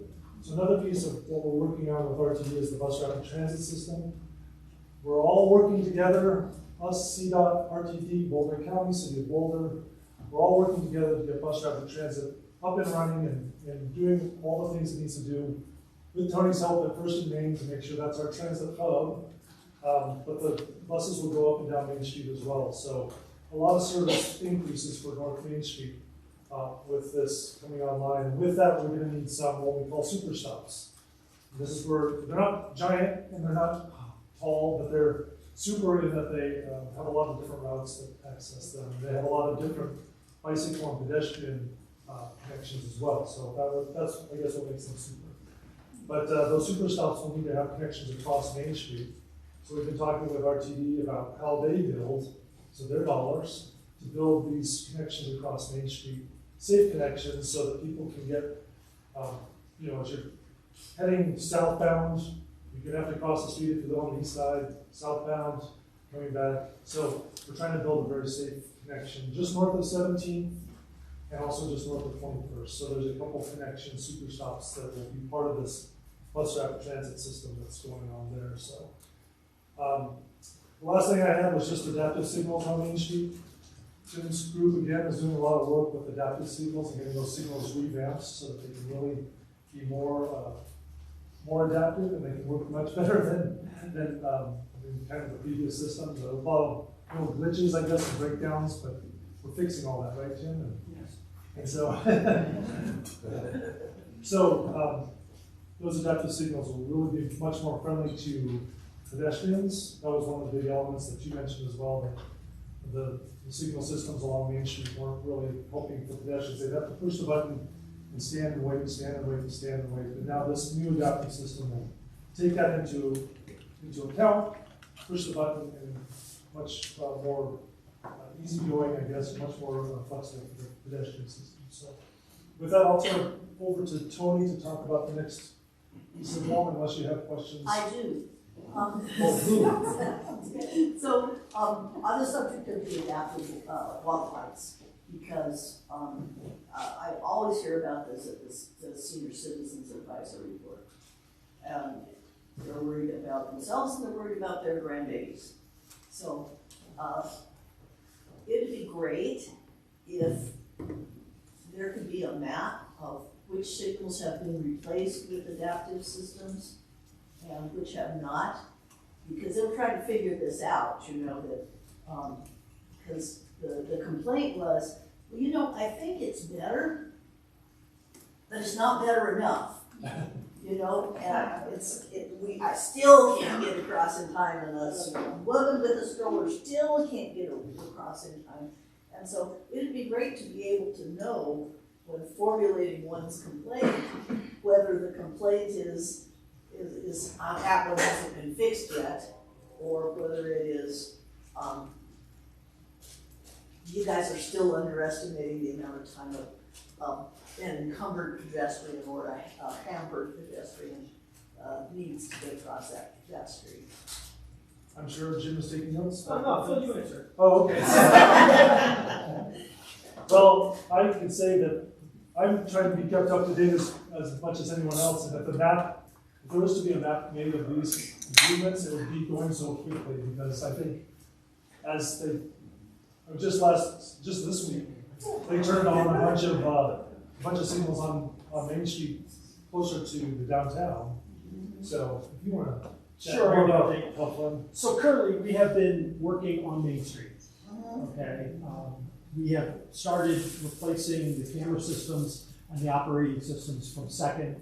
We've completed up until Fifth currently. Okay. Okay, we have, as we move along, we've been buying equipment, getting it installed, but we just this week activated the system between Second and Fifth.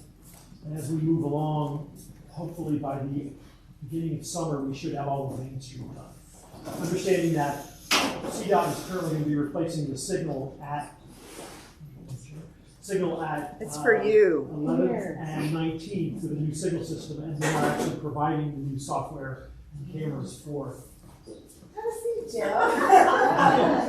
for that system. And then later on this year, we'll be working on the adaptive signal system on Clover, and then on 119 as well. Okay, so The challenge with the old system, other than it's starting to have a number of issues, processes were breaking down, and then for us to get repairs done was extremely expensive. The vendor was really not working with us, so we elected to go with another system that allows us to make adjustments.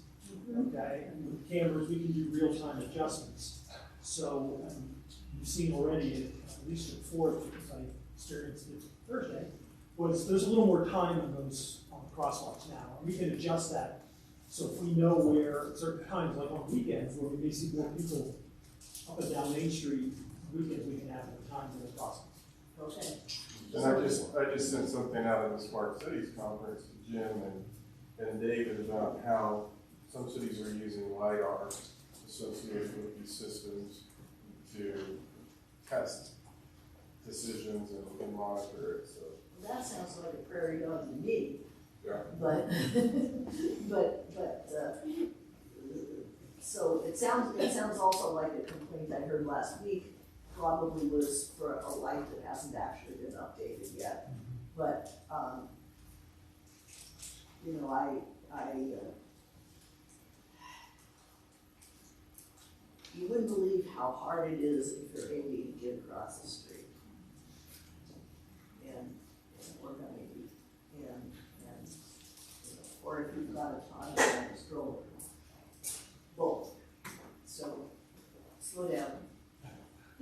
Slow those lights down.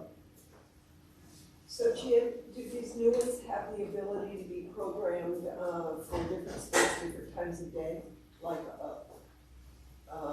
if a certain time during the day is busier, that it can be longer, a little longer time? Yes. Yeah, the system will work. It's adaptive, so it adapts to move cars, but then we can also program it to allow us to program for additional crosswalks. So it also gives us the ability to count vehicles on different sides, as well as pedestrians and bicycles as well. And it's actually an activation system that will assist with, will identify bicycles, so on the cross streets, the light comes up where previously the operating system wouldn't identify a bicycle this way. Okay. Thanks. My turn? I actually have a question for Glenn. Glenn, have you had any interest in so when we're talking North Main, I'm just looking at the sales tax report from our last packet. And if this North Main is being north of 17, that's just for sales tax. But I have to notice that the North Main area, north of 17th up to 66, is like fourth in line behind Harvest Junction and Costco and the Twin Peaks Extended. I mean, the sales tax was 7.9% of that area. So it's actually doing quite well. And I just wondered if you had any interest in filling some of those empty commercial spots that are up there. Because I'm guessing what you're talking about around 15th, I mean, we're more strip mall type. Yeah, and I'm thinking, used to be Play It Again Sports. Right. That's been vacant, and I Big Five. Big Five, I'm sorry. But I think they have another tenant that's going in there. There was another tire shop. Basically, they had a non-conforming use, and somebody else is moving right in. So even though it's auto related, it is filling that space. So I'm not exactly sure what intersection that's at. But 21st. Is it 21st? That tire shop was before Eagle. I think it was Discount Tire. Yeah. Those are the two that come to mind that are filling. The shopping centers suffer because they're way off the street, and people are doing shopping other ways. So I think that's the emphasis of this plan is fill in those spaces in between and try and get folks in there, pull folks in, and create density. we have significant parking in those areas, so. There's plenty of parking. Yeah. Yeah. And so it'd be nice to fill it with something that requires parking, but if not, are you considering utilizing those parking, lots for the development? Exactly, yes, that is a big point of this plan, is let's fill those parking spaces that aren't being used with something that adds something to the economy and provides places for people to live. That is a big emphasis of this plan. And thanks transportation for getting, so people can just walk across and shop on both sides of the street. Yes. Appreciate it. Thanks.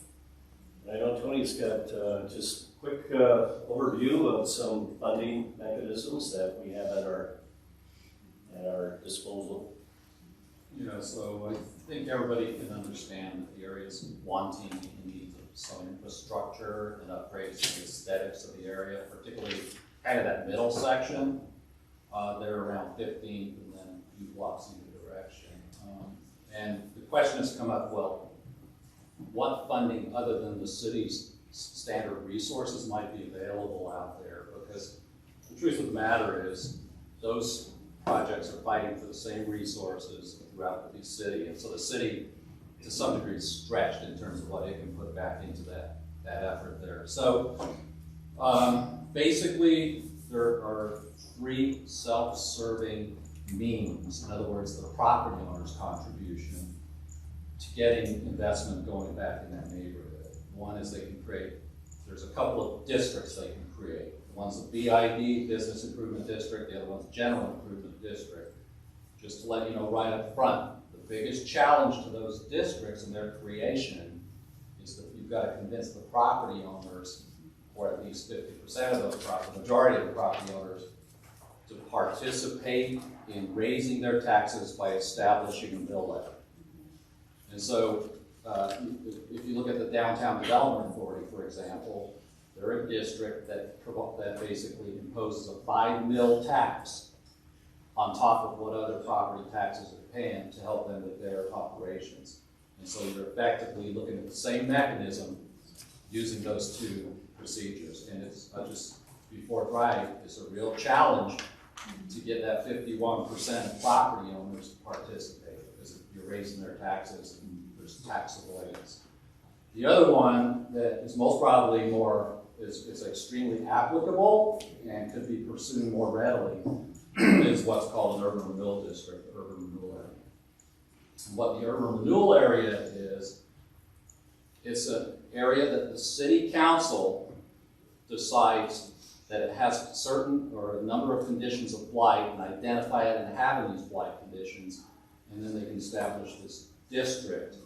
And then the actual taxes generated from new development or improvements to the property are collected by the urban renewal authority that then can be reinvested into that particular area. Now, the one downside to that is that we have to negotiate, or the city would have to negotiate with the various taxing entities as to what proportion of the tax increment would be sent to them to make these improvements in that particular area. So it's not a tax increase to any of the property owners, it's just a negotiation with the taxing entities to use those proceeds, again, that are generated from new development and improvements to existing development.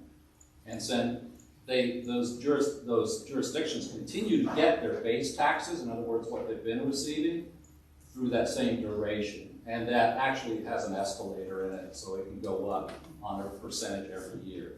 So the districts aren't really losing anything, because the premise is without the new development, they aren't going to get those taxes anyway, right? They'd be contributing the extra. It's the extra, so yeah, it's above and beyond what it was generating at that particular time you set that district there. And what that does is that has the means of pumping the development and investment interest in an area. Because if you can get a couple of projects out of the ground, it just makes it more desirable for the developers to come in and maybe fill in some of these parking lots where otherwise they're saying, I don't get it, the area is starting to depreciate, it's gonna continue depreciating, there's no investment in the area, so why am I investing? So it gives you that starter kit, kind of. Now, the thing is too, that typically though, at this point in time, and given the costs associated with redevelopment activity, so your land costs are much higher, you may have environmental considerations, you may have demolition, public improvements, you add all of that together. The way it's working now is that some of those tax increment proceeds may need to go back to the project itself to get that out of the ground. So then you end up with some net proceeds from the increment that could be applied to other types of projects in the area or improvements in the area. And then in terms of funding, one, that's an annual cash rebate effectively from the treasurer, the county treasurer. And there is also that possibility that those proceeds can be used to pursue a bond issue to get some funds up front. But that's all subject to the financial matters in terms of what is the actual ability to do that. So it's just a good mechanism. And I can tell you that area, just from my cursory observation, meets at least 4 of the elements of blight as it's laid out within the state statutes. How many do we need? You only need 4. Okay. And there's 11 of them. This is where our boards meet. Yeah. So, and just looking at the sales tax report, just at the sales tax report, and they're not doing as well there, that's considered central Maine. Between Terry and Emory from 17th to Longmont Avenue. And if I can That's right where we're talking. just clarify too, so that negotiation with the county and schools and the other districts, though it only applies to property tax as part of the TIF. The city also has the ability to contribute sales tax. Our typical protocol is that we have not contributed sales tax towards any TIF, but that is another means if the city would desire so. Part of what, if a project were to come before the council, we would also review the financials with you in terms of looking at what is the impact to the general fund as well, because just like we would have to negotiate with them, it's our responsibility to sit down with you all and say, if this, then this, and here's what the broader impact is in terms of what we're looking at. So that's a piece of the puzzle. What I was going to add to what they said, so Scott Cook and Aaron have been working in bringing the North Main Street businesses together. So they've had a couple of meetings thus far. The first meeting we brought in public safety because that tended to be what a lot of folks were focusing on in terms of impacts to their businesses. I then spoke to the group on the second meeting and touched on a little bit of public safety issues. Gave them an overview, a really quick overview of everything that they're talking about. And they're going to continue working with those businesses in terms of what they look at in the future. And they can bring any one of us back in to have those conversations. I think the point that Tony made is getting the owners of the property to agree to do this is going to be the most significant hurdle, because in the majority of cases, the owners of the property are not the businesses that are located in this area.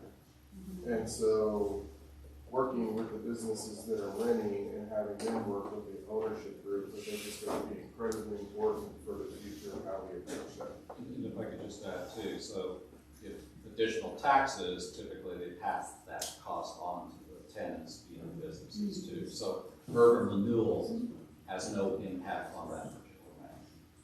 Yeah, I'm already a fan of urban renewal because I'm just looking at the package for November's sales tax report. That area was 1.8% of the sales tax, whereas North Main, north of 17 was 7.9, significant. And those are more multicultural businesses. That North Main includes the Walmart. Yeah. Walmart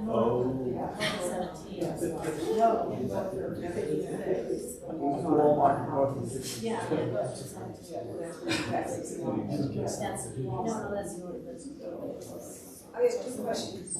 Yeah, Tony, is any part of North Main in an enterprise zone, or can they be in an opportunity zone? They're not in an opportunity zone. Whether they can be, I'm sure that's subject to the feds renewing the legislation and allowing the boundaries to be reestablished. I'm not quite sure about the enterprise. Does it go that far north? Yeah, the enterprise zone Okay. covers all sides of Main this Street, area. both sides from 66 all the way down. So that leads to some tax credits and other things that can help. Yeah, and typically in those scenarios, we look at how those work in play with each other when we're negotiating a deal with the developer. And do they have to be in a district in order to use a TIF? That's in Okay, so there's a rule. So typically, yes, the monies have to be expended within the boundaries of the established zone. Okay. But there's a provision that says, or provides benefit to. So for example, let's say you have a 2-block lane, and then you want to extend landscaping improvements another 3 blocks. That most likely would qualify for expenditure. So you can spend money outside the zone as long as there's benefit, and under that example, you could definitely say it's benefit because it's cleaning up the area.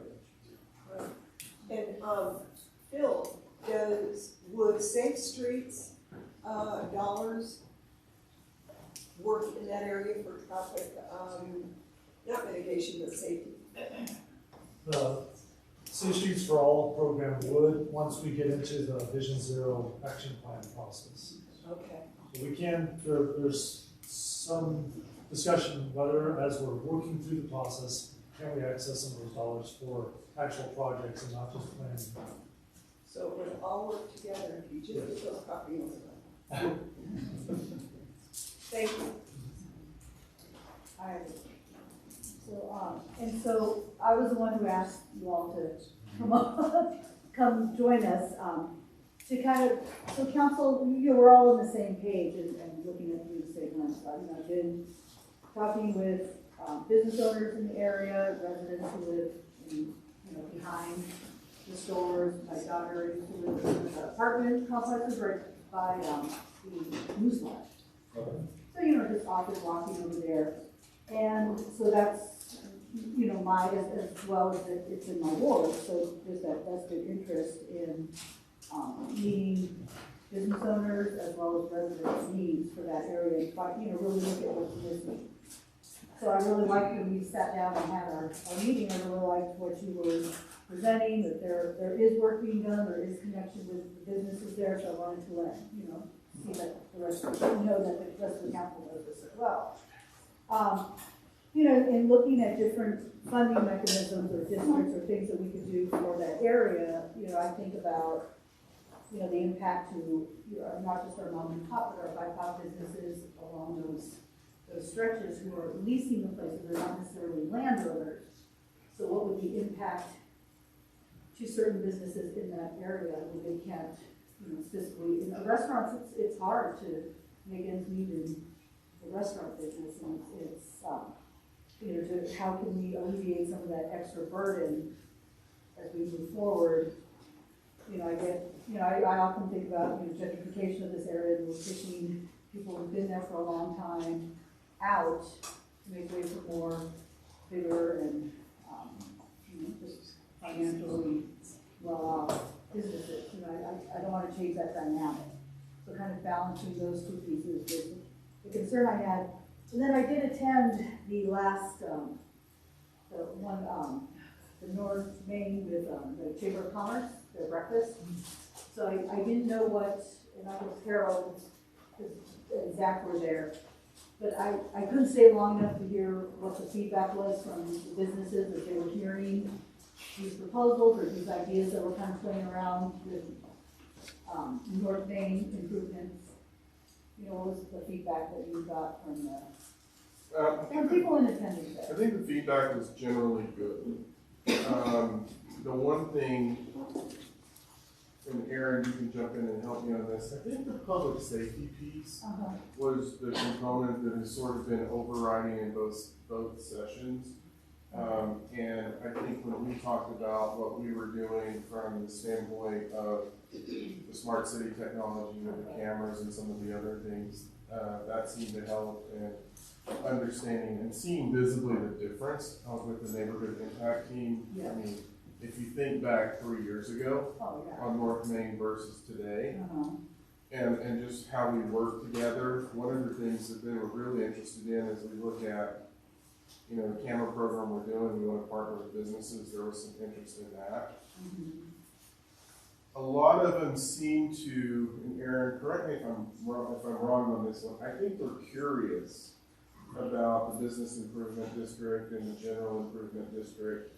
And we're planning to go back to them with more information. I think the information on the enterprise zone is something. So I think there's a lot of curiosity and interest. I think they were really glad to see some of the conversations about the plan and transportation. Microtransit is something that I think got a pretty strong response from them. Yeah, I think that's a fair assessment. We initially, Scott and I met with a small group of business owners and kind of tested out what are they hearing. And so we have some survey results, and I'd be happy to share those. I think I shared those with you, Harold, but we'd be happy to share those with council. I think Harold's spot on. A lot of the comments and kind of more immediate concerns related to public safety, homelessness, and sort of some of the issues that they're seeing with the unhoused population. But I think they are interested in getting to know each other better, and so there's definitely a networking component to this and having the businesses meet each other. And then I think, you know, Scott and I have talked about ways that we can present information. So maybe Tony, having you come in and talk about what some of those options. Phil, we've talked about having a more focused presentation on transportation and some of what the city's planning. So those are all things that they're interested in.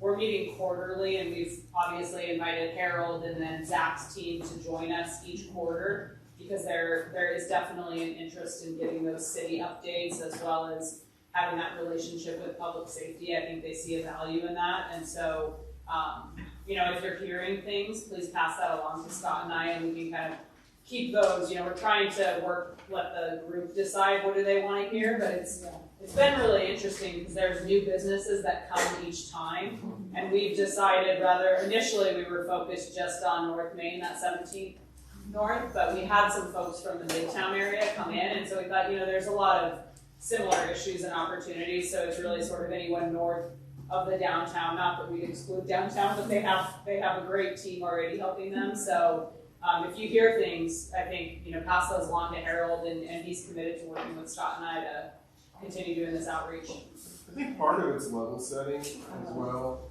So, you know, there are some areas, the area from First Bank down to Freddy's on the east side, you know, and they'll say, well, what's happening on improving our alleys? Well, that's not an alley, that's a private drive. Yeah. And so I think as we're working with them in really level setting, you know, I kind of dove head in, I think after you left, to say, you know, one of the questions I always get from North Main is, why are we investing this money in downtown and we're not investing it here? And I went over, well, there's different funding sources that those property owners have elected to participate in to get that funding source. And I think that's part of what they're starting to try to grasp.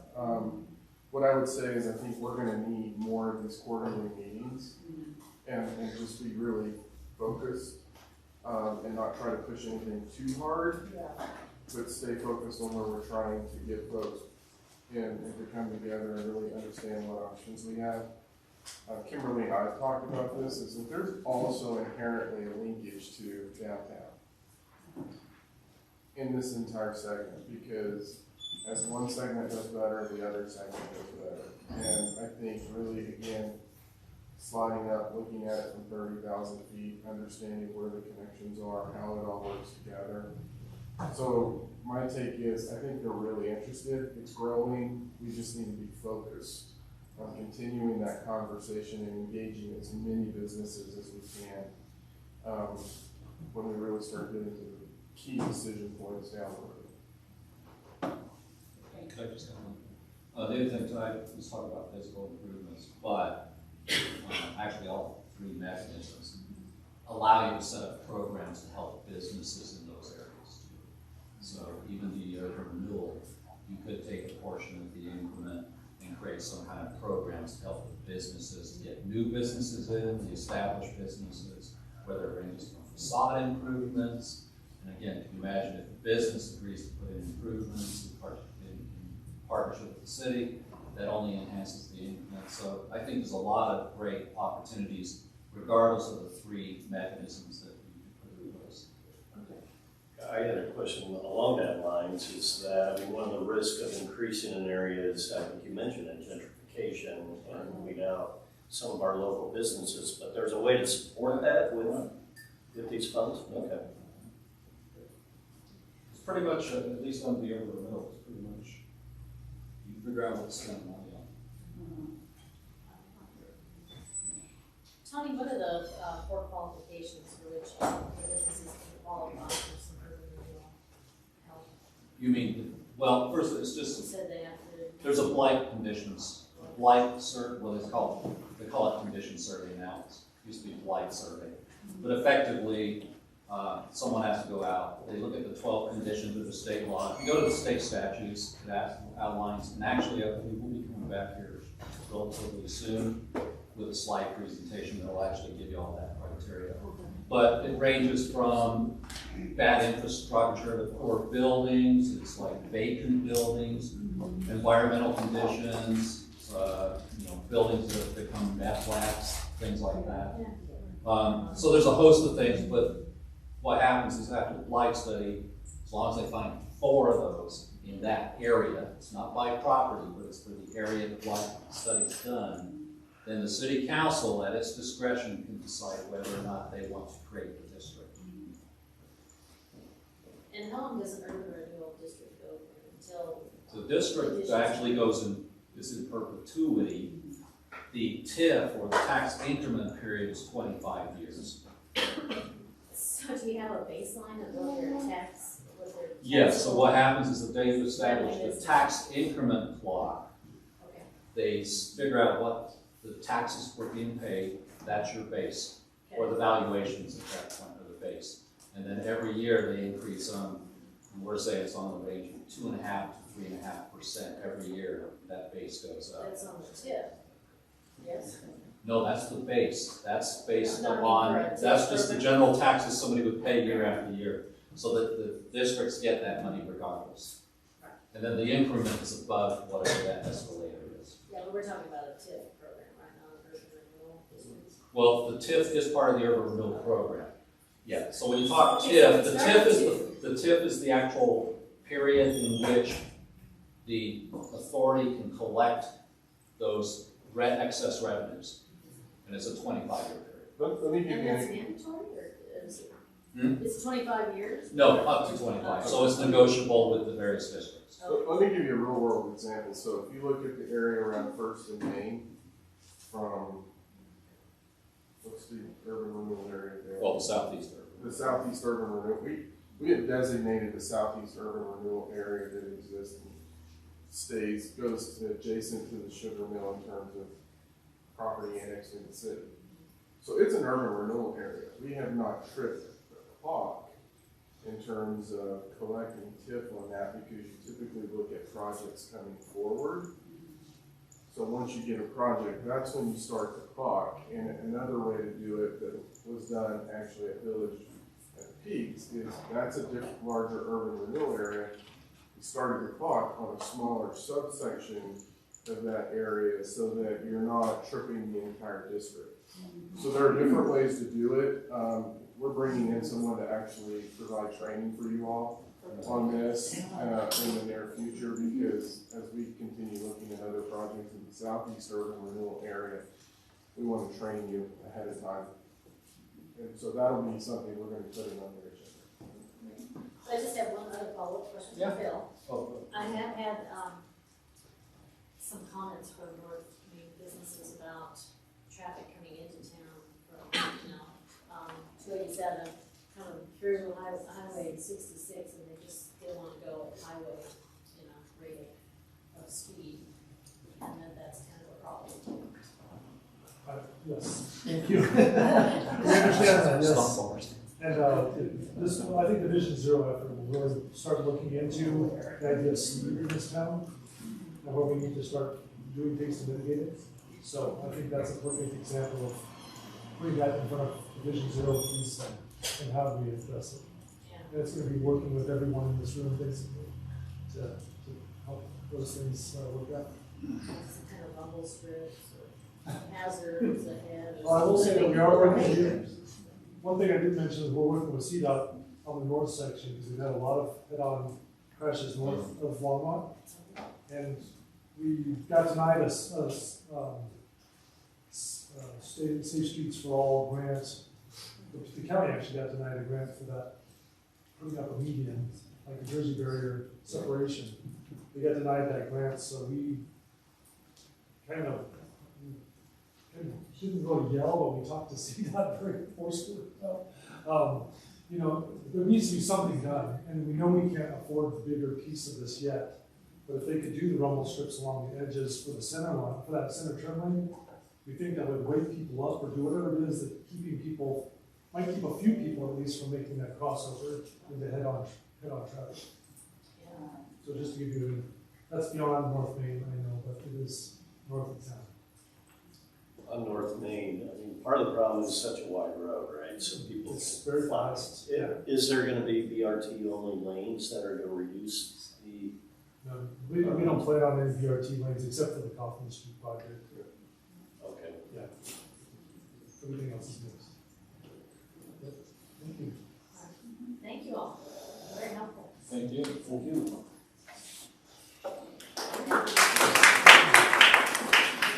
Very much. Council, I want to do a quick check-in with you all. So we are to the distributed energy resources. This will likely take a little bit of time. We do have public invited to be heard at 4. You have a couple of options. So we don't want to do public invited to be heard earlier than 4 because that's the published time that we said. We could get through presentations, take a break for public invited to be heard, and then start discussion if you'd like to. So it's kind of up to you. I figured let's let them present and we'll see what time it is at the end of the presentation. And then decide if you want to continue with your discussion or if you want to just hold off. Okay, yeah. That's great. All right, thank you. Well, good afternoon, everybody. My name is Darrell Hahn. I'm the Electric Utility Director. I apologize, but we have a lot of slides, so I will be looking at my notes more than making eye contact, so hopefully you're okay with that. I also want to introduce Hannah Mulroy. She's our Energy Portfolio Development Manager. She came to us at LBC from planning about 20 months ago. She has a strong background in planning and development, sustainability, and previous government experience. So we're really happy to have her on the team doing what she's doing. She'll tell you in a minute what that is. I will say that she's been neck deep since day one, since the day she started, working across the organization with the other 3 municipal owner utilities, with Platte River, spearheading internal efforts and just researching solutions and keeping this ball moving forward. I do want to also offer our thanks to the other staff members who were, unfortunately not able to join us on stage because it's too far to walk. So we've got Brian and Raven and Becky and Susan. They're all here to answer any questions that might come up that Hannah and I can't answer. We're going to kind of do take this from 2 levels. We're going to do a high-level introduction, background, kind of level setting, and then we're also going to do some deep dives in a few areas just to kind of give you a taste of the complexity and what it is we've been doing, what we've been doing. So throughout the presentation, keep in mind what information you're not hearing or what additional stuff you'd like to hear so that you can kind of understand what it is that you need from us. And to quote the song, we've got a long way to go and a short time to get it. So we'll jump right in. Can I ask council to hold your questions until after the yellow? Sure, you got it. Yeah, so this is just a quick agenda. It kind of gives you an idea of where we're going to be talking, again, high level, get into some deep dive information, and then we're going to talk about next steps. So you should recognize this slide. This is the house that you built, so to speak. And at the very top, I want to draw your attention to one of the council priorities that has to do with a lot of what we're doing, the climate action. So, you've got a priority there, and our job is to kind of turn that priority into an implementation, right? To start with the steps to make that happen. And so the way we do that is a number of different ways with the city of Longmont and the Fox River and the other cities. One of the areas we're going to focus on today are what we call DERs, or distributed energy resources. And we'll define that a little bit later, but just know that this is kind of what we're talking about today. Yeah. So again, we have to take the council priority and turn it into something that we can actually do within LPC. And for us, that's the 100% renewable energy goal. And so, in other words, we want to deliver energy to customers that's renewable. It's not coming from fossil fuels. So, as I mentioned earlier, this is a collaborative effort, and I like this drawing here, this Venn diagram, because it really shows it's not just a Platte River effort, and it's not just a City of Longmont effort. We're each doing our own sort of independent things in parallel, but then there are also a lot of areas where we're overlapping and strongly collaborating. And as you know, the Platte River Power Authority was created about 50 years ago. There are 8 board members. 2 of the board members are from the City of Longmont, including Mayor Pack and Dave Horn out there. So they are working on our behalf and on behalf of the other 3 cities. The other thing that this Venn diagram shows is that nobody can do it alone. It's not something that we can just say, hey, Platte River, go take care of it, because it's plan 2030 when it's done. At the same time, they're not looking to us to do everything. It certainly is a collaborative effort. Now, this is something, it's really a sea change, and a fundamental change in how we do business at LPC and how we deliver energy to our customers. For the last 50 years, Platte River went out and got the energy, or they made it, just gave it to us, and we delivered it to our customers. But now that's changing fundamentally. Not only was the grid made to do it that way, but that's the way that the industry has worked for over 100 years. And so now we're looking at introducing a new paradigm. It's a new set of responsibilities on us as a utility, and us as a city, and on Platte River as well. So this is something new for all of us. There's no longer that clear line between, hey, you go get the energy and we'll deliver it. Yeah, that's okay. So again, let's talk about a multi-pronged approach. So this is not, there's no single solution that says, we're just gonna throw all our money at this one thing and that'll get us to the 100% renewable goal. So it's a portfolio of different solutions.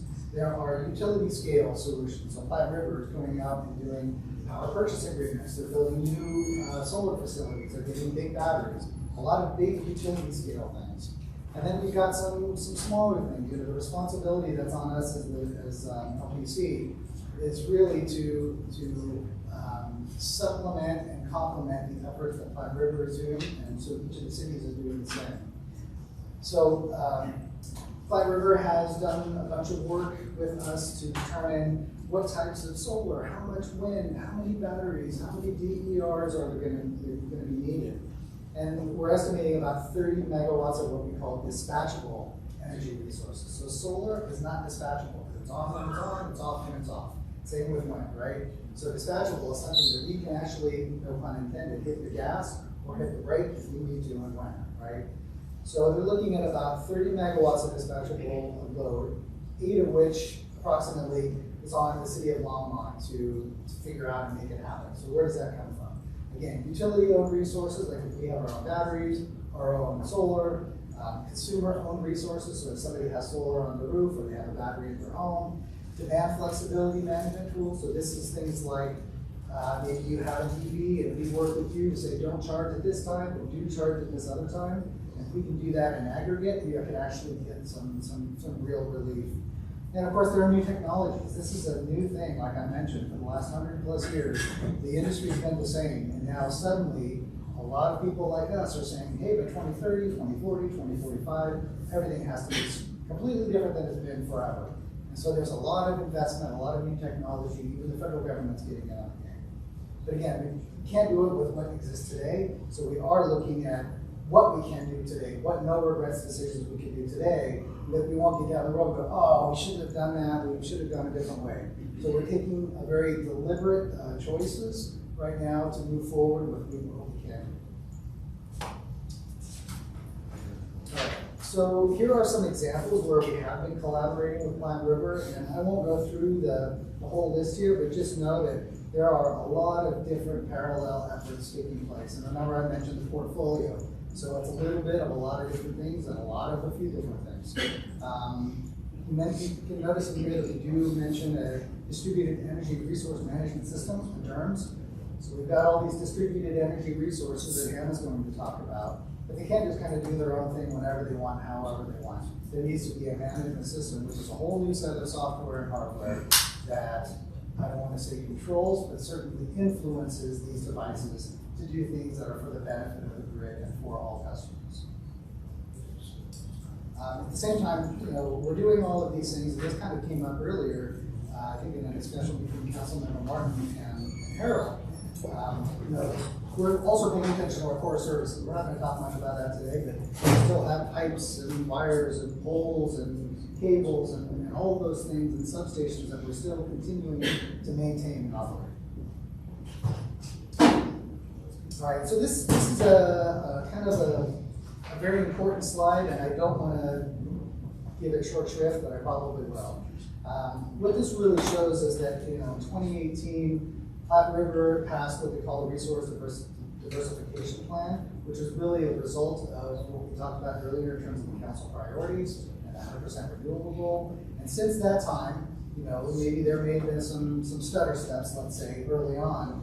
But since then, it's been full speed ahead to increase the amount of renewable energy that's being served to our customers. And so by 2025, we expect about half of the load of PRPA will be served by renewable energy, and so we're ramping up to that point.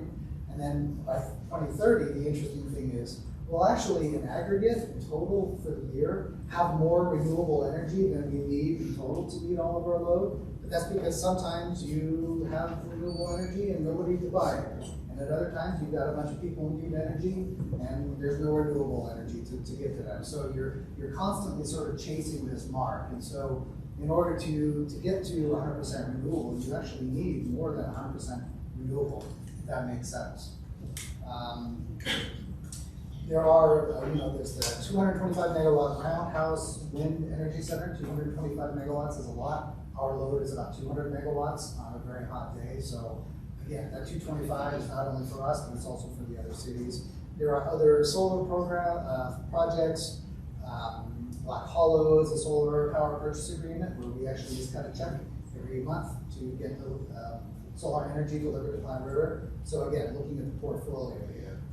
And in the future, some of the things that Platte River and we are working on, the next thing that's coming up is something called an all dispatchable source RFP.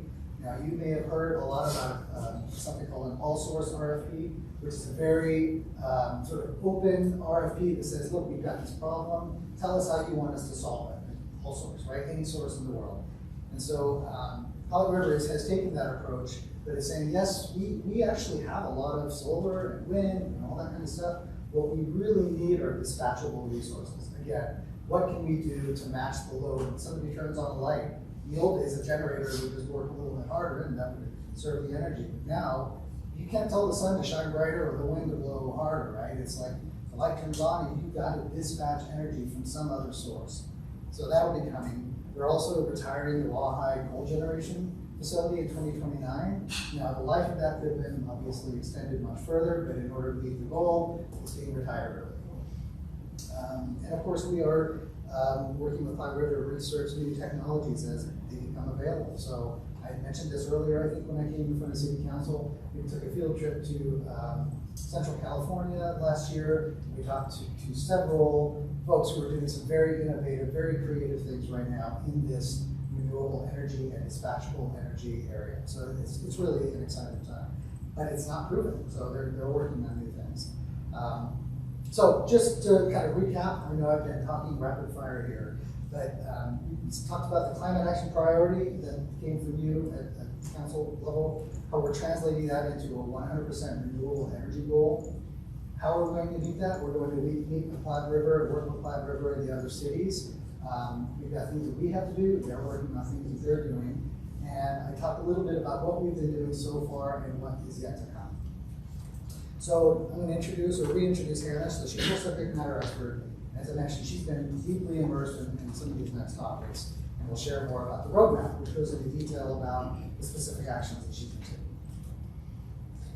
excuse me, thank you, Daryl. I want to say thank you to Daryl for setting the stage with kind of the climate goals and the 100% renewable and how some of the very granular details of things that I've been working on feed up into that goal. I've been working really closely with Platte River since I started here with LPC, and it's been a really exciting and challenging experience. As part of the collaboration, the 3 owner communities as well as Platte River Power Authority have worked with consultants who specialize in DERs and DERMS software to develop a DER forecast and potential study, as well as a DERMS roadmap. So I want to share some details of those 2 studies with you today to kind of give you community-specific metrics or goals that we are attempting to meet with programs and funding. On the left side, or I would say before I get into the projects and the roadmap, I want to encourage you all not to get too lost in the details or the numbers, but rather I want to convey to you that these are substantial numbers of devices and dispatchable resources, and it's a multi-entity, multi-year plan and roadmap to get to where we want to go. So it's going to require us to ramp up with staff, software systems, and programming to achieve our goals in the short time frame that we have. On the left, I want to show you what it's called the Dunsky forecast around us, the DER forecast and potential study that was done. On the left, you'll see the VPP capacity on a summer day across all 4 owner communities. VPP, to say again, is virtual power plant. So while Daryl touched a little bit on the DERMS being kind of how you aggregate devices and control things and anticipate load and forecast for performance, the virtual power plant tends to be like the actual platform in which people enroll their devices, get their kind of compensation for participating in the devices, and a little bit more of the consumer facing, where DERMS interact a little bit more with the market and generation transmission. I won't go into too much, but basically you'll see that there's demand response enrolled, distributed storage enrolled, and then total achievable. So while you can see in 2030 and 2040, there's a substantial amount of demand response and distributed storage, electric vehicles enrolled, the total achievable is lower. Essentially, it's not all available at the same time, and it's not always available when we want it to be available when we're having a high peak demand. So system-wide, they are anticipating and put into their integrated resource plan at Platte River 71 megawatts of enrolled devices across all 4 communities, and 31 of those megawatts being actually available when we need them to be. Respectively, that's about 71 is about 10% of overall load, and 31 is about 4% of overall load. And you'll see when we break down the numbers to Longmont, the ratios are similar. We hope to get about 10% of our peak load enrolled and about 4% of our peak load to be dispatchable. Touch on the numbers just a little bit. On the right, you'll see I have it a little emoji, but essentially we have about 155 megawatts of behind-the-meter distributed solar anticipated across all 4 Platte River owner communities, with our share being 32 megawatts by 2030, actually up to 81 megawatts by 2043, which is the full extent of the study. Energy storage, again, behind the meter, not utility only. We expect 47 megawatts across the Platte River, where we have a Longmont share of 10 megawatts of behind the meter storage. And we expect about 4 megawatts of that to be dispatchable when we need it to be dispatchable. Electric vehicles, about 42,000 across Platte River. We expect about 14,000 in Longmont, and that has a demand response potential of 3 to 5 megawatts, depending on what time of year it is. In summer we can get 5, and winter we can only get 3. And traditional demand response, so that is things like smart thermostats, smart water heaters that we ask to warm up ahead of time, kind of widgets to turn down your energy usage at certain times. We expect 5 megawatts of enrolled devices, but there's only 1 megawatt of dispatchable, so it is less high performing technology.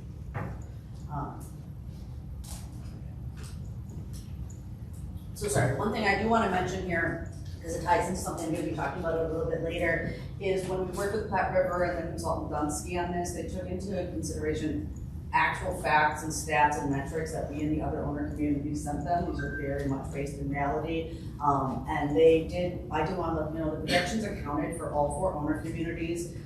Taking a look at and potentially revising their existing net metering credit, so how much we pay, and again, we'll talk to that to folks for their net excess energy from solar. One of the reasons why is that across all 4 owner communities, there's a recognition that kind of reducing that energy metering credits can drive people towards adopting storage, which is a huge goal across all 4 communities. So kind of how do we balance that? So that's the DER forecast. The second thing I want to talk about is the DERMS integration roadmap. The DERMS integration roadmap. This is based on the kind of the DERMS and VPP efforts that are happening through Platte River Power Authority. You can see it's from this year in 2024 on to 2030 and on. There's lots of steps in each phase that require staff and funding and coordination. I'll go into a little detail of what these things mean. I had bullet points, but I figured no one could read them from far away. So during 2024, 2025, we want to build a foundation. We want to get under contract with the DERMS vendor and a VPP platform. We want to determine our data management approach. There's quite a lot of data transfer that needs to happen here, and we have some pretty strict data privacy and protocols here in the city, so we need to kind of establish how we're going to do that. Program development for our DER, which devices and who are we going to enroll. We have a certain area of town we want to be interested in, or certain technology. We need to do quite a few systems integrations, which Daryl's going to touch on in a couple slides, and how much complexity is behind there, what needs to happen in the next 2 years. And then at the tail end of this phase of building foundation in 2025, we expect to begin piloting some of our distributed energy resource programs and enrolling devices by the end of 2025. Building on that in 2026, we're going to prepare for launch. We're going to build our DERMS, build our BPP. We're going to implement the data management protocols that we've established, and we're going to scale our DER program, scale our pilot programs in 2026, so that when we fully launch the DERMS and BPP in 2027, we've had some proof of concept, some idea of technologies that work and what our customers are interested in. So 2027, 2028, we're going to launch the DERMS. We're going to integrate with the market. I won't go into too much detail, but we at Platte River are entering the SPP electrical market. So the DERMS and the market integration should happen around the same time in 2027, 2028, and then we're going to work on improving our data analytics in that time frame as well. Continue to scale down our pilot programs. 2029, 2030 is when things will hopefully get more automated. So we hope to integrate our ADMS, which is essentially automated systems and networks that we don't currently have. We're going to have predictive analytics and machine learning by this time. So kind of forecasting DERs, performance of DERs, where certain areas on our grid may see constraints, actually forecasting that that's going to happen through machine learning rather than reacting to it. We're going to continue our DER programs, and then 2030 on, we're going to just continue our BPP operations, we're going to continue automate operations to support our decarbonized electrical system. I'm going to hand it back to Daryl for a moment. Thanks, Hannah. So, again, Hannah's talking very specific about the distributed energy resources. And we've also got a number of other efforts that are happening in place. They're in place today. We have seasonal and tiered rates, right? So we try to encourage conservation and so forth. We're deploying the AMI system, which is really going to be our eyes and ears on the grid to see where the energy is flowing, where pieces of equipment are being overloaded, how we need to change the grid in order to accommodate the new bi-directional flow of energy, which used to just be in one direction. EV charger rebates and data tracking and so forth. We are working on a smart grid roadmap, which is going to help us figure out what are we going to do to the grid to accommodate this new thing, because like I said, historically, energy has flowed in one direction, now it's going in 2 directions, and that's twice as complicated, if not more. We're also looking at trying some new things, right? We're working at the water wastewater treatment facility, running some solar and some battery storage. So we're doing really a lot of exciting kind of things right now. This chart on the left, don't look too much about the details, only just kind of the takeaway here is that each of these orange blocks is a different software system. And when I say system, that's software and hardware, right? So one has to talk to the other, has to talk to the other. Several of these don't even exist yet. You know, we have a customer information system, we have a geographic information system, so those are up there. Those obviously need to talk to each other. But then it gets that much more complicated when we start adding other systems like the DER management system that Hannah mentioned and so forth. So just a thing to keep in mind, lots of new things that we've got to go out to RFP, train staff, get stood up, get them integrated, get them working, get them talking to Platte River and our neighboring communities. This year, we wanted to point out, I think, what's that? The roadmap, yeah, sorry. There's a little red car, and Harold really wanted to make sure that his car was reflected on this map. So there it is. Does it have the tire jack stuck in it? Yeah. It's a different car. I don't know what car we're gonna have because of the jacks. Yeah. So I think that just reinforces that things are always changing day to day, right? So we can't ever rely on anything to be the same the next day. So the path to 100% renewable is going to be a series of incremental decisions and enhancements. So what we want to talk about today a little bit is what are those no regrets decisions, like I mentioned earlier, that we can make now, knowing no matter whether technology goes left, right, or straight, we can do things today to get us set up, and those are things we can start doing today. Talking a little bit about the roadmap, and we're doing some code and standards review, which Hannah's going to get into a little bit, and the interconnection and rate updates, right? So how do people connect their devices to our grid? It's antiquated, and we need to modernize that. And then, of course, there's the future DTR. So I think we kind of talked a little bit about what we've been doing, what we're going to be doing, what we're doing now. Hannah's going to talk about how we're going to modernize that process. And introduce the interconnection discussion. I think that's good. Yep. All right, so as Daryl mentioned, we're obviously on our way to 100% renewable electric energy, but there are some steps along the way that we need to do as foundational pieces that we staff have been working on is to review our policies, review our policies and standards to identify ways we can enable more DERs on our grid, but in a way that doesn't break the grid. As we see a higher penetration of DERs in certain areas and/or large installations, a megawatt of solar, 5 megawatts of battery, we really need to modernize our regulations, rules, policies, and standards to accommodate these emerging technologies.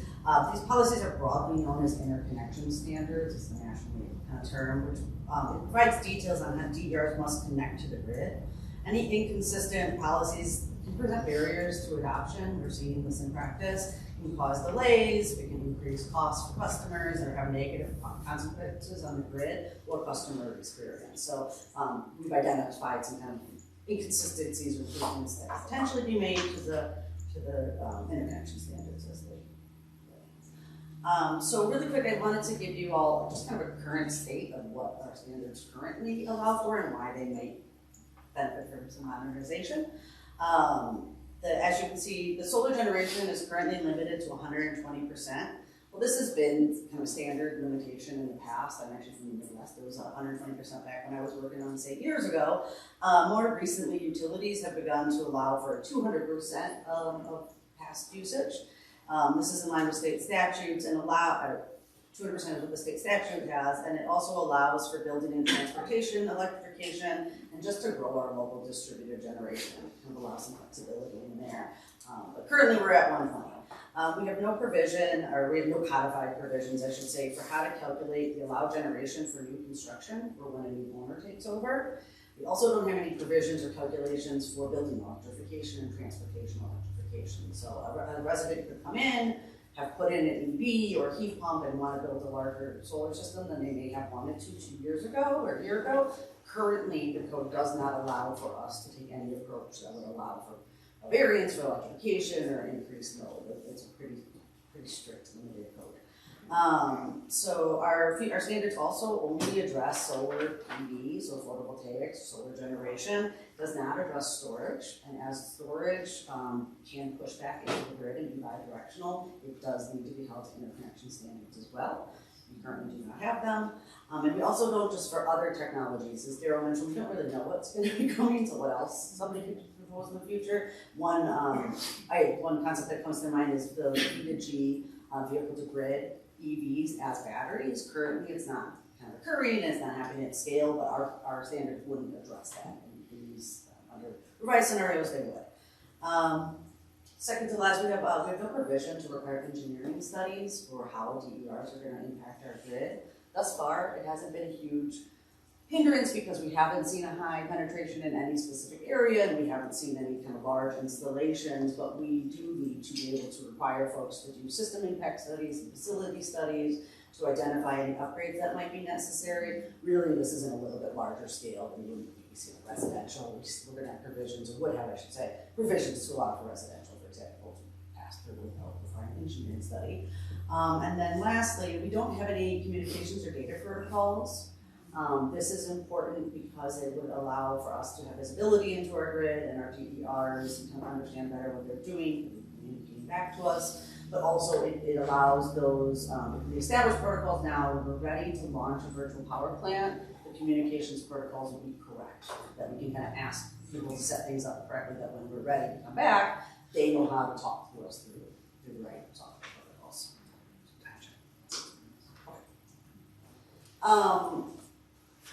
As I just said, there's kind of policy goals behind why we may want to look at modernizing it. We want to enable DRs while safeguarding their grid. We want to better align, or we could better align with regional and state interconnection standards. We could benefit from modernizing our standards to address emerging technologies, provide some additional flexibility to allow for beneficial building and transportation electrification, and allow for even better customer service by allowing for faster reviews and less failed permits, although we have pretty good response in our customer service in general.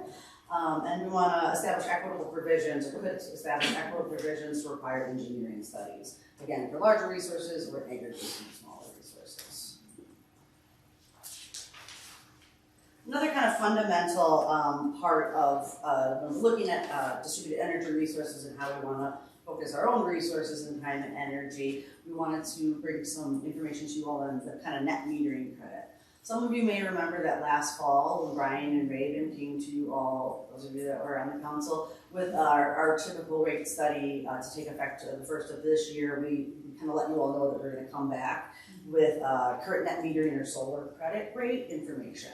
So in addition to our reviewing our codes and standards, we also, as it relates to DERs, we've also done a pretty comprehensive review of our current net metering approach and future financial projections if we continue business as usual. Before I go into the financial implications, I want to take a moment just to go over what net metering credits are. Currently, the city credits both residential and commercial solar customers for any excess energy they push back into the grid at the retail energy rate. So what they pay us, we pay them. This means the city pays a premium to customers for net energy credits that is above what the city would have otherwise spent to purchase that power from Platte River Power Authority at wholesale rates. The money to pay this credit comes out of the electric fund, and therefore all electric customers are subsidizing the credit payments to solar customers. And on the next slide, I'm going to give you a preview of what that looks like, the subsidy looks like, but we will return to council in the future with a full rate analysis and to seek direction. So I'm going to go over this and then I'm going to hand it back to Daryl to finish out the presentation. If you remember just a few slides ago when I presented on the DER forecast, we worked with on Platte River and other owner communities to anticipate how much solar growth we're going to see in the next 6 to 20 years. We expect to see continued solar growth to 2030 and beyond, and we've utilized these projections coming from Platte River and Dunsky to anticipate what the financial implications are over this period of time. This graph represents a 20-year projection of what we have been calling the excess purchased power, so EPP, credit. The EPP is based on the difference between the rate at which we credited customers, so retail, and what we would have otherwise bought it from Platte River at wholesale. Currently also our customers are credited retail rate, I said that. The graph demonstrates that at the current rate, the total EPP credit payment in the year 2043 would be $3.29 million. Said another way, without any change to the current rate structures, ratepayers will subsidize solar customers by this amount in 2043. You can see that it grows from each customer receiving $143 in subsidy to receiving almost $400 a year in subsidies. These funds could be used for operating costs or projects that work towards achieving the city's renewable energy goals, rather than potentially rather than subsidizing a non-dispatchable resource such as solar energy. And again, we kind of understand this to be that non-solar customers, people who can't afford solar, essentially are subsidizing those who can't afford solar. So there's an equity component to this that we have some concerns about. that's the end of my, no, it's not, I'm so sorry, I have one more. And the last thing, so there's three kind of fundamental components that I've been looking at, which is, again, interconnection, net energy metering, and then the renewable power purchase program. Just want to touch on it. This is a program in which our certain residents can opt to pay a premium above their base electric rate to support renewable energy resources.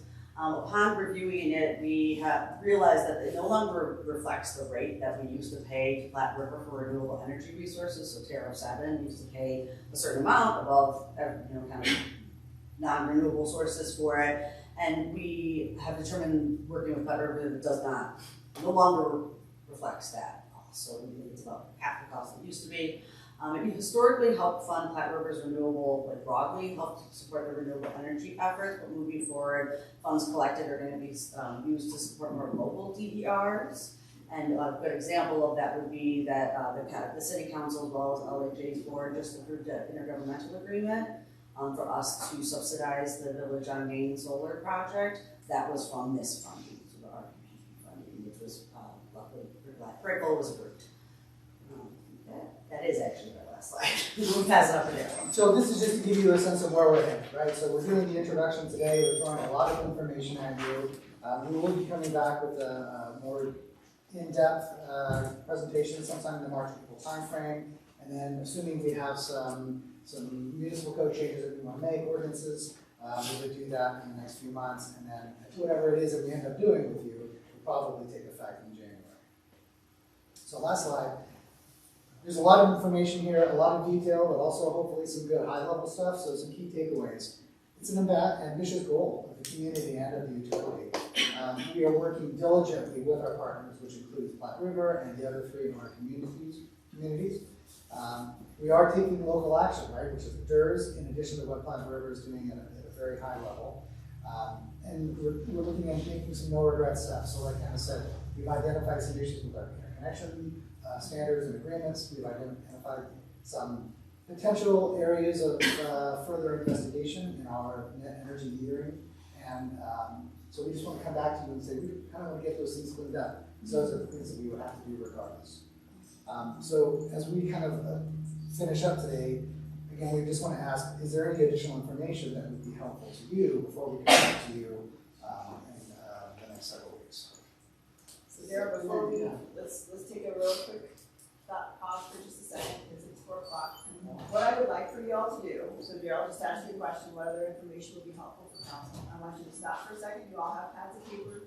That was a lot of information. Write down some thoughts right now for a minute before we get into public invite to be heard, so that we can continue the conversation directly afterwards, if that's what you all would like to do. Okay, that was the reason that my light is blue is because I have many questions, and I wanted to know when those questions would be asked. Also, there is a number that affects the questions. What was Longmont's 2023 peak summer demand in megawatts? It was close to 200 megawatts. 200 megawatts. Yeah, so a little over 195, something like that. 200 is good enough. Yeah. Okay. And while I'm talking, I would prefer to do the Q&A afterwards. But how many folks are here for public invite to be heard? 9. Okay, and everybody signed up. Make sure you sign up. You have it, right? Let's talk about the rest of the schedule real quick, if that's all right, for just a second, because this is obviously a very important topic. We do have 9 members of the public that are here to speak for the 4 o'clock advertised time that we said we were going to do public invite to be heard. I have a couple suggestions for council to consider. It's your retreat. You let us know, obviously, which direction you'd like to go. We could spend a little time on your question and answer before public invite to be heard, if you want to get it all out of your head. Or you can write down your questions. We can do public invite to be heard and come back to this. You have 2 other things on your agenda. I'm going to kind of assume that you already had the conversation about council supporting staff and those goals because you discussed it during the first tour services section. That leaves 2 different topics after this, which is the affordable and attainable housing Q&A, as well as the ballot debrief. I think the ballot debrief is probably 15 minutes because you get everything out, and that's kind of how it goes. And when Harold and I were talking, the affordable and attainable housing item he put on your agenda in case you had additional questions about how it works. Y'all spend a lot of time on that Tuesday night. Yeah. And so that's not actually a council topic that you all brought up. He and I were talking about perhaps if you'd rather just come back as a study session item to see if there's any follow-up questions, or if you'd like to just submit questions on affordable and attainable housing and bring it back in a different day. We could potentially push off that topic either to a study session or just take it off since you spent a lot of time on it Tuesday. So those are the different proposals. How would you all like to proceed? First question, public invited to be heard. Would you like to do that now or after this discussion? Public invited now. And then we'll have this discussion. And we're committed to do that.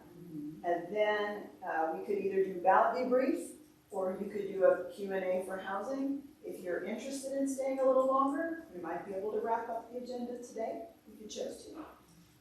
How would you like to handle the housing item? I choose we take it off because we're always updated, and a study session is open to the public if anybody wants to come in, and we have time. Okay, does anybody else agree with that? Take off, give me a thumbs up if you agree with that. Let me at least see 4. 3, 4, very good. Okay, and then we can do the, I think the ballot debrief really is a 15 or 20 minute conversation that I can hold on to. I would just like to be on the record as saying I feel like I've been had because we planned for a 2-day retreat and we didn't get one. And I'm angry about it. I think that we should have given double the amount of time to this, and I think that there's never, ever enough time given to housing. We should have given 2 hours to housing, and that would be our second day. And we could absolutely go that direction if y'all chose to. We certainly have the room and all food, and so it's completely up to you all. If you'd like to continue on tomorrow. Did we vote to not have, or was there that we wouldn't do it the second day? Well, you just took everything off. You voted a 2-day retreat. That's what we had planned for. And we left it flexible so that you could take the time that you wanted on the different items. I'm just suggesting some options. It is absolutely your retreat. We could, stop the public invited to be heard if you wanted to today and come back tomorrow to do housing and to talk about this conversation. You could have this conversation after public invited to be heard and hang out a little longer. There's no adjourn time that's set on the agenda, mostly because we wanted to make sure that we gave you the time that you needed to understand the concepts that you brought up. I planned on 2 days. I did too. So can we do 9 to noon tomorrow and spend, it'd be 4 hours, spend 2 hours on each of these. Sorry. Quit mine for 2 days. It's completely, this is your agenda, This your is retreat. public invited to be heard, stop for the day. Okay. Tomorrow do DERs and affordable housing. And debrief. Yeah. I think that that's really the best thing because these are the 2 hardest topics, and we should be fresh. So do we need another round of consent for that? Or Yeah, I would appreciate that. Yeah, so what I'm hearing is start again at 9 tomorrow. Okay, so we'll start again at 9 tomorrow. Okay. We'll do public invited to be heard now and adjourn. So we'll have breakfast at 9. I'm assuming you'd like to be done before noon. Do you want us to order lunch for you for noon, or shall we just assume we'll be done before noon? I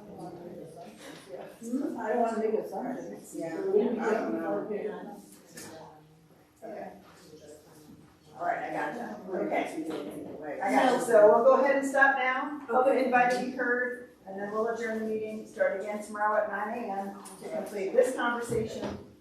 Continue to housing as ended out. I think it would be a good idea to commit some time. We don't know what's going to be, but 9 public invited to be heard at a retreat really demonstrates an engaged populace here. And I think we should dedicate some time tomorrow to discussing whatever it is they bring up. Yeah. Let's go to show some respect. Let's vote on it tomorrow and see what comes up on the RDBH. All right, okay. Sounds very good. Okay, so John, you want to help me with some public invited? Sorry, Daryl. Oh, my time. Stand where we're going to see. I got to take the time. Yes, that's right. Mayor has the list. Okay, Sounds good, okay.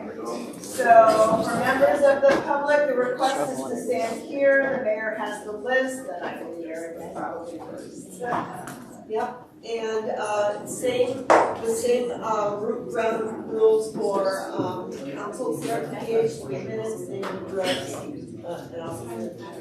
So we have Eric, you're up.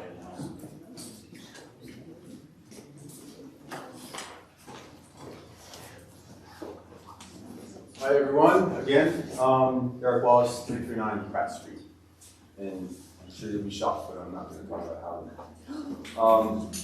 But we heard Harold very strongly respond to some questions about how we help council or help staff get through the workload. And he used the word focus. And I would say let this agenda kind of serve as an example. We put a lot of the important business kind of up front. And now, towards the end of the day, the public is speaking. We have a lot of ways to communicate with you. And not just at council meetings. My suggestion, and this is from, you all are you sit through these meetings all the time. I occasionally attend and watch them more frequently on TV. But I suggest that the council meeting agenda be reorganized to conduct the most prioritized business of the city up front and allow comments during those items to be heard from the public on agenda items only at the beginning of meetings. Get through your most number 1, 2, 3, 4, 5 priority items first in your meeting.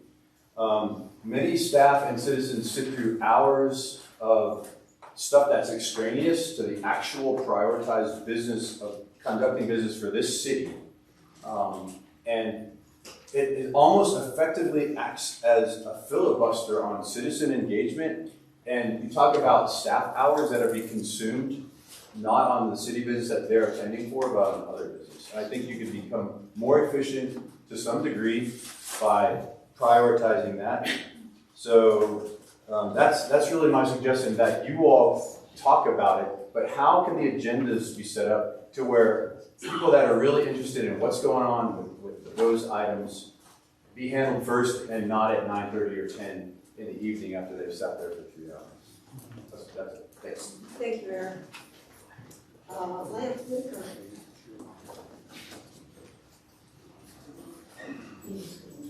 All right. Thank you.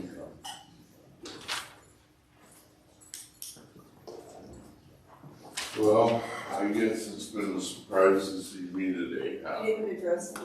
Oh, Lance Whitaker, 1750 Collier Street, right on the northeast side of town. So you all know that you guys talk about the northeast town. Well, I'm right in the heart of it. I'm watching your kids as they walk to school, so no worries there. Make sure they get from the park to school. Been a long time resident. This is one of my first retreats. I sort of thought, it'd be neat to drop in, and I've been here all day.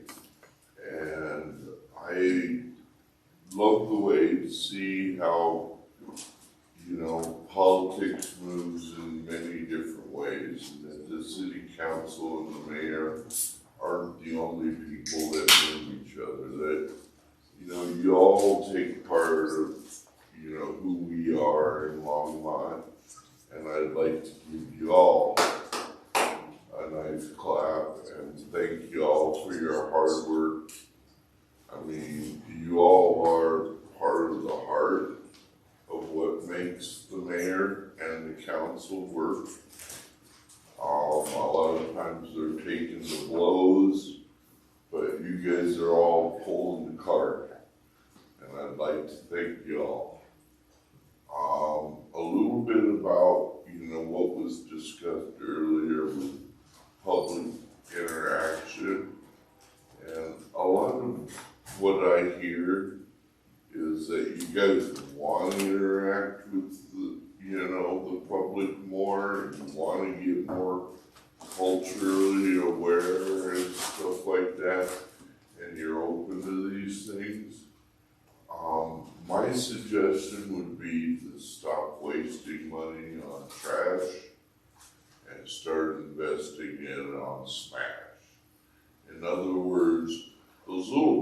trinkets that you pass out during festivals and everything else.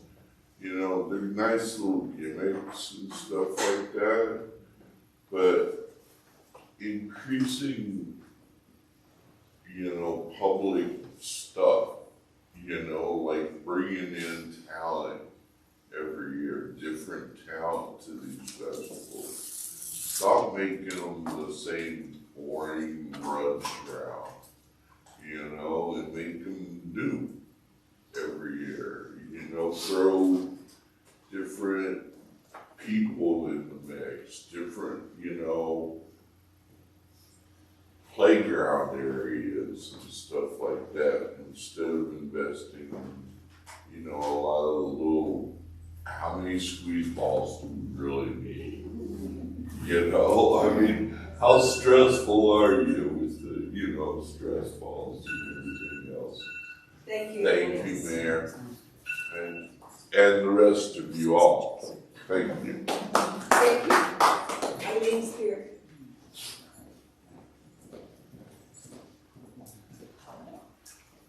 Hi, I'm Eileen Spear, 2256 Winding Drive. I'm here on behalf of Home Ahead. I'm the operations coordinator. And Home Ahead is a Boulder County furniture bank. So we help people transitioning out of homelessness furnish their spaces with gently used donations from the community. We work with organizations in Longmont like the In-Between, the St. Vrain School District, Hope for Longmont, Boulder County Housing and Human Services. And really our goal is to divert items from the landfill and to give them a second life for the people who need them. Since we started in 2019, we've helped create stable, comfortable homes for more than 1,000 newly housed individuals and family members in Boulder County. In 2023 in Longmont, we served 80 unduplicated households, like over 165 individuals, and 73 of them were minor children. And 30% of those identified as people of color or Latinx, and that's a big goal of our organization, is to try to fight for racial and economic equity. So that's one of the ways that we're doing that. This matters because in Boulder County, homelessness is at its highest level in 7 years. And then we're also seeing a rise in referrals for like families. So families going into housing who need items, and this is one thing that we're really trying to work with. We have a lot of structures in Longmont are available for people, but they don't have like the things that make it a home. And that's what we're trying to provide. We're trying to provide like the table to eat dinner at, the bed to go to sleep in, you know, just those items that make you more comfortable. And we think this is important because it makes the spaces more livable and it adds to the success for the families transitioning and the individuals transitioning into their new spaces. And through our work, clients receive the basics at a minimal cost. We did a study and we're saving people about $700 for a single family home based on what they would spend at like a local thrift store trying to find these items. And we're also getting things out of landfills, which is important. And there's a huge desire from the community to provide these items to people who need them. So we're kind of the middleman making that happen. Our clients surveyed indicated that they've experienced increased comfort and stability because of the furniture they've received. You know, they're saying, I feel more secure that I'll be staying here. It makes a big difference psychologically and physically. And so these items really do help people be successful. So what we're asking for is, we're seeing our referrals in Longmont are steadily increasing. In 2023, we doubled the number of households we helped. We almost doubled from 2022. So our current storage facility is in Southeast Boulder, so we'd really like to see some space in Longmont dedicated to this mission. If that happens, we could make it easier for people in Longmont to donate their items, keep those out of landfills. We can help people getting housed have easier access to their furniture. And it'll be easier for us as an organization to get the furniture to the clients. And personally, I live here in Longmont. I care about the community. I really want to see us be able to do more and help out people in Longmont that way. So we're just asking for connections and helping us make possible partnerships. Thank you, and thank you for what you're doing. Thank you. Homeahead.net, we want to get more information. What day would you go to?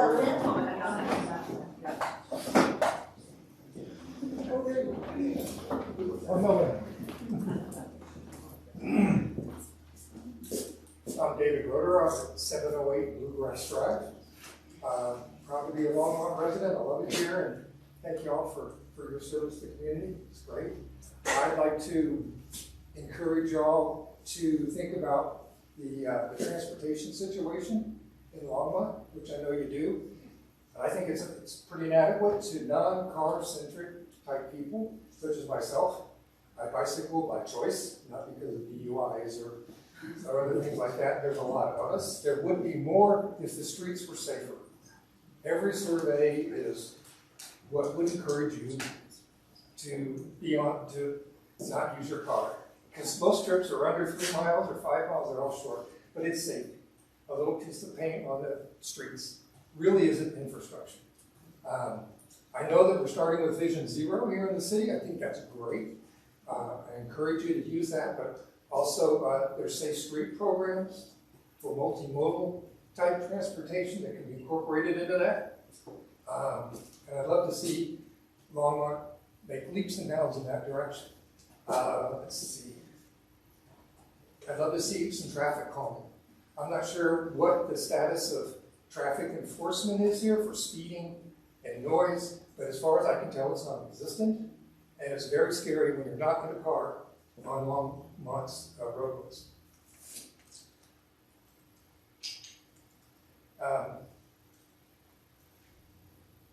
We are very auto-centric, and our alternatives really are bicycling and pedestrians, but also mass transit. For me personally, I can't use the bus system because of the limited routes and the limited time schedules. From 8 to 5, if you work from 8 to 5, you can't really use the bus systems because it's not running before or after that basic time period. I've had the pleasure of working with some of the city staff in the transportation and planning departments, and they're all great. So in conclusion, I would just encourage you to work with them and really get a more equitable and more progressive transportation system here in Longmont. Thank you. Would you be interested in being on the task force for Vision Zero? I would be interested if I could work here. Would you mind leaving your email address? So No, we can how would you like me to do that? Was Dawn? Yeah, Dawn. Thank you, David. Anita Watson?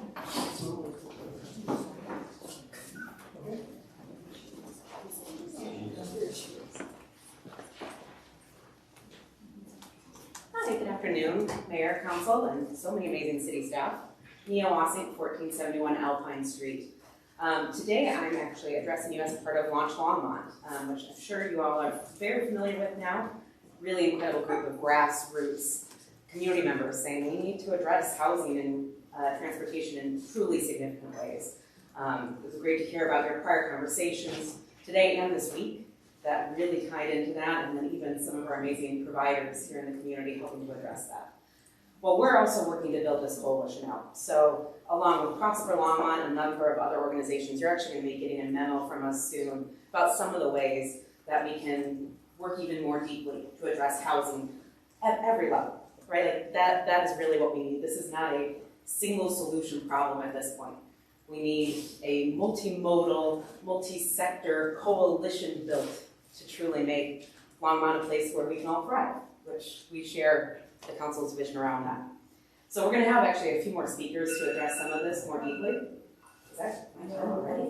Yeah, it was, keep going. Okay, I was like, wow, you didn't think I'd push this slowly. So what you'll see in this memo, though, are a few key points, is to expand the types of housing allowed in more areas of the city, updating the density and dimensional requirements, considering updating some building height requirements, reducing parking minimums, and again, we're seeing other neighboring communities work to address those same issues, continuing to support ADUs like you all did this week. That is such a phenomenal step. And then considering changes to improve our development process more than anything to make it really predictable. As a proud Longmont resident, I share the concerns with you, and I really do think that we've got amazing city staff who are working to address this, and now we need council to come together and look at some of these really policy level changes that can help ensure that we can address housing. So thank you all so much for your service and your time. Thank you, Mia. Taylor Brooklyn.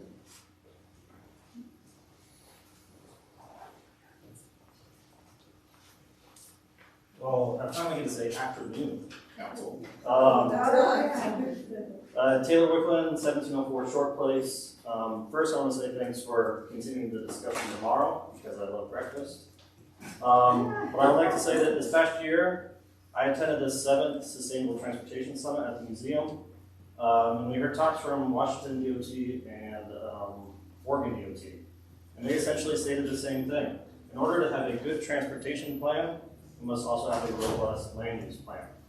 WashDOT and ODOT both spoke that single-use zoning should be allowed to encourage more uses to better the overall transportation network and livability of citizens. In Longmont, that means exploring avenues of promoting more uses within traditional single-family zoning, as this type of zoning makes up 73% of our land and contributes to our inclusive housing market and not enough supply. In Longmont, this could mean rather than only requiring detached single-family homes, we could also allow single-family attached homes, such as townhomes or row homes. We could also allow co-housing for communal living. We could also allow the renovation of single-family homes into duplexes, triplexes, or even quadplexes. To better our economy and promote small business entrepreneurship, we could look at allowing live-work homes in all residential areas. I want to be clear, the purpose is not to get rid of the single-family home, but to allow more types of living options that the market will naturally demand. As an example, I live up the road that way in an R1 zoned area. Without building another structure on my property, I could easily supply 4 homes. 2 in the main house and 2 in my excessively large garage that I do not need. I give my home as an example because this is what Longmont used to do. Allow for small incremental development to better the needs of the present market. Walk through Old Town and you will see a variety of home types on the east and west side. There could be a 4-plex and a duplex in what used to be a single-family home. Look at Pratt Street and 4th and near Bowen. There could be a condo block such as 4th and Emory. There could be micro apartments near 4th and Martin. There could be a loft apartment and reclaimed attic space or an apartment block on Longspeak and Darby. I bring up all these areas because this method has enhanced the character of neighborhoods that we love. I also bring this up because all that area mentioned is now zoned single family only. Therefore, going back to old school development, which ironically now is called new urbanism, is an approach to our housing shortage. This change will not happen overnight, and one of many steps to fit what the market demands, or it is one of the many steps that we must take to fit what the market demands and the needs of future generations and our future economy. Simply allowing more uses within detached single-family residential zones will enhance neighborhoods, lower cost of living, overall increase our supply that is desperately needed. Thank you, Tate. Well, the last part was to thank you for everything you're doing right now. Shaquille Along.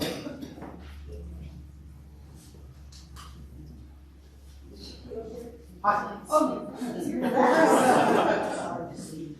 Shaquille Bilal, 219 Francis Street. With respect to code changes, another important set of changes that need to be made is to our dimensional design requirements. As you hear, as you as city council members hear from your constituents, I'm sure that the feedback you get most often is about change and the character of the neighborhood, and these are the concerns that people tend to raise. As a country, we have been designing and permitting only single-family detached homes for so long that in some ways we have forgotten how to do anything else. In some ways, we have forgotten that people might want other kinds of homes and not view them as an inferior option. Look at the most desirable neighborhoods in the city. Old Town and Prospect are expensive because they are understood to be great places to live. And both of them contain varied kinds of homes, shapes, sizes, and uses. The variety enhances character and quality of life. We believe that everyone in Longmont should have the opportunity to live in such great neighborhoods. That is our fundamental proposition. Many of your constituents, when they complain about changes to the character of the neighborhood, are not talking about density. They are talking about traffic and parking and the architectural look and feel of their neighborhood. For this reason, we believe that you should update the code to reflect these realities. Density is an outcome. It is not a goal.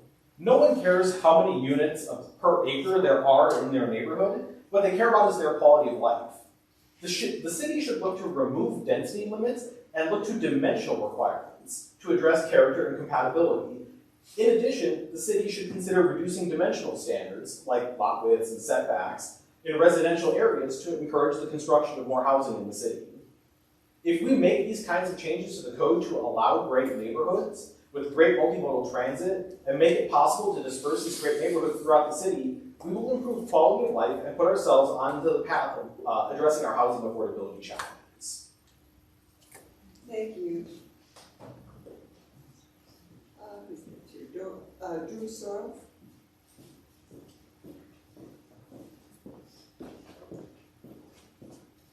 Drew Sorrells, 328 Grant Street.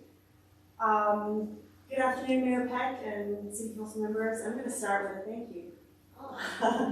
I want to thank you for your visionary leadership in passing the HB 24-1152 ADU bill. I think this really represents a significant step forward for our community, addressing more affordable and attainable housing for the city. We are so excited to be being launched Longmont Housing. We are excited about the positive impact that this will have in Longmont's future, and we are committed with you to supporting its implementation. Thank you again for the dedication to making our city a better place for everybody. Issues that the development of Bond Farm and other developers have faced is another reason why I'm in front of you today. The developer of Bond Farm recently experienced an unforeseen setback for his project, resulting in putting the Bond Farm property up for sale. I spoke with Jennifer Hewitt-Apperson, and she helped me understand that we are actually on track for the Bond Farm process. But there's word out right now that Longmont is kind of an unfriendly environment to developers and builders who are interested in building more affordable and attainable housing. Jennifer Hewitt-Apperson stated to me, quote, "We are not obstructionists, and I would like to make her statement a reality for our development process. Launch Longmont Housing is in support of targeted improvements and has specific recommendations for the city to make the development process simpler and friendlier, such as, and we'd like to be involved in this, refining and streamlining our pre-application process, more work sessions with staff, stakeholders, and engineers so the developer has a clear path forward, a streamlined plan setting templates and clear forms that ensure a unified approach and eliminate conflicting feedback.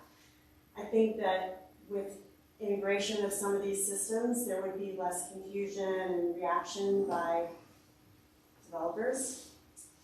We're asking actually for the council's support in streamlining this effort and the direct the planning department to engage with developers, builders, and designers to find ways to make developments and redevelopments a more friendly process. So we're asking for your support. Thank you.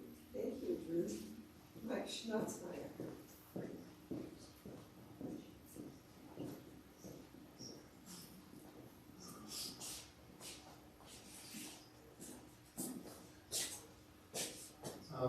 Thank you, Mayor Peck, council members, city staff, everyone that's participating here today.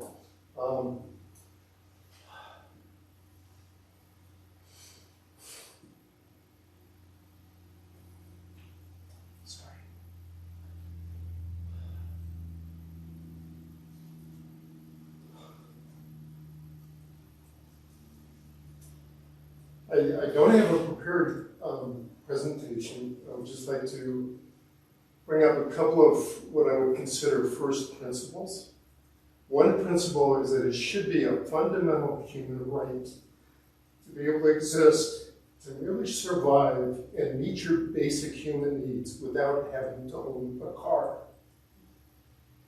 If you can, human society has evolved over the course of 300,000 years without vehicles, and in the past 100 years, we have become dependent on them.